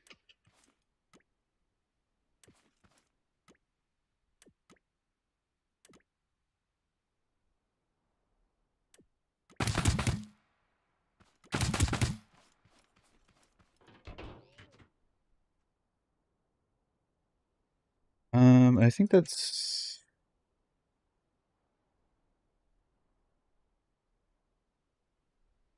Oh yeah, I've done cannons like this in the Humvees. Was this one of the ones that had the tiny Humvee 2, 3, H1?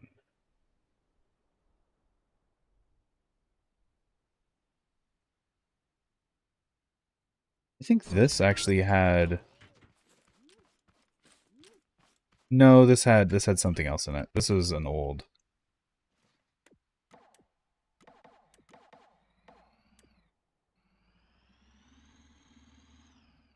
This one had WSD controls.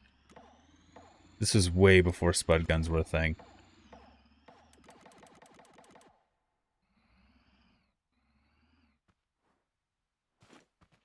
This had full frontal suspension and everything on it.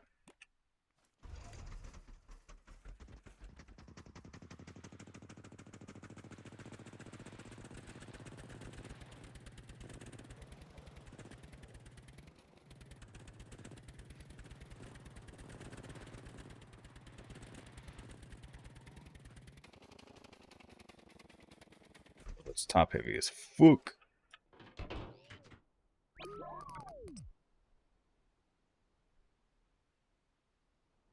Yeah, this one's a locking gear.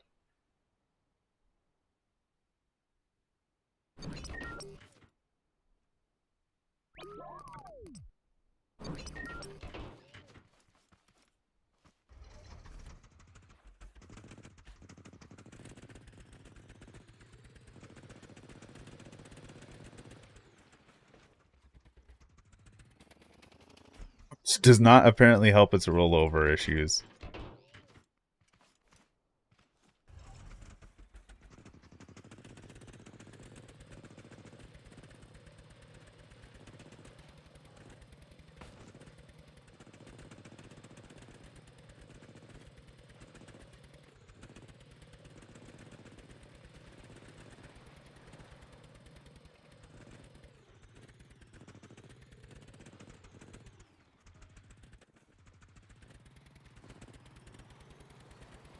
I'm trying to find somewhere where I can actually rock climb. I think I can rock climb over there.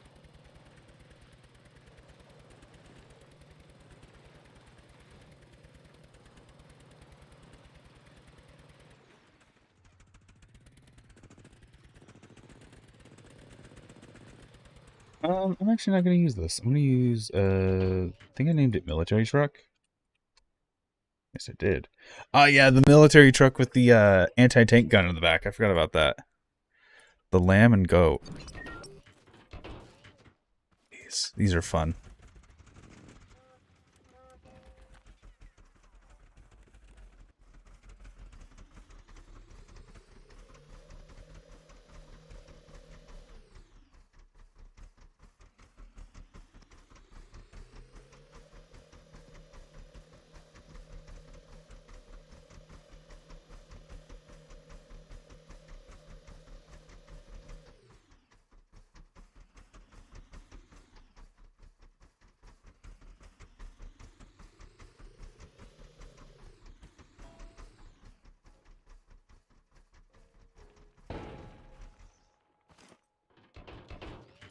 This uses the lock-in electric drive. So right now it's in gas, so it just moves on its own. Then I lock these in, and they put on those little gears, which does the electric drive.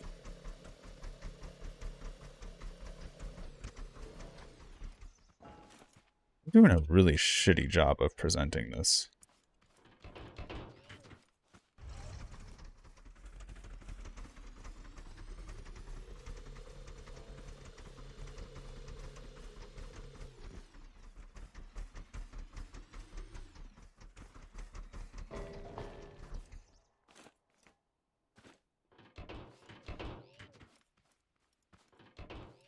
Yeah, this is a bunch of the shit that I made. Like some old stuff. Oh, sheep and goat. The sheep was the 4-passenger. I forgot about this one too. Little 4-passenger, little utility truck.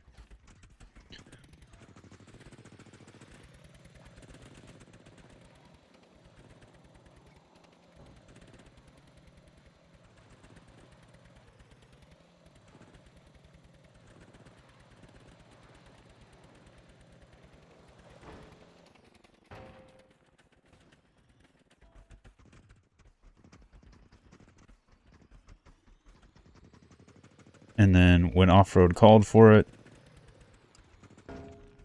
go into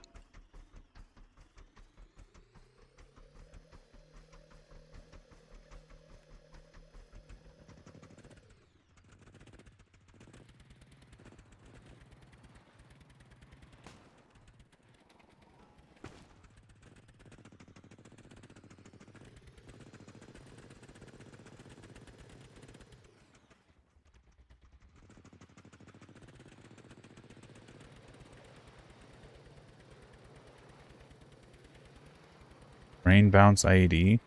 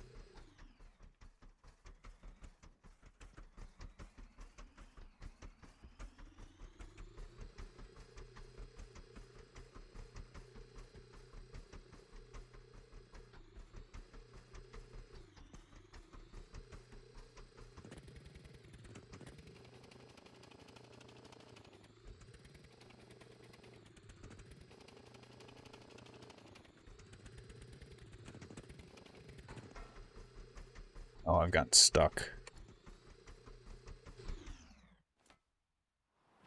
I got like 3,000. What other random? Let's just scroll through here and stop. Anti-tank. Oh yeah, this is one of the shoots a large canister. Fly. This was meant to fly and drop off a tank. So this is concepts and testing for the active denial system.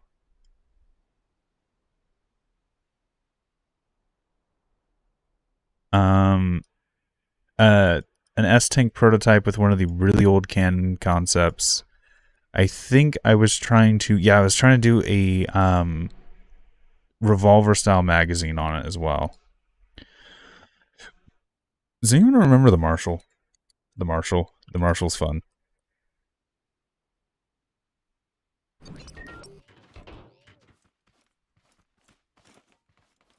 This is built on a Naga chassis. And it has this little fun feature of, it's got suspension aiming.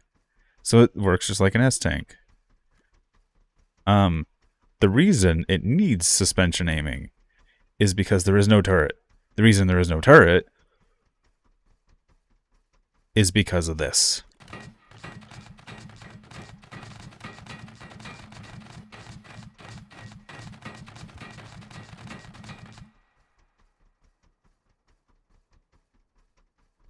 It's got 4 clips of 6. It's got 24 rounds in this tank.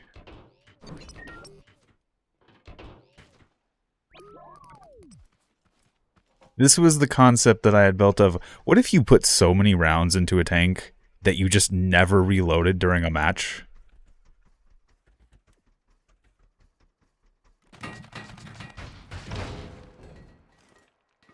Oof.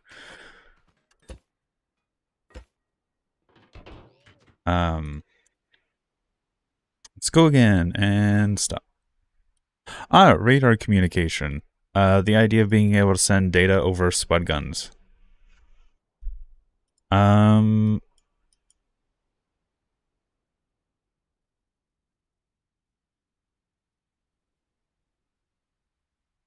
This was a concept for a gun sight, I think?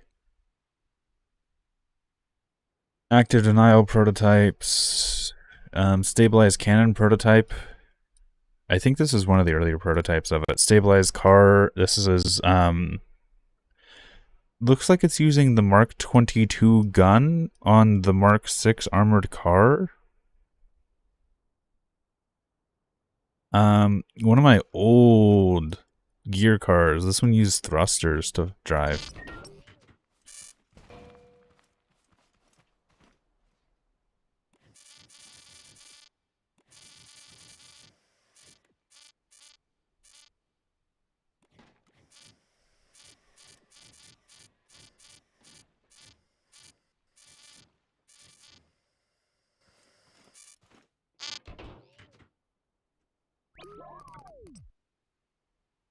I took the Discord down because of issues. Ooh, there's one of my old 4-cylinders gear tractor. This became the Kangar 3D printer concept. Oh, I forgot my printers.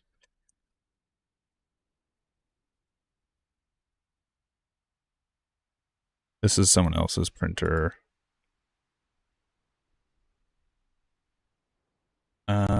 Printer. Oh, this is supposed to be a giant, like, memory storage system. Printer stress testing. Oh, I was doing some testing with this one. Here's that one. These are some that were like scanners, printers.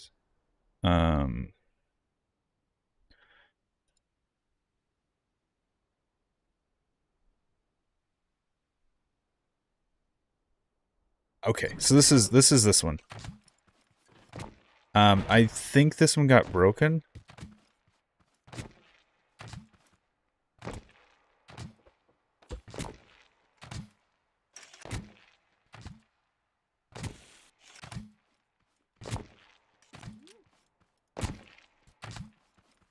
This one shouldn't be firing.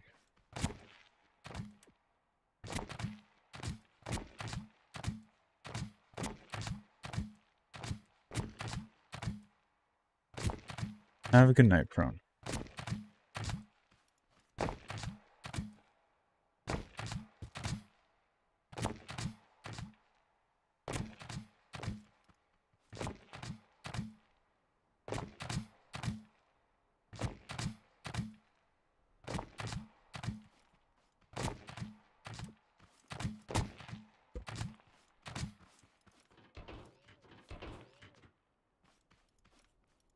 Did you fix yourself? Okay. So the idea is you weld that there, and then it sends each slice up, scans it, and then... It's less a 3D printer, more of a copy machine.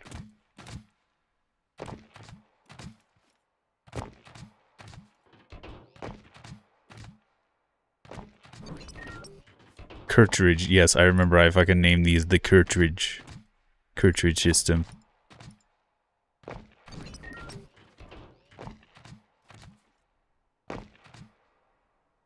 Okay.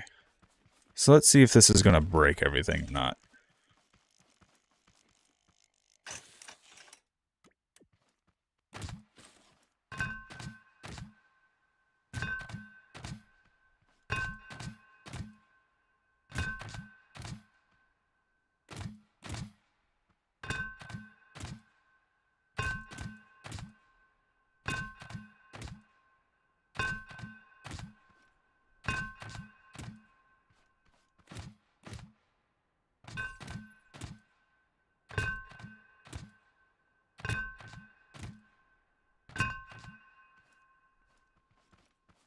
And then when it's done, you just come over and you can cut. And then you can do your weld tool.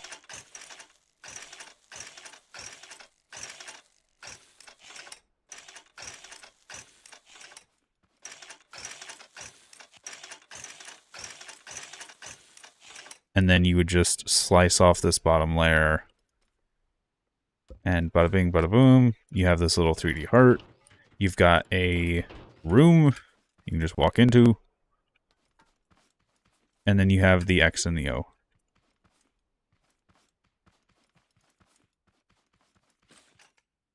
And then the idea was you could grab a different cartridge, say like this one, which is a car blueprint.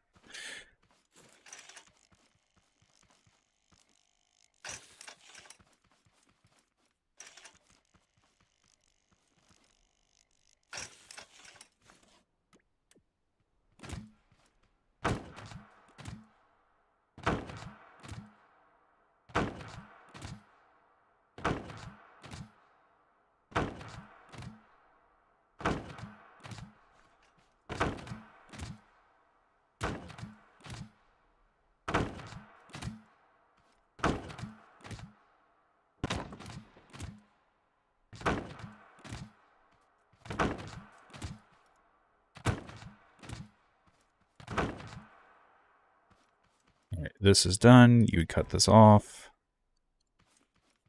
Put this on your thing, and then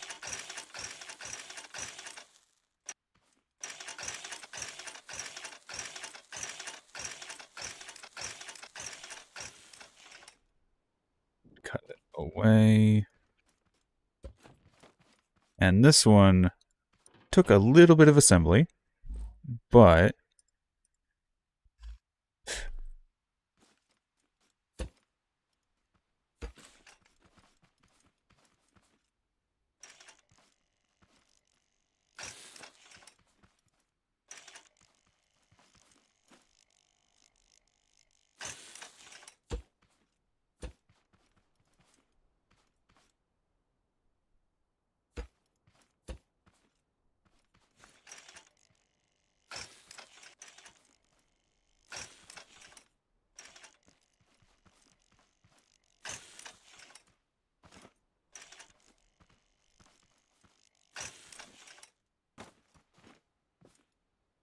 And then there's a spot for a seat and an engine.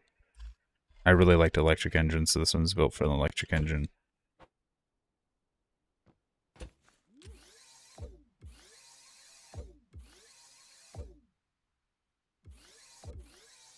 Oh, I put this backwards.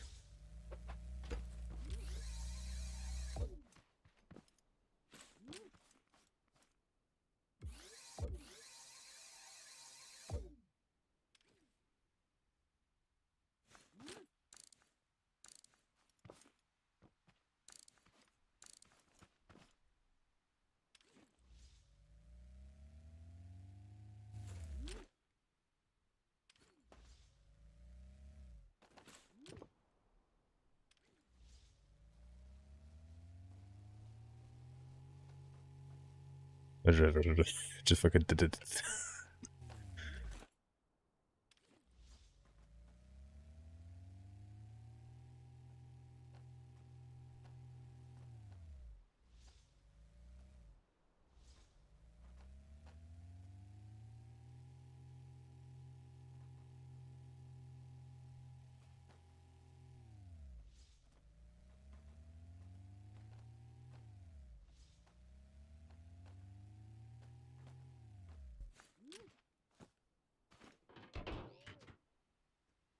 But I had cartridges for that.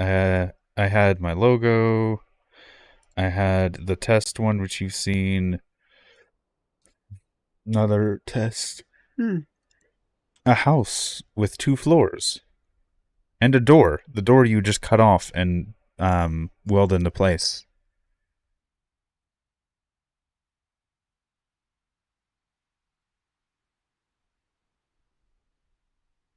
What was this? Did I ever finish this?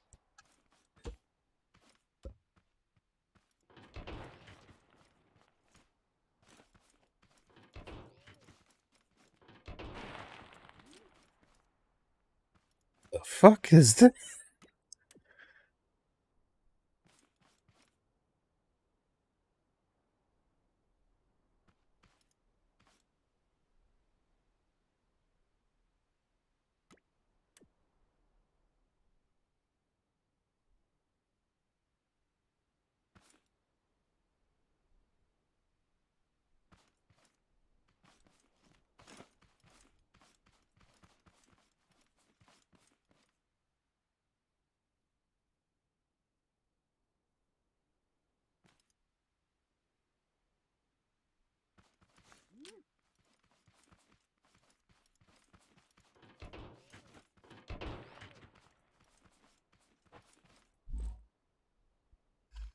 I am honestly surprised by some of the stuff that I've made that I just don't remember doing.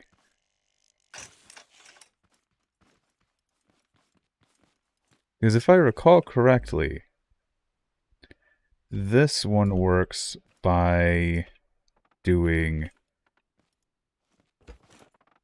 this a lot.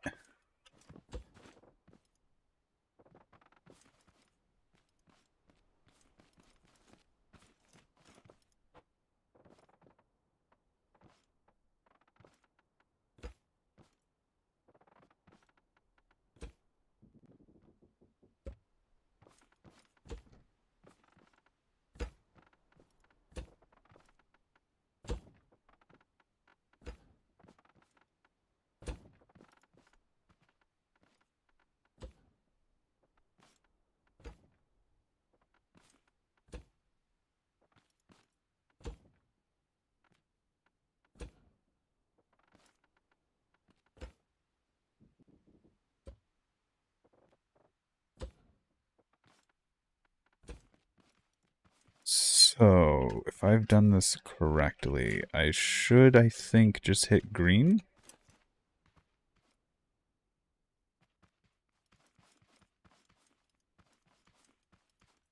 And what it's doing is it's essentially comparing either sensor and saying if it sees something and whether or not it should be there. Yeah, that didn't do its job.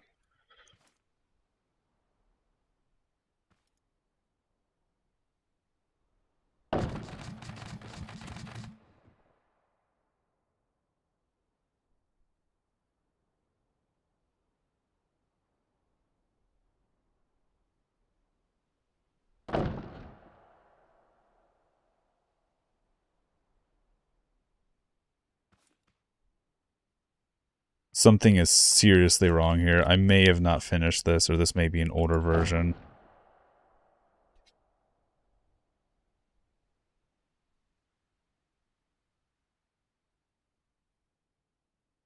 Here's a later version, it looks like, because this one actually has some finishing on it.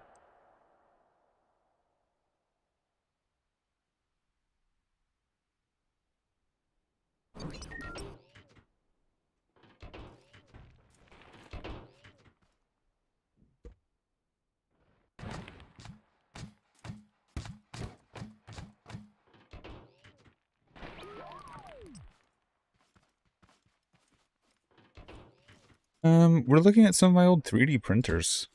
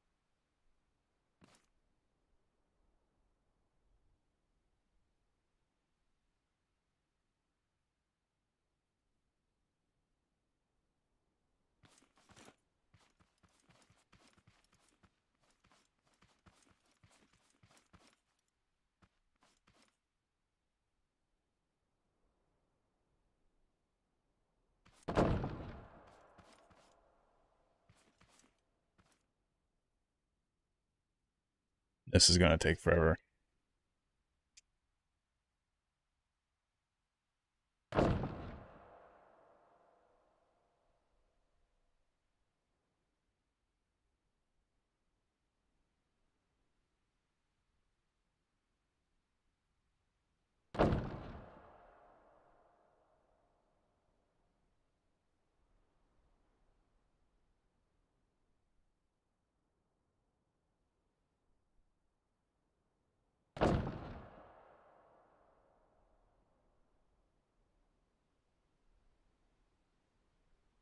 Oh god.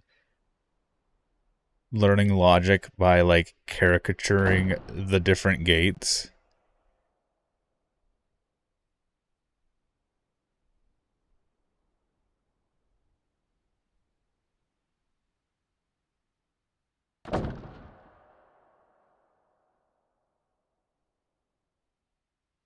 This is built before the one physics update where momentum transferred, I think.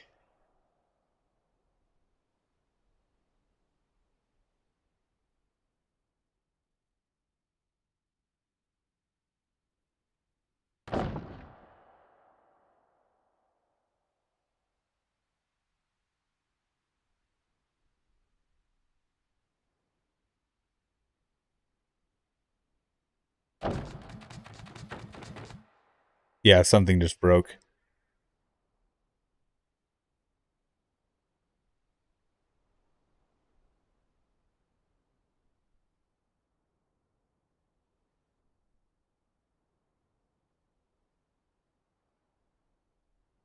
I think it was just because the platform was rotating when it shouldn't have been.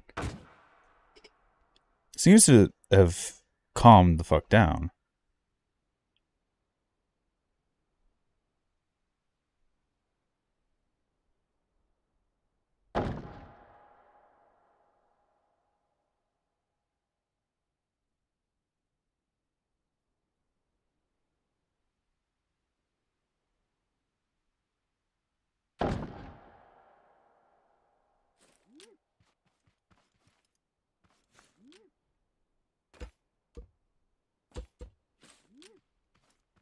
Yeah, no, this should have rotated. Something's wrong.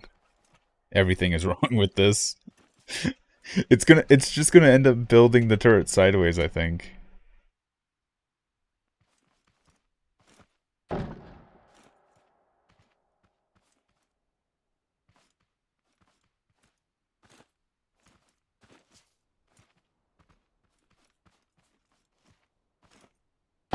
Wait, is it building it properly? What? Wait.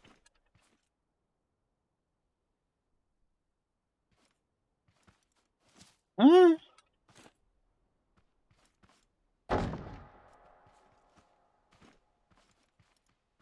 God, it keeps rotating on me. No, it's not. It's not. It's cut the back of the turret off. Okay. Yeah, this broke.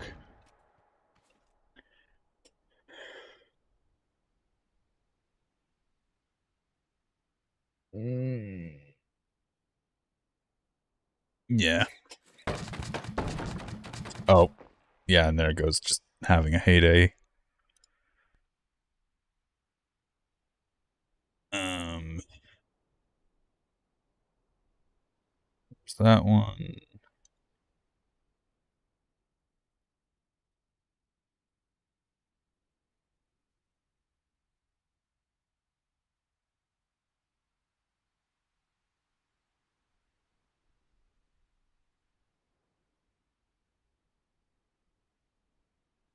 Yeah, this one.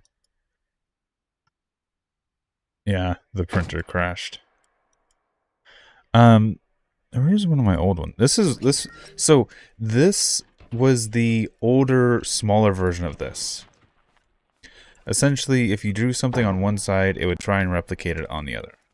So if you drew, say, let's just do a T. Just do the T and then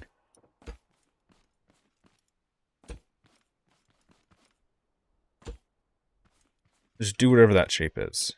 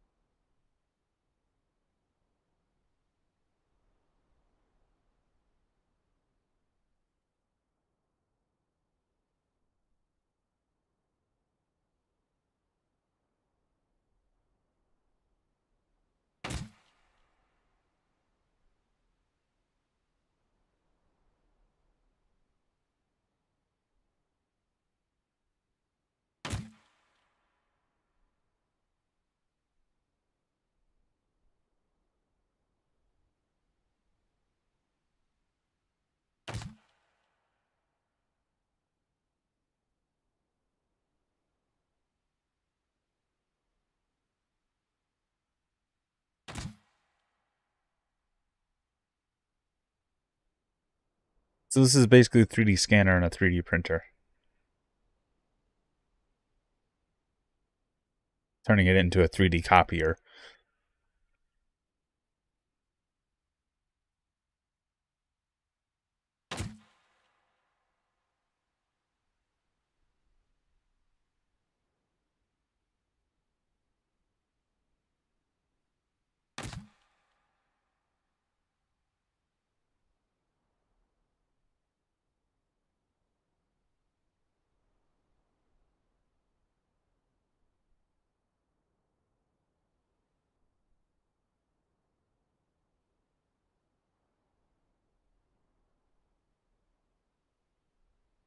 At this point it's done. But it's gonna check this other angle just because the part could have. Hey Sapphire. Um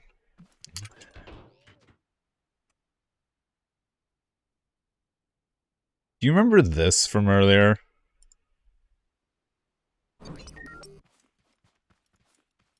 Not sure if you were here for this.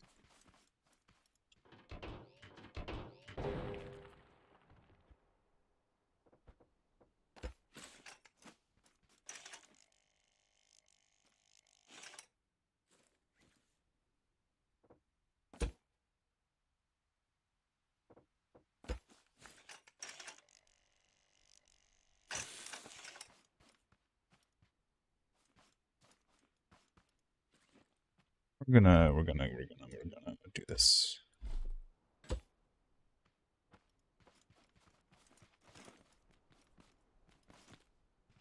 And let's go ahead and start.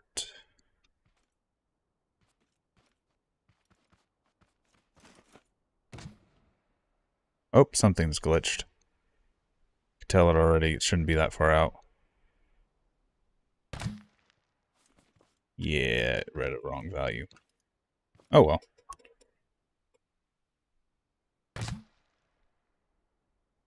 So this isn't a tape reader, it's a USB stick. Well, it is a tape reader, but it looks like a USB stick. It's basically just reading down the USB. It's sending those signals into this whole data system, which is sending a X and Y coordinate to the cut head and then sending a command to actually fire.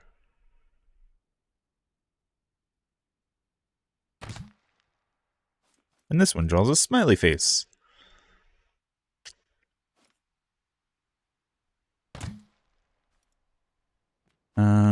I'm gonna real quick because I can do this. I'm gonna send a cancel command. Should be able to send a cancel command. Clear command.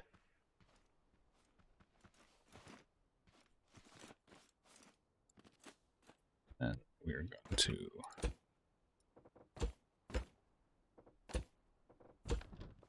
and then I don't know what happened over here.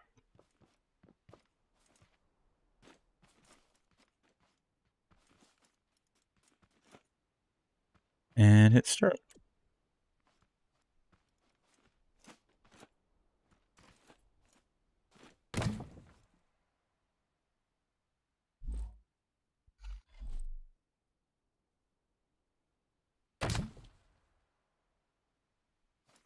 Just gonna stand on the side of it. Seeing I also see the logic just beeping away.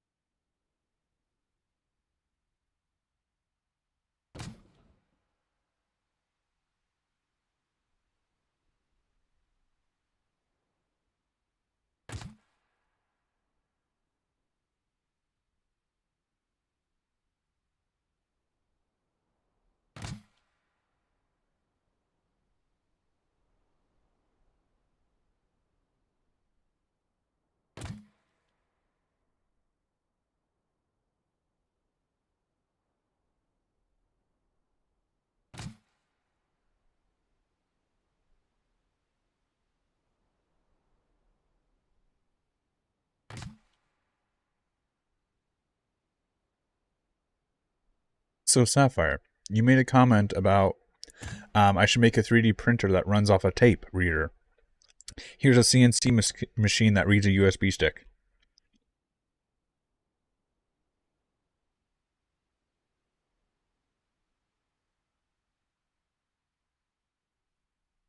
Or I should say a laser cutter of sorts.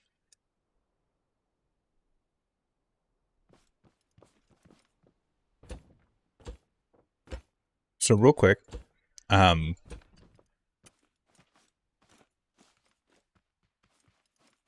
here's the USB stick. It is essentially a system that reads what is painted on the top of it. Wherever you paint up here is the data that's saved on the stick. It sends it through these pin connectors, and it has a start, reset, data line forward, data line back. So it basically reads down, or you can read back up the USB stick. So essentially what's happening is, if you look at this, the ones that have a dot on this side is a command, and that is the first command, which is a cut point. It then gives an X and Y coordinate, which then sends the laser head to that XY coordinate and fires around, cutting out that point.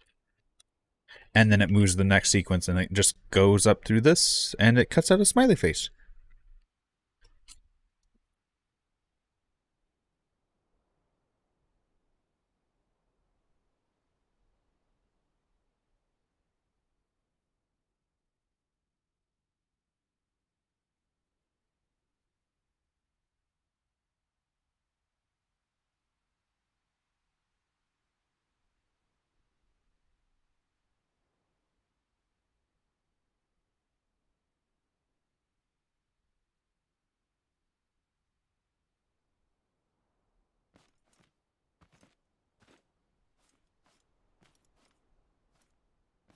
So if I go over here and hit start,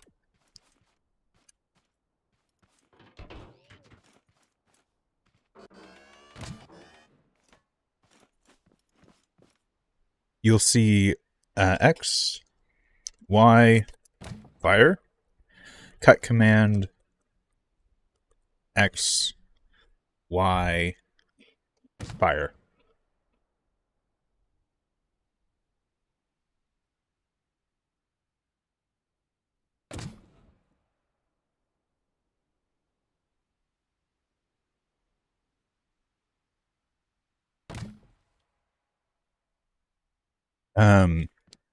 This strip here is the logic that takes care of the sequence that does the command. This is the XY little save value.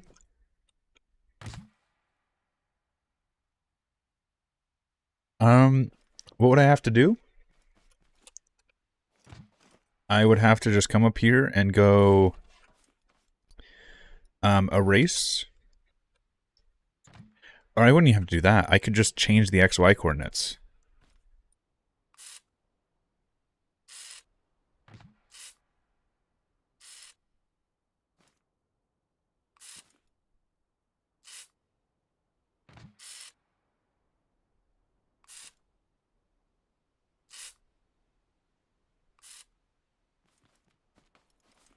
Right, let's clear this data. Make sure it's not running anything right now. And there should be a hard reset somewhere, I think.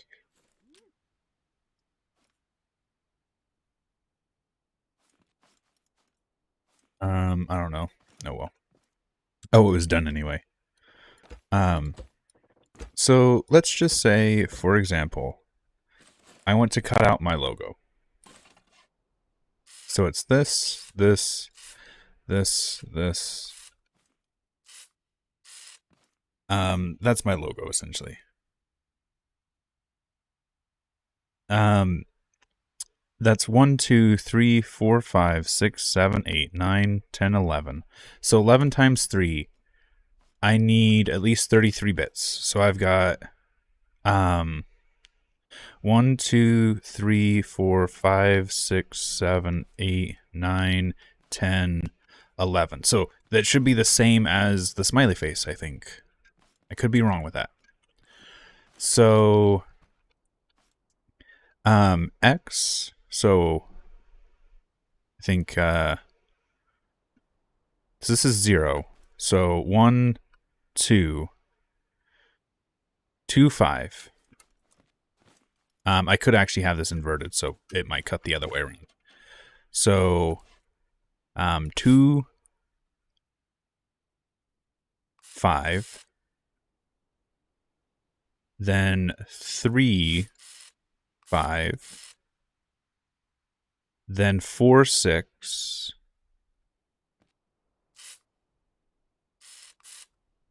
and then 5, no. Then back down to 2.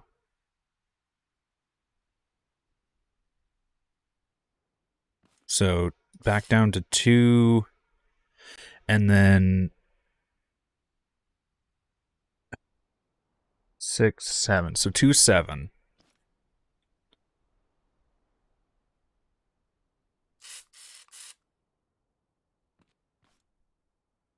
Then 3, 7.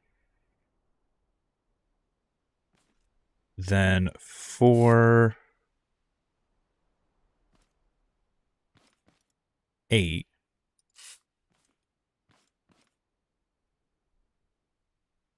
Then 2, 9. 3, 9. 4, 10.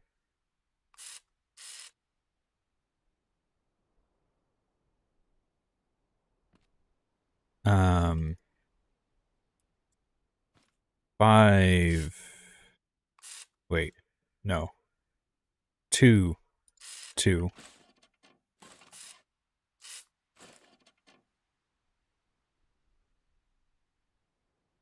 2, 11, and 3, 11.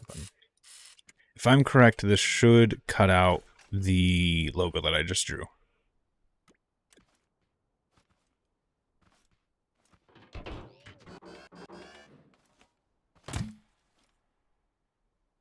Oh, I may have miscalculated.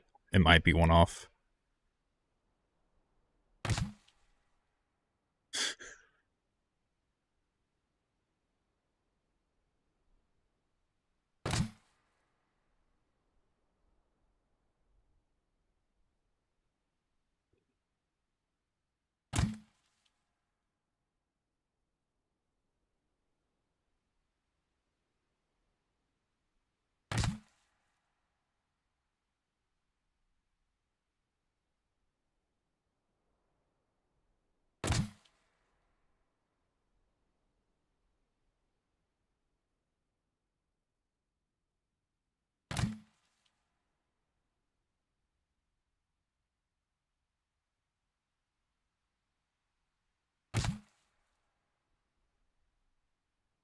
Oh, I didn't do the third arch. Oh, did I do the third arch?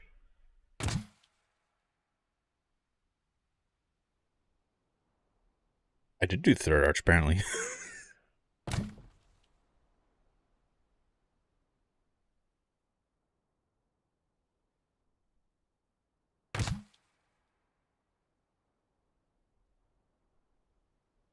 Ta-da! Even though I cut it off by 1, I did cut my logo. And that's how it works. It's just, you literally just paint the data on the top of the USB stick, and it reads it.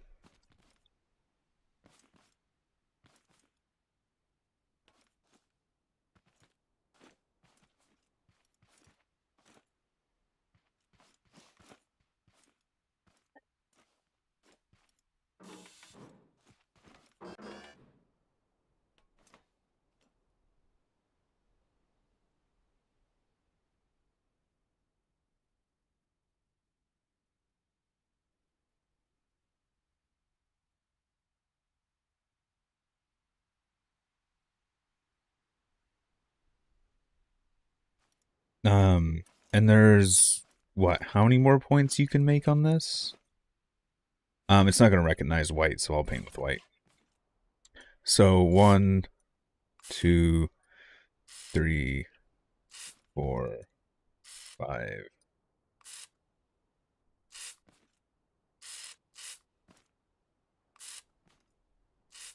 So there's 10 more. You can put 10 more dots down.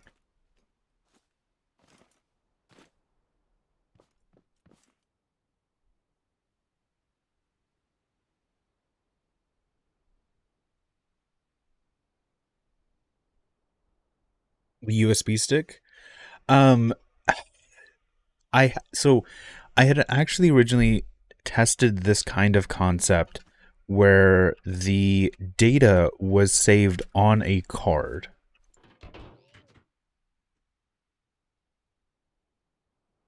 See if I can find one of the concepts that I'd done.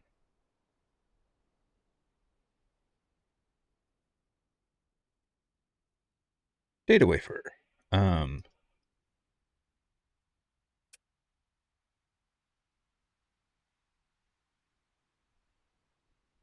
Oh yeah, card readers. So the idea was the logic itself was on the vehicle, or was on the thing, and you would just have a little, like, 1 by whatever.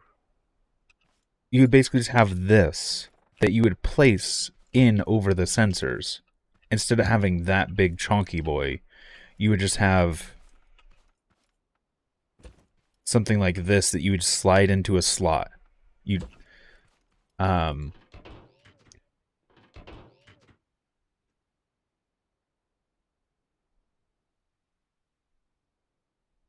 um Did I make? Oh, here's my USB drive. Here's early work on it. The musical USB, 64 bytes. 64 bytes is what this one was. 32 byte.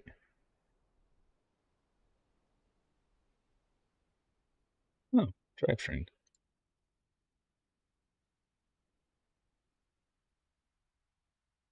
Um, yeah, but here's the card reader. The concept was you would just like slide one of these slices into it, or there'd be like a disk drive.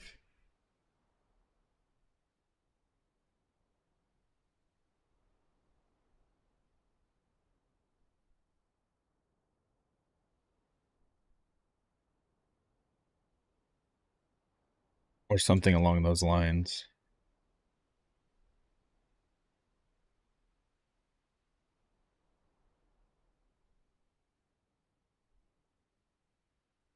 And then I started working with like, hey, what if we sent...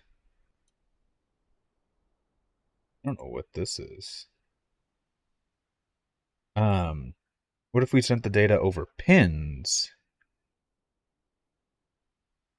Which is where, like, the L-trip... Is the L-trip these guys? I don't remember what these are.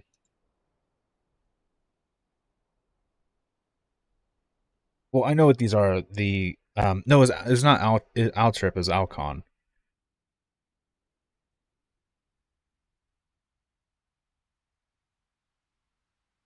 Where you'd basically have these, like, NES cartridges you would slip into a screen system.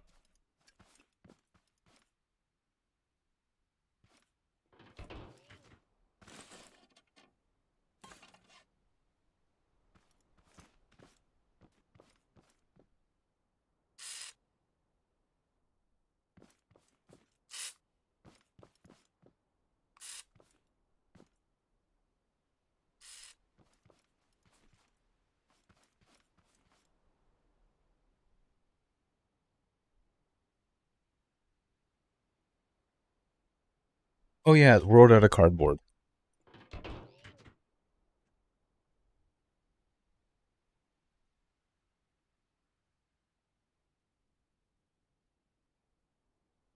Here's a completely cardboard World War One trench, like paintball arena.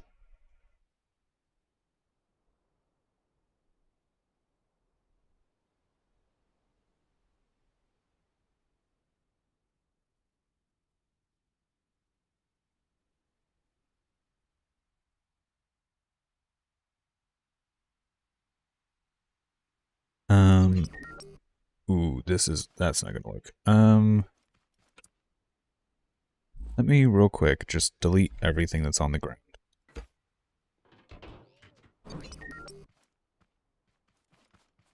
I might have to go to the, let me grab my Cessna.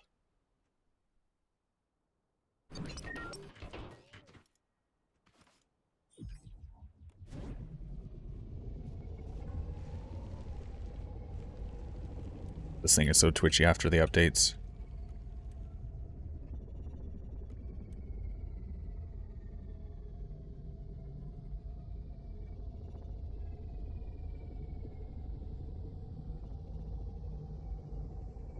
I don't think a Cessna should be doing that.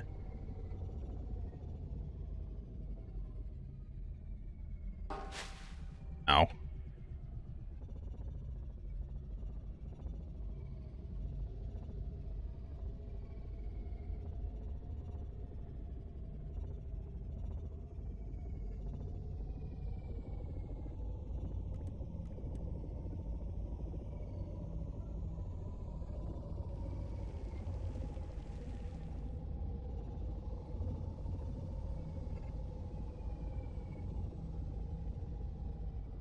Skimming surface of the water.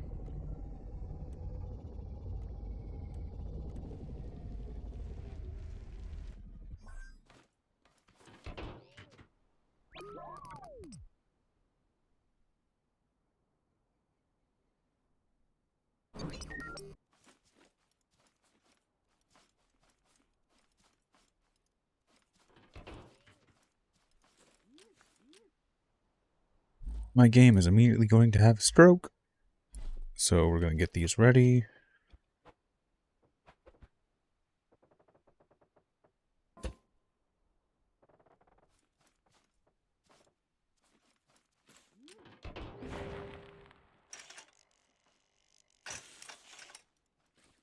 And to help with lag, you bury these and cut these.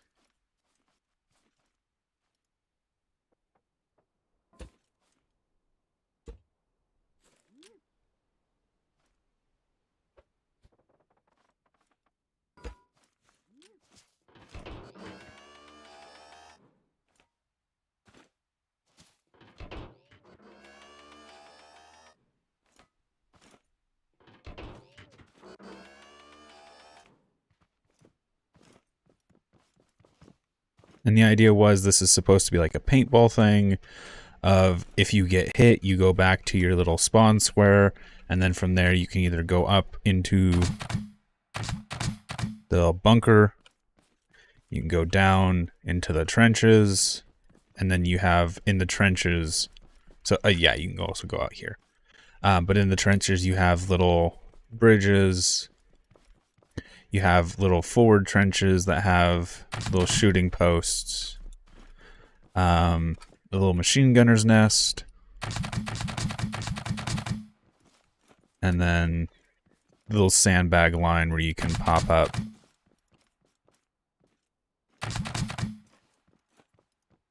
In between, and then of course you have your little no man's land divots and rocks and trees, using the trees to cover yourself from the little sniper's nest.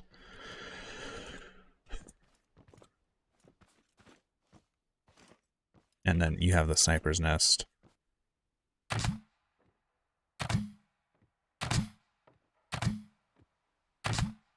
And then because it is cardboard,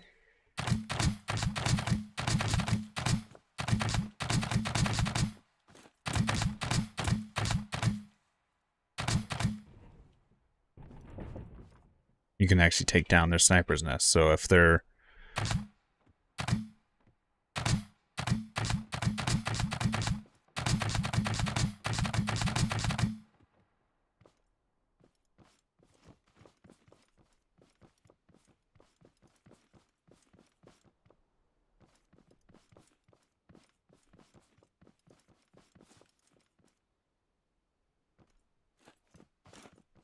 and then you have the little center trench, and the idea is once you get here, you'd start to click on your button.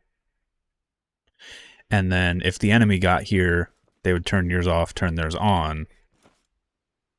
This was before I started messing too much with the logic of this. Basically, it was the capture the hill with the center point being the capture zone. The longer you held the center point, the longer you would have, or like whoever got theirs to go up first would then win. And then from here you also had your own.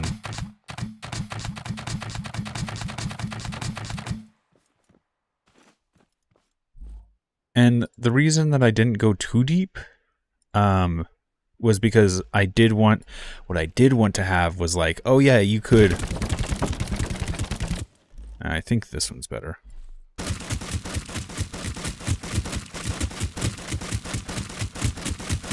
You could actually tunnel. So you could have a player just playing engineer.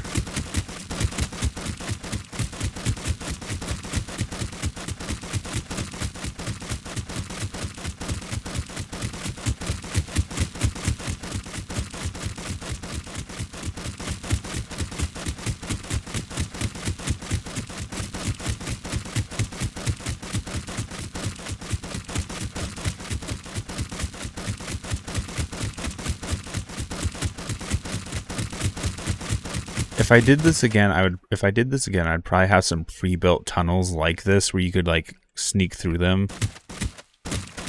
And then of course, if you wanted to, you could then expand your tunnels.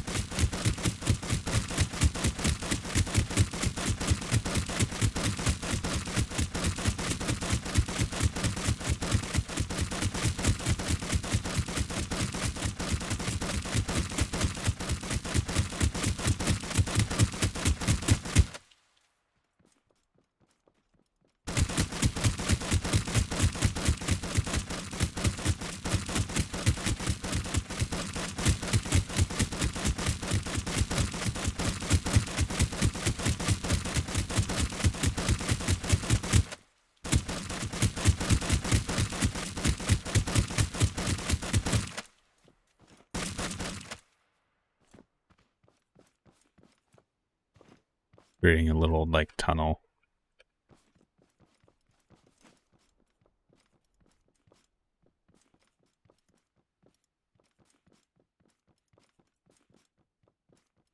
Do the drills and stuff actually?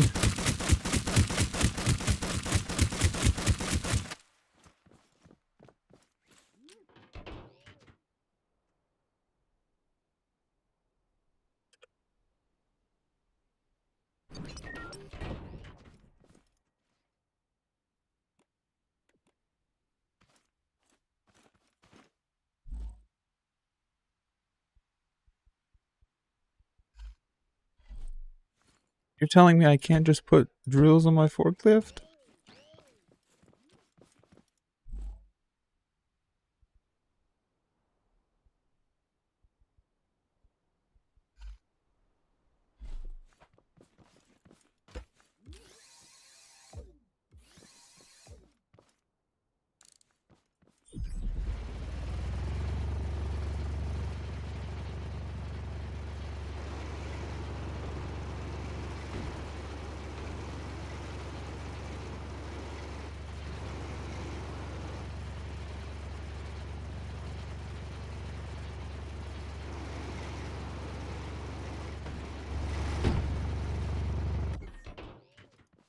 Wait, what about saws?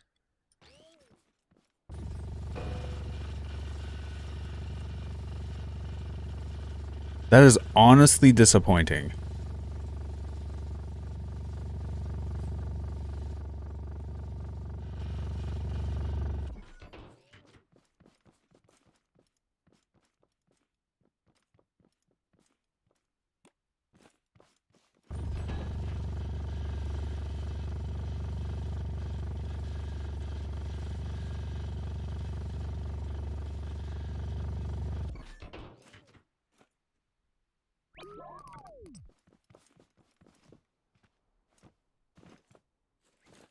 I want to see. Let's say, for example, we just start here.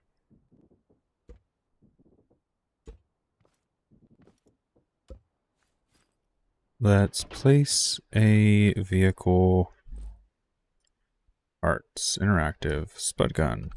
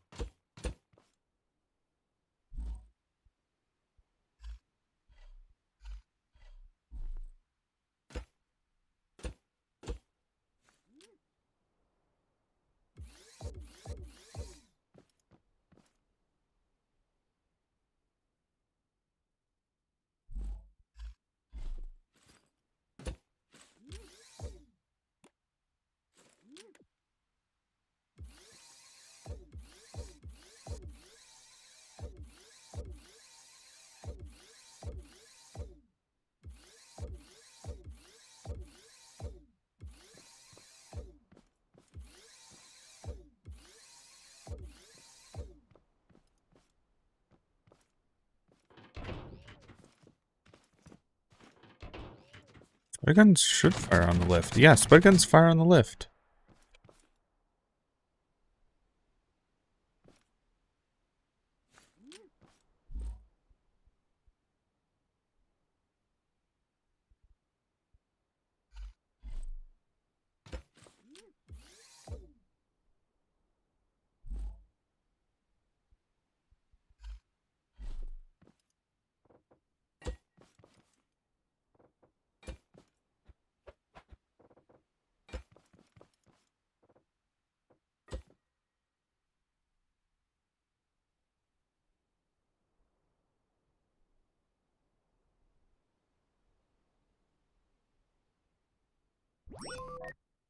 I thought it'd be easier.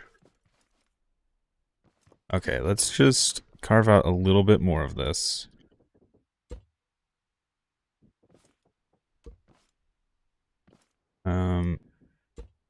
Just in case, a little bit more.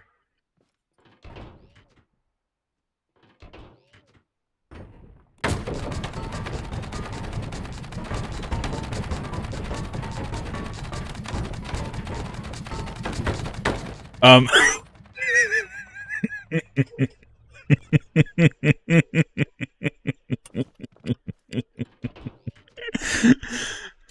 That's why we saved it. That's why we saved it.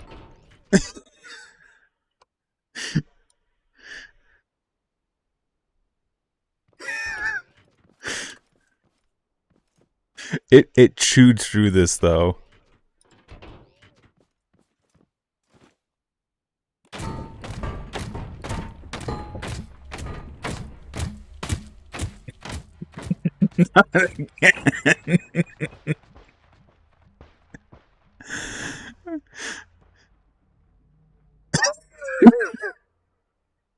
Not again.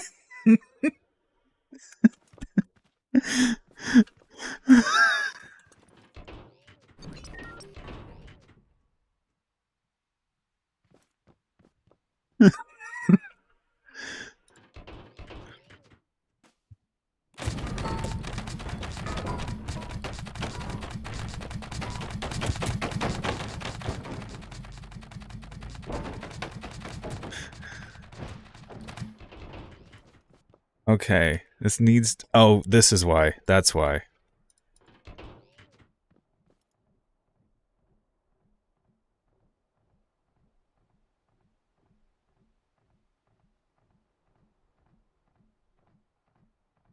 Differ. Not digger. Digger.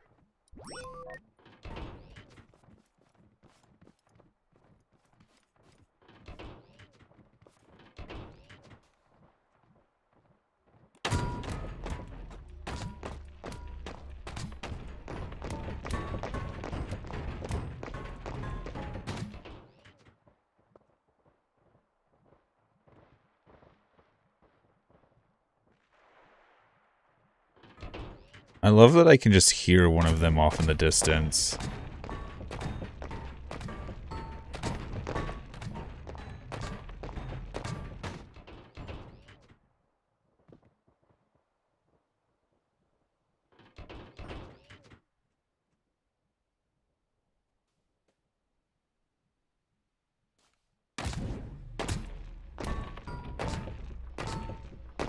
Why is this just pivoting down?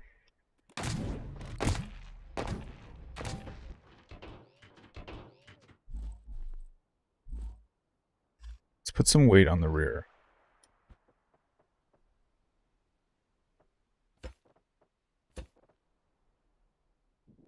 Actually, you know what? Let's do this.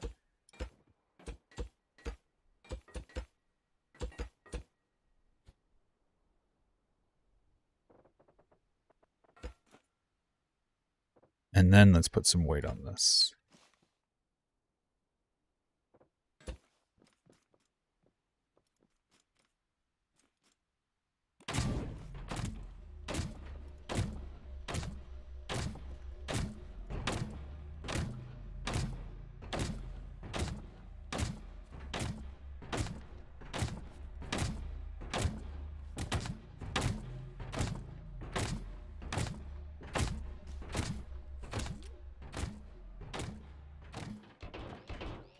I think we can turn this up just a bit.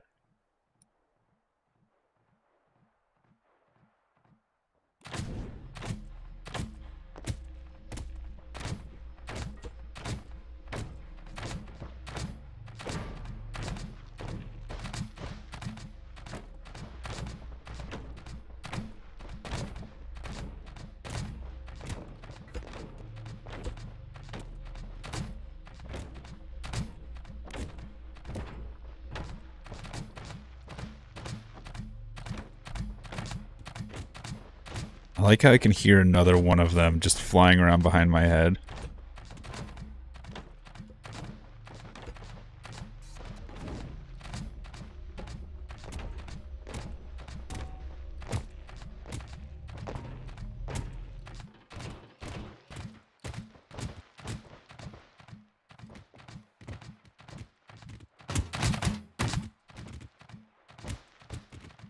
Why is this so difficult game?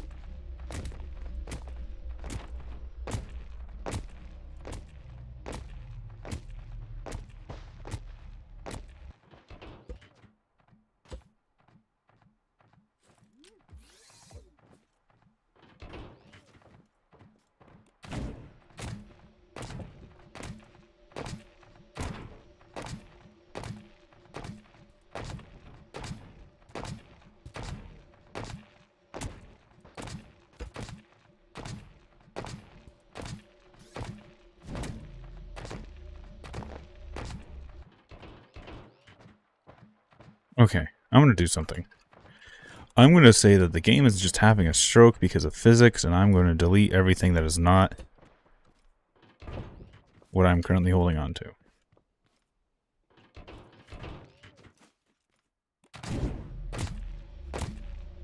Why does it tilt upwards?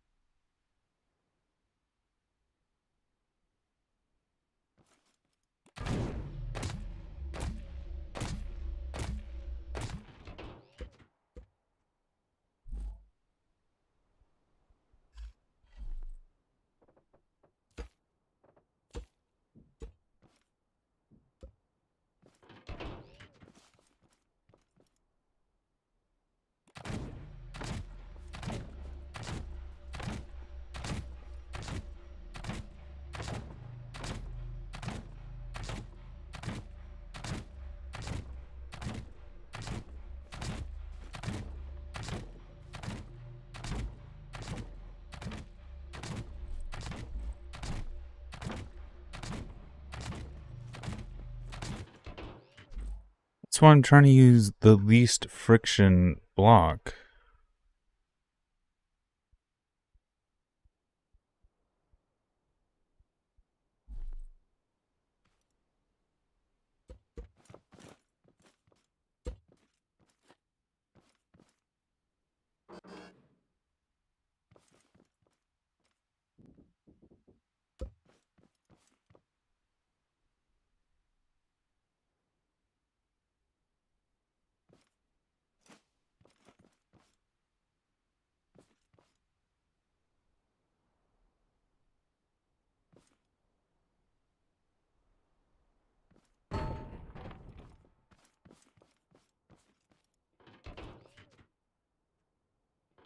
I like how we're just, oh yeah, we could make a little drilling machine, and now we're just spending like fucking 20 minutes trying to figure this thing out.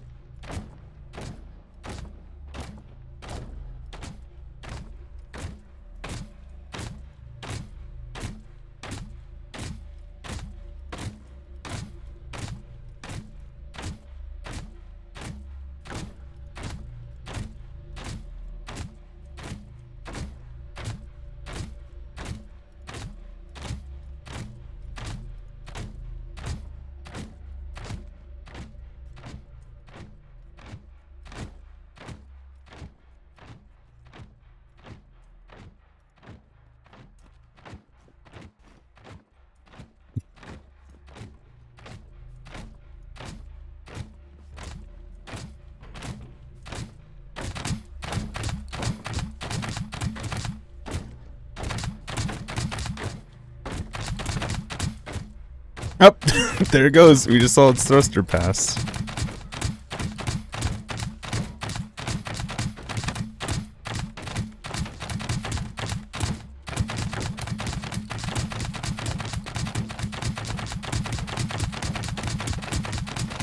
No, I was trying to find it with sound. That's why I didn't use the connection tool.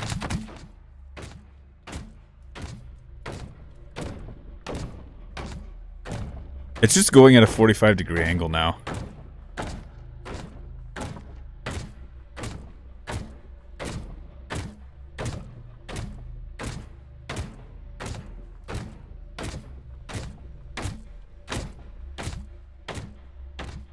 Like a perfect 45 too.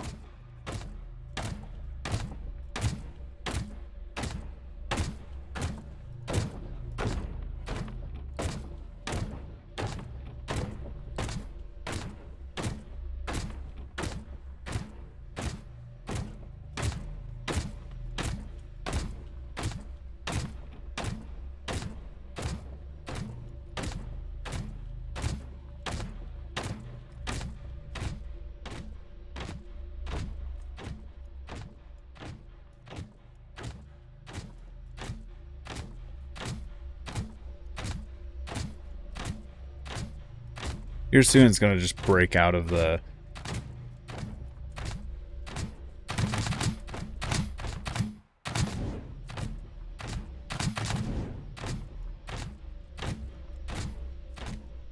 just goofing off, having fun, looking at old designs that I've done. I can see daylight right through there.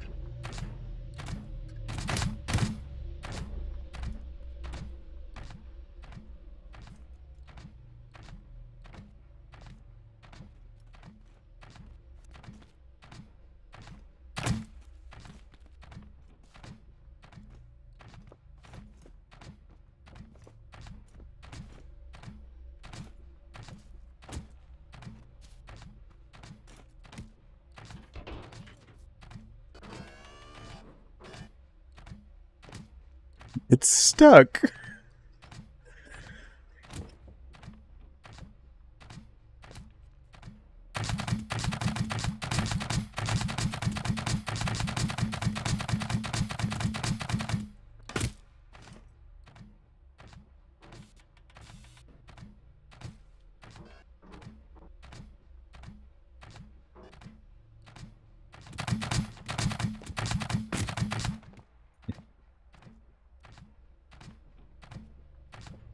Join you how, Sapphire?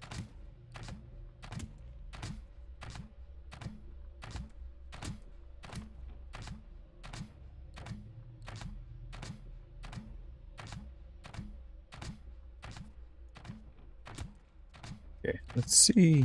Let's see if I can real quick grab it. I'm just gonna grab it, decommission it. No, thank you, Sapphire. There we go. So from here, the tunneler just went all the way, and then for some reason went perfectly 45 for this entire duration. It honestly just feels weird.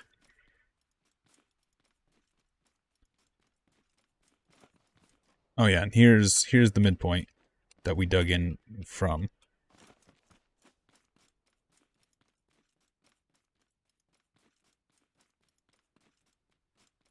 You know what? I'm going to do something. And then we come out to this tunnel. So this actually goes all the way.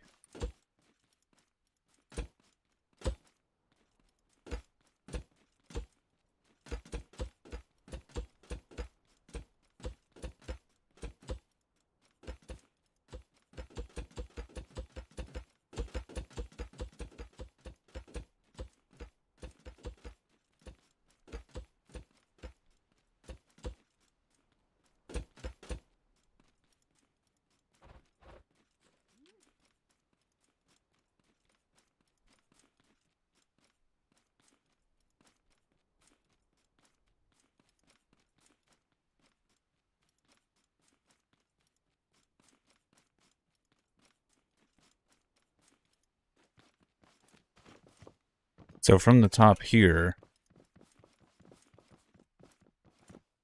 goes all the way, and then just detours.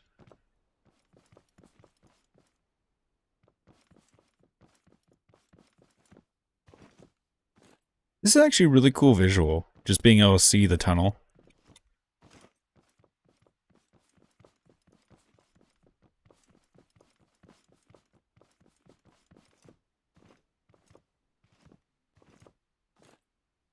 This is actually really cool.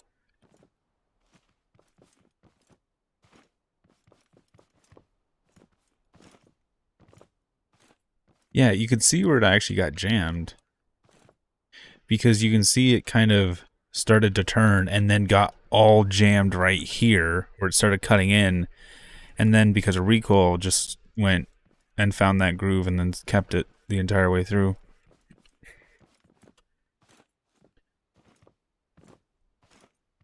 Oh yeah, it got jammed right around here.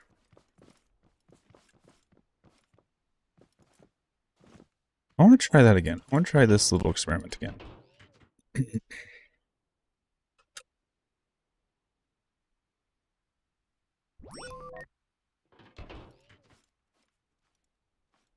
And let's interact seat.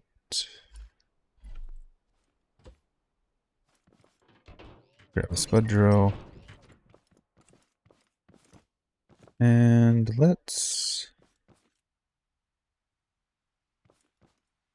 I'm going to start it from the same side, but I'm going to try not to do it at the same height.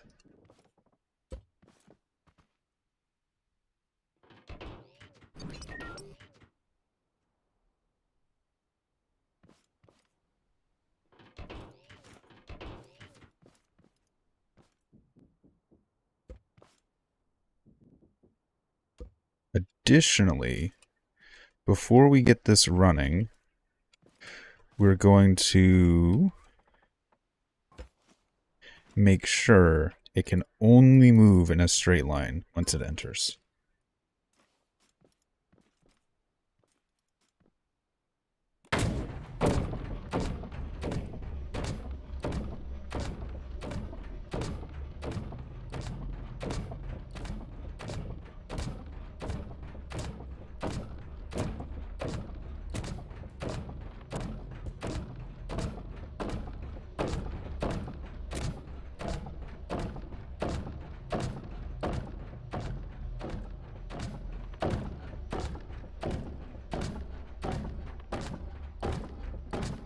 Gotta lube the entrance, yeah.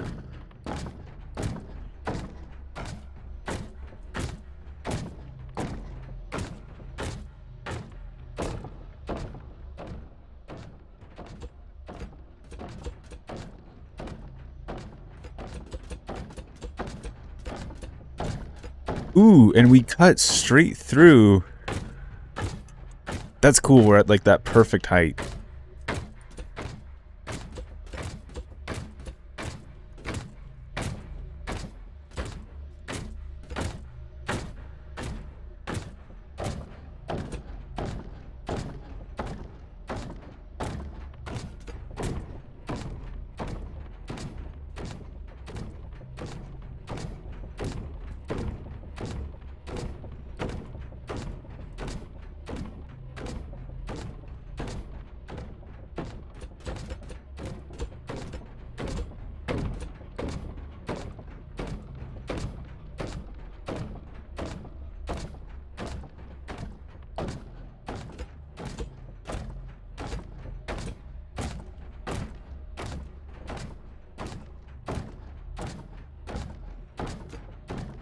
Oh, and here's the central.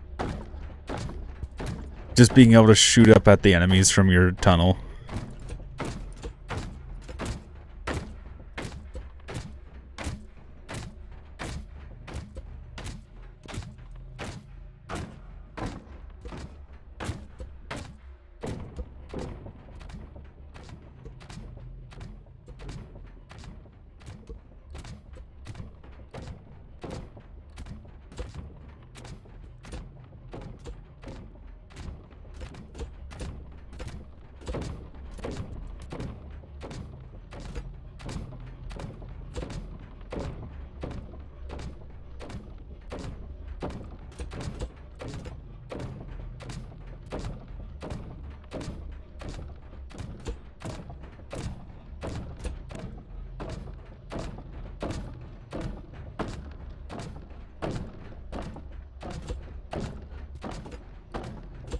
Could you imagine being? I want to go up. I want to go up and like be the enemy here for a second.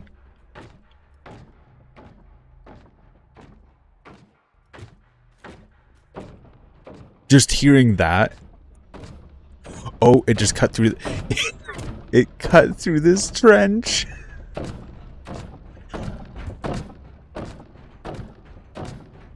Just hearing that.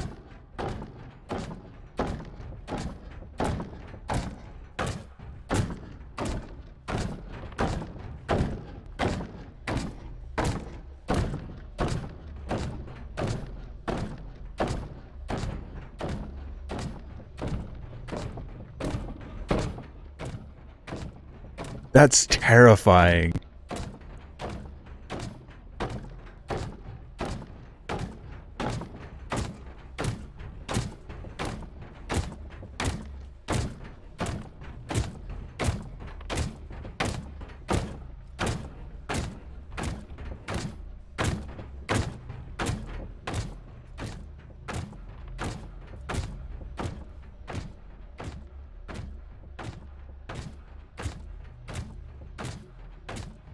It was a perfectly straight tunnel.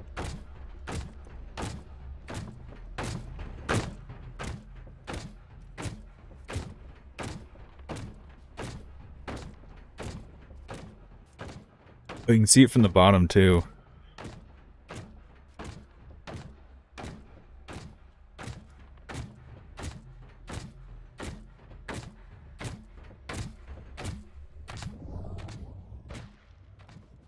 It's free.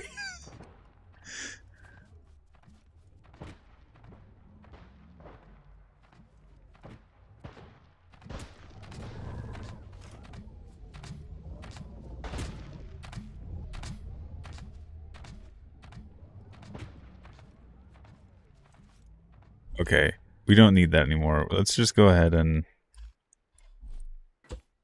do that.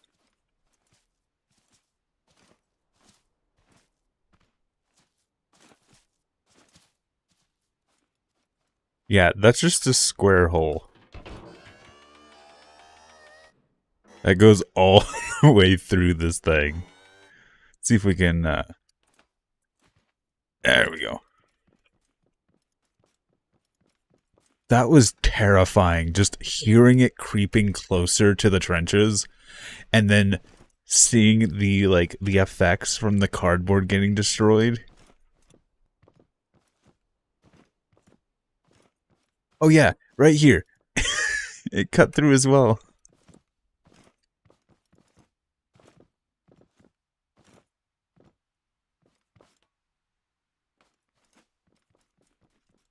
I think I'd have to make one bigger than this if we were to actually do like combat on it. We need towns less than this little like battlefield. We'd have to make it much bigger, like 4 or 5 tiles worth.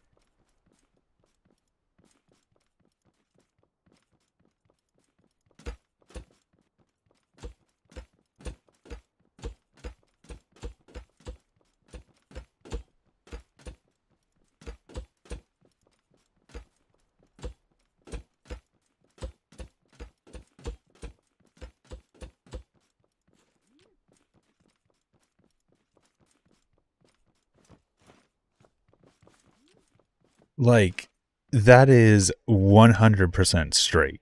That is 0 deviation, a tunnel from one end to the other.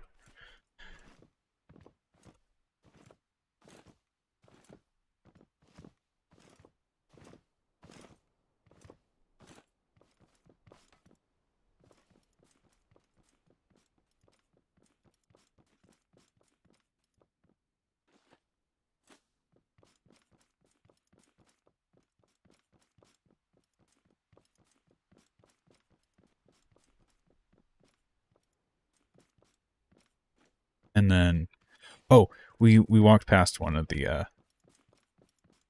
things. Or was it? It was right here.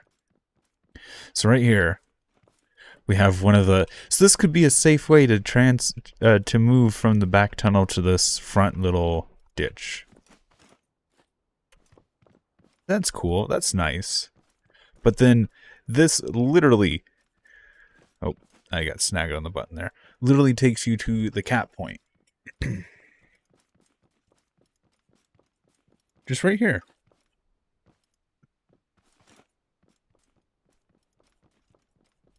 And then you have this little ditch. Could just imagine someone trying to hide in this ditch and not being allowed to hide in this ditch now.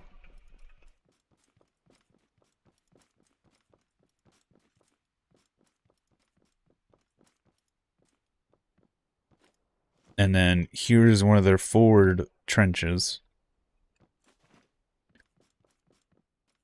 Their main trench line. And their auxiliary trench line.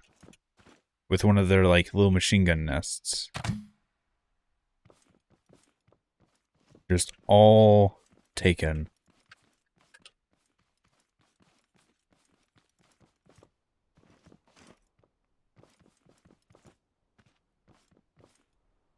Oh, here's the... So I think what happened was because this one had, like, this rough start, imperfections were showing up in the walls down the line, which caused it to start zigzagging. You can see right here where it just hollowed out this giant chasm. And then because it was zigzagging, it just kept zigzagging until it got caught. And then it started carving this. And then it might have gotten caught again and just started carving that. And just left.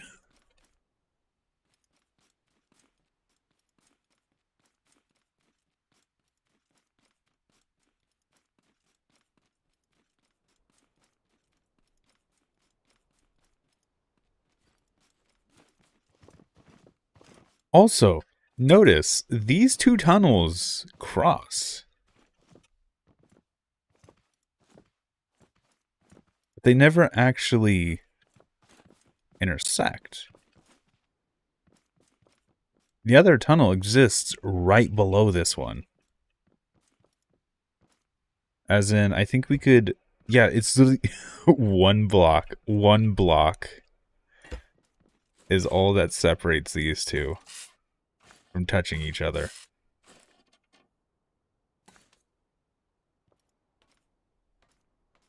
Just have the, like, the little window here.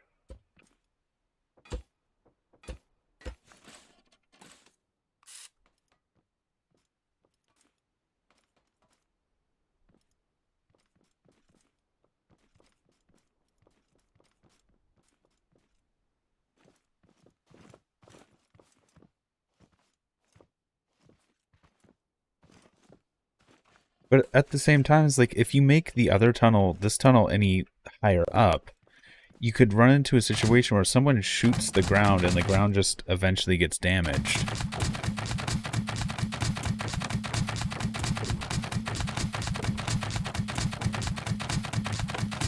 Someone could uncover your tunnel by accident.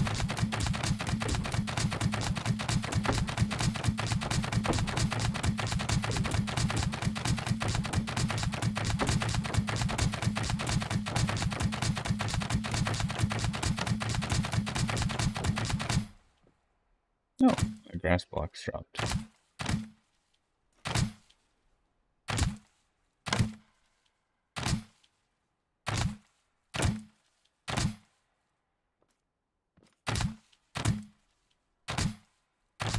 Am I even above the tunnel? No, I'm not. That's why I'm not finding it. Because I'm nowhere fucking near it.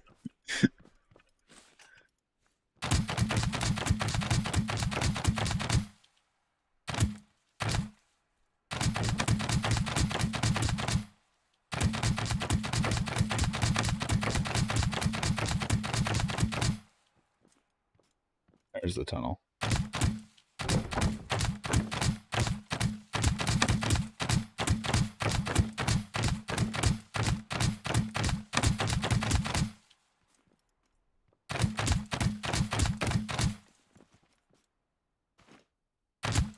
The thing is, if your tunnels are too deep, then you have to, like, build these little ramps out of them. You'd have to dig out of them, which is not a problem, so to say. Just a thing to keep in mind if you did end up doing something a whole lot deeper.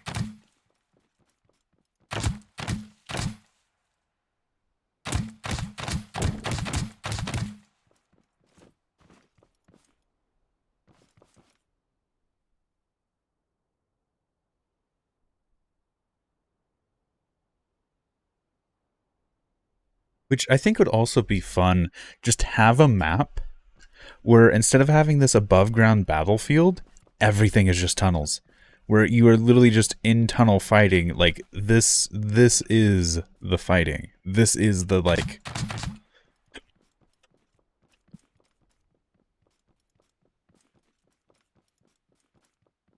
bit of tank underground, yeah. Where's it cross? Cross is way back there. God darn it. Let me.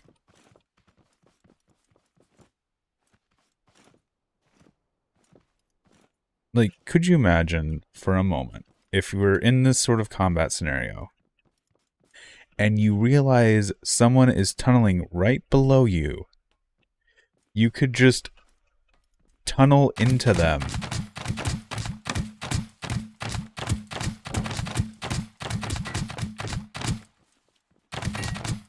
And just start going at them.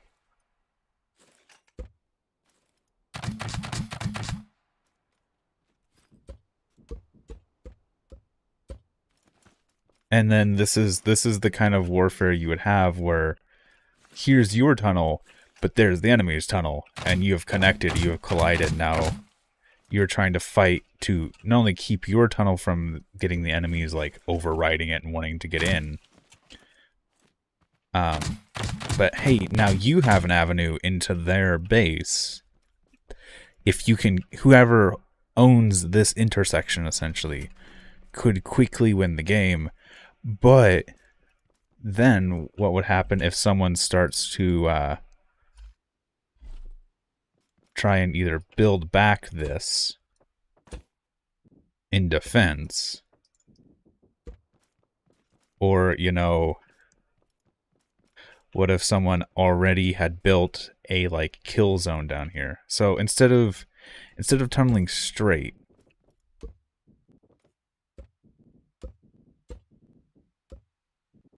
had intentionally built something like this.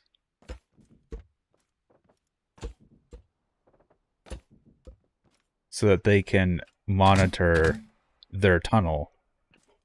So that even if someone breaks into their tunnel,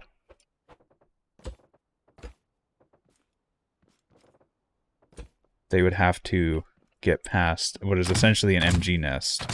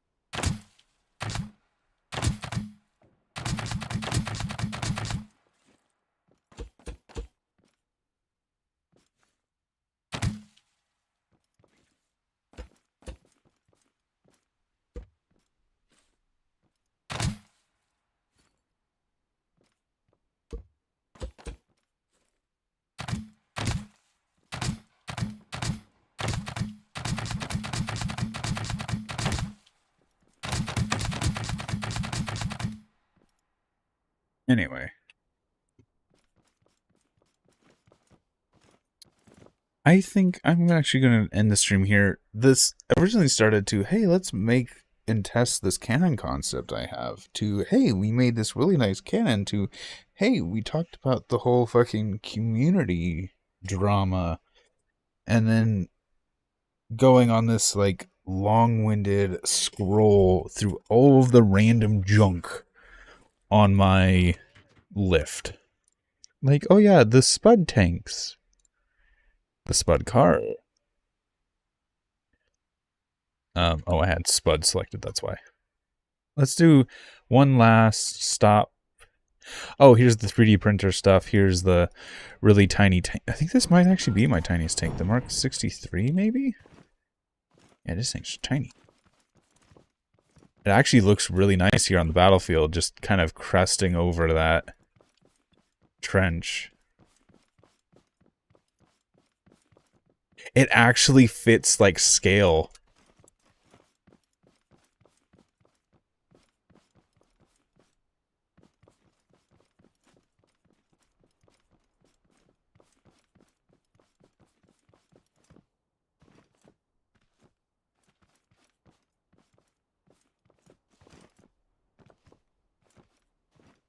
I'm gonna take a fucking screenshot of this. I like that.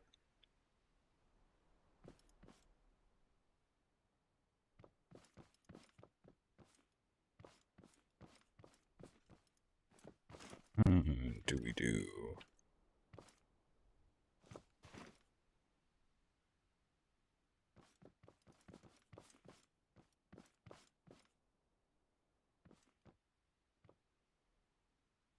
A couple screenshots. I like these.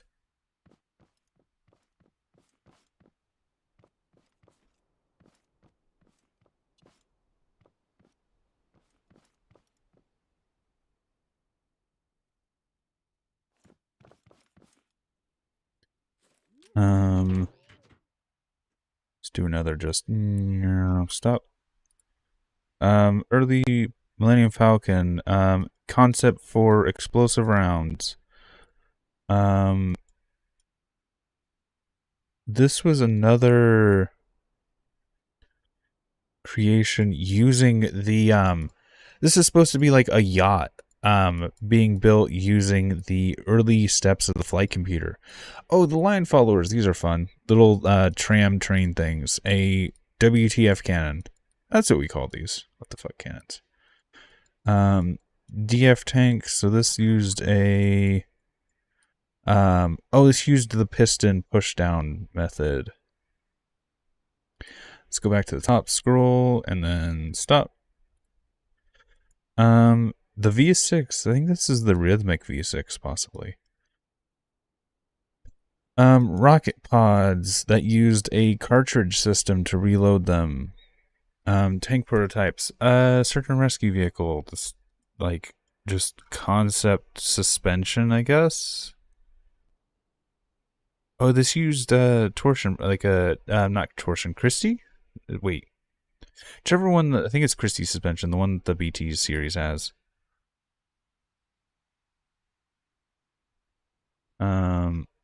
Let's go again. First person view tank concepts. Pulse controller, which is used for the turrets, the mini turrets that I was showing. Jet that I was experimenting with using actual modded wings.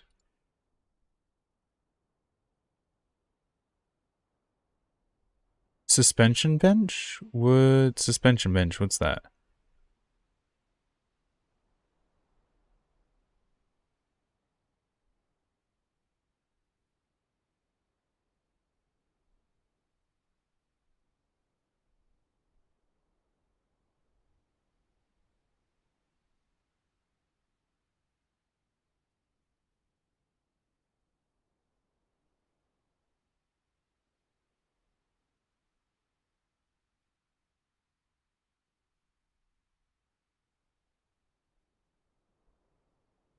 Oh yeah, here's some of my tracks.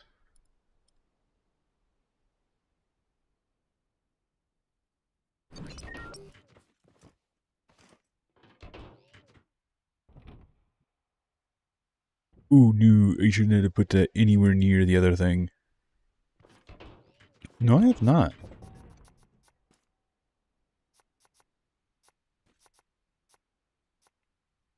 We're going to make sure nothing else exists in this world.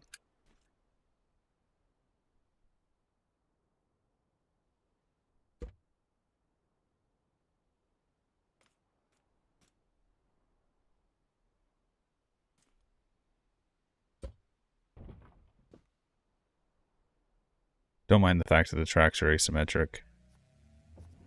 Or the fact that they go the wrong direction.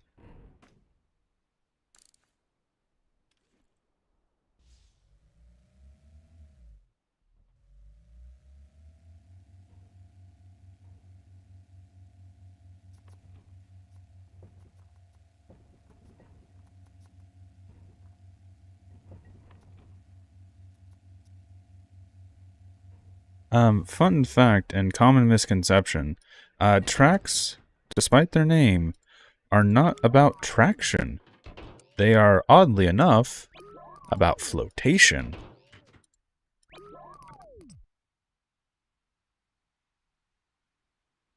Ooh, the radar. Radar concepts.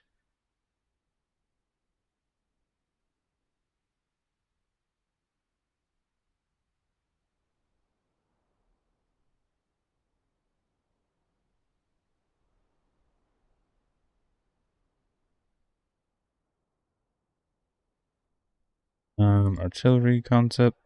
Oh, the whack engine. This one's fun.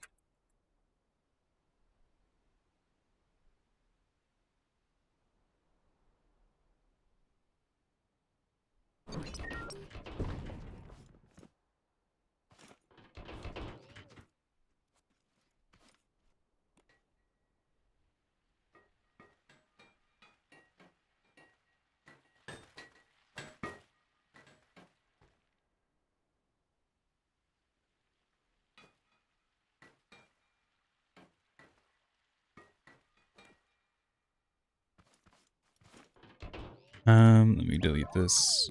I think it's 50-ish. Gear car 50. No. That's not what I wanted.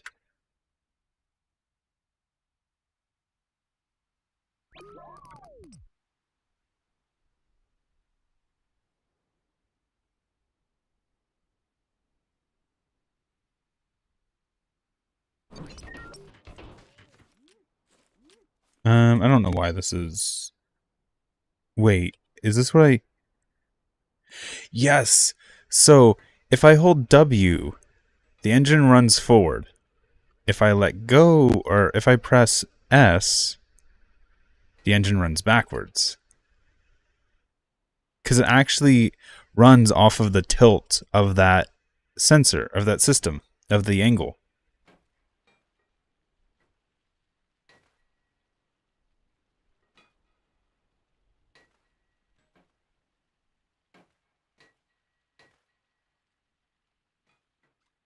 Because what is happening is, instead of trying to convert a linear motion to a rotary motion, it is basically pushing against a slope, which is causing it to rotate.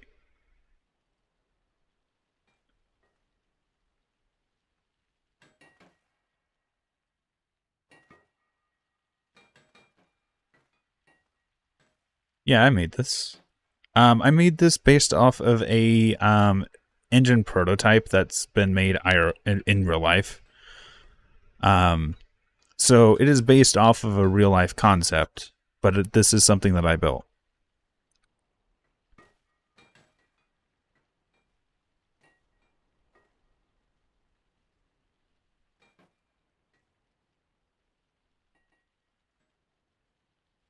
Um, so the concept behind this engine, I think, is a one-stroke engine, but rather than having a basically when the piston is at the bottom, it releases the gas. It is a one-stroke system in the fact that the actual pivot, um, so the engine rotating essentially causes the head of the piston to pass over air and air inlets and such.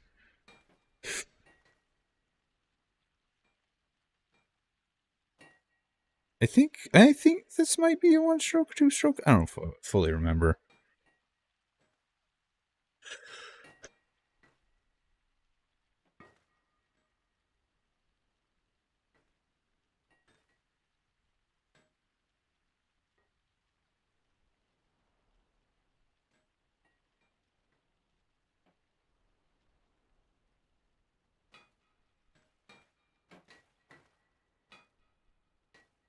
Also, yes, this does actually have suspension.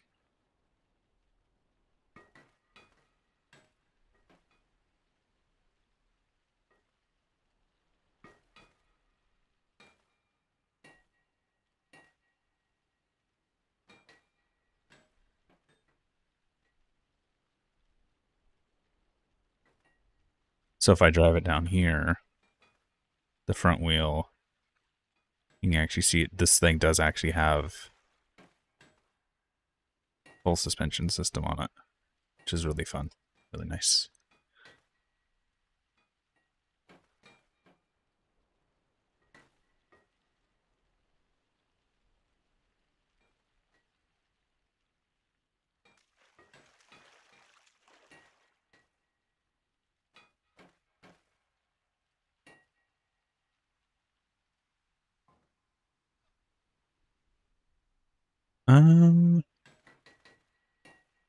Let's see. Let's drive it into that rock. I don't really know. I kind of just test this, like, ooh, this is a cool theory. I wonder if it works.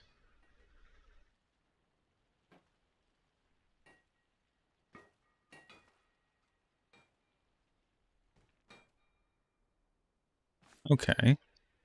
So here's the fun part.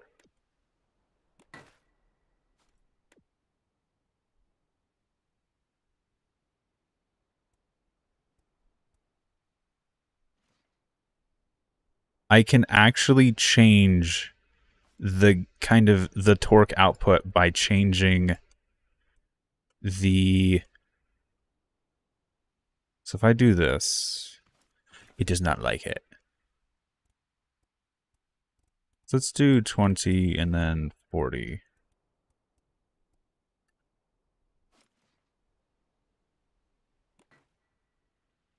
So that does reverse.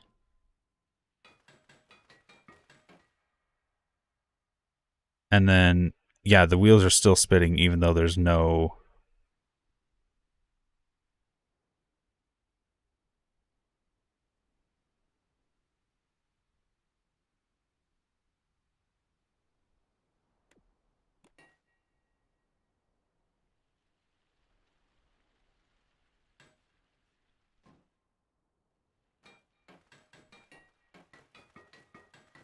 This one does clank a lot, though.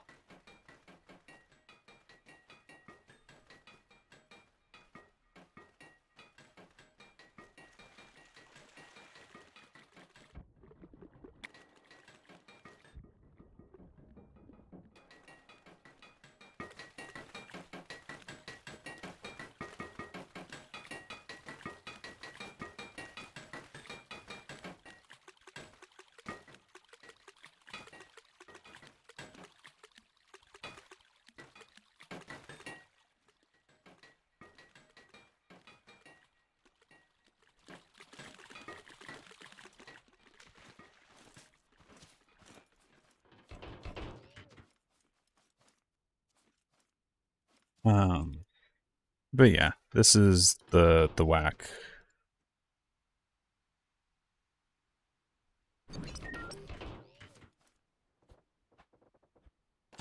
And it's something I've done a few concepts with.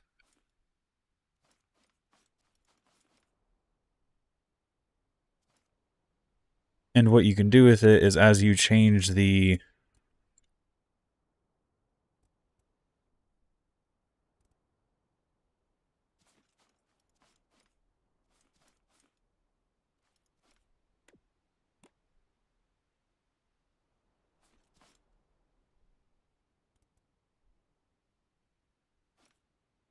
So with just 1 degree,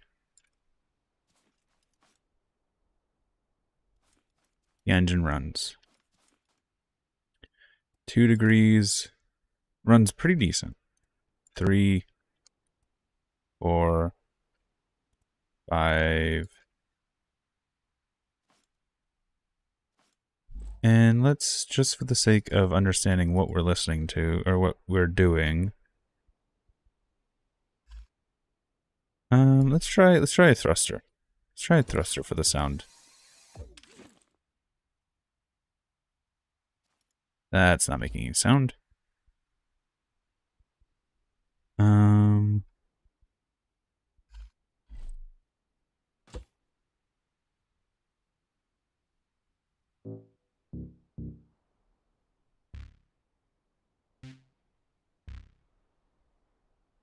Okay.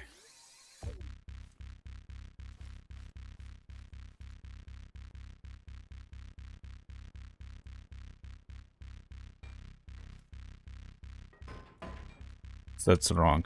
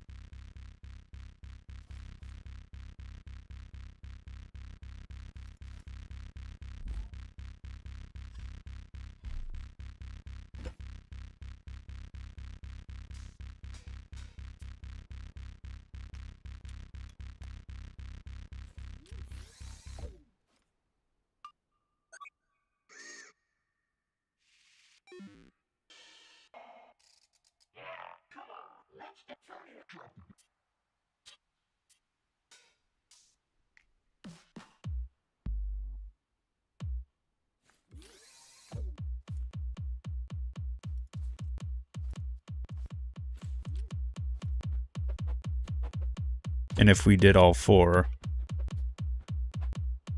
because there's 4 cylinders on this.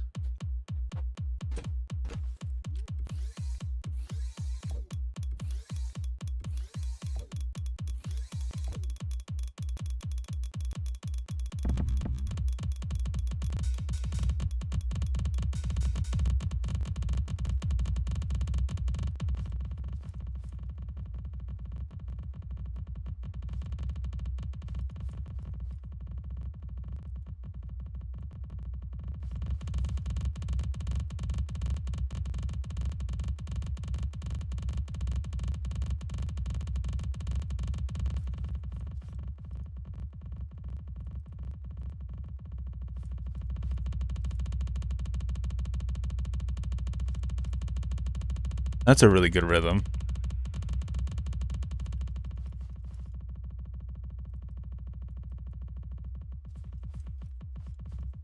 To its struggles.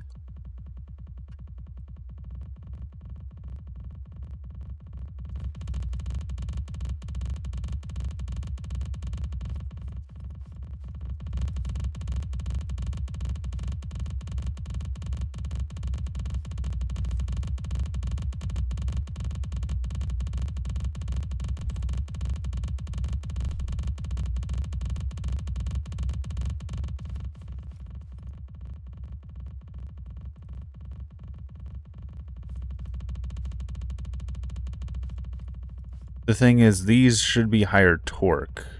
As I raise this number, it should be a slower engine but a higher torque. So essentially, I can use the engine itself like a CVT.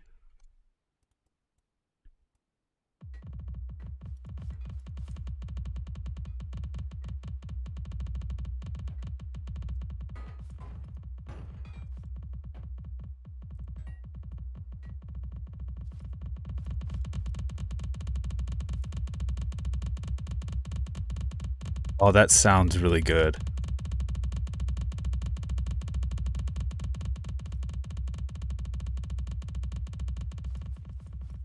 Then we go up to like...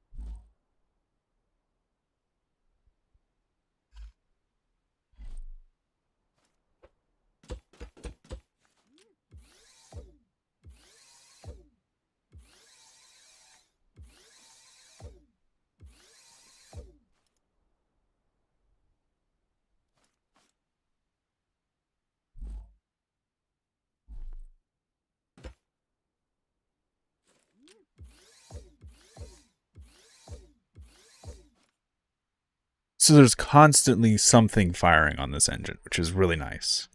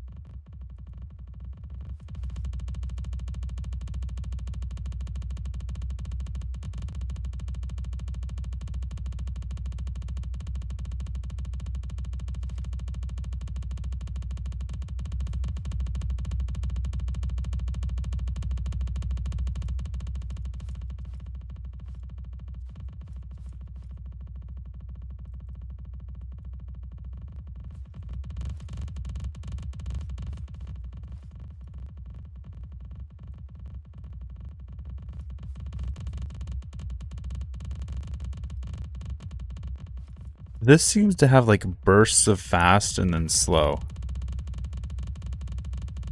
I think 7 degrees is the most, the fastest, like, stable.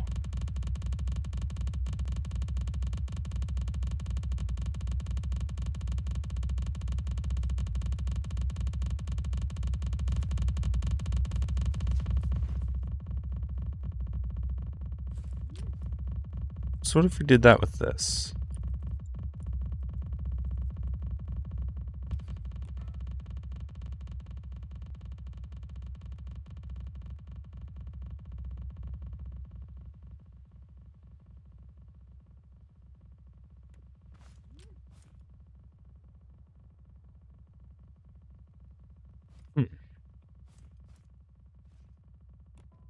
This is a different engine design, so it could be part of the thing.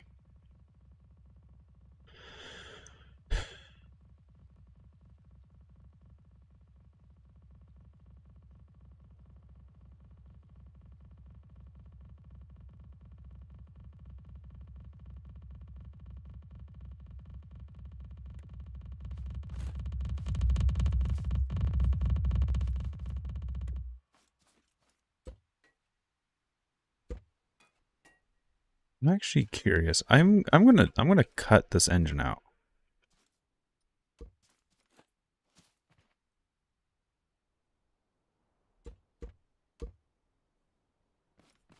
And see if I can just fit this one in.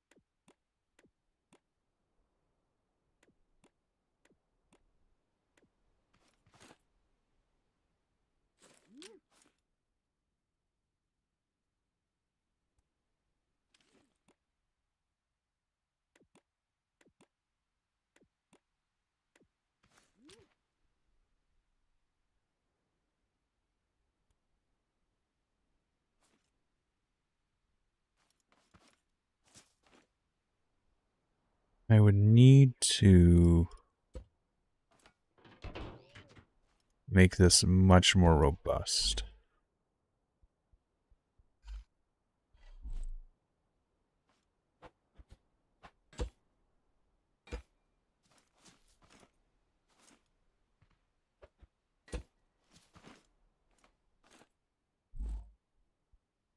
Yeah, I know about pulsing state for pistons.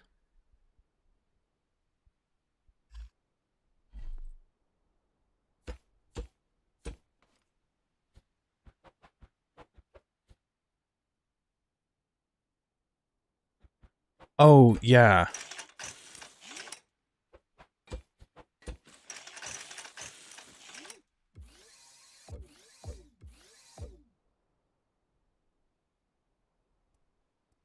However, it doesn't work with controllers.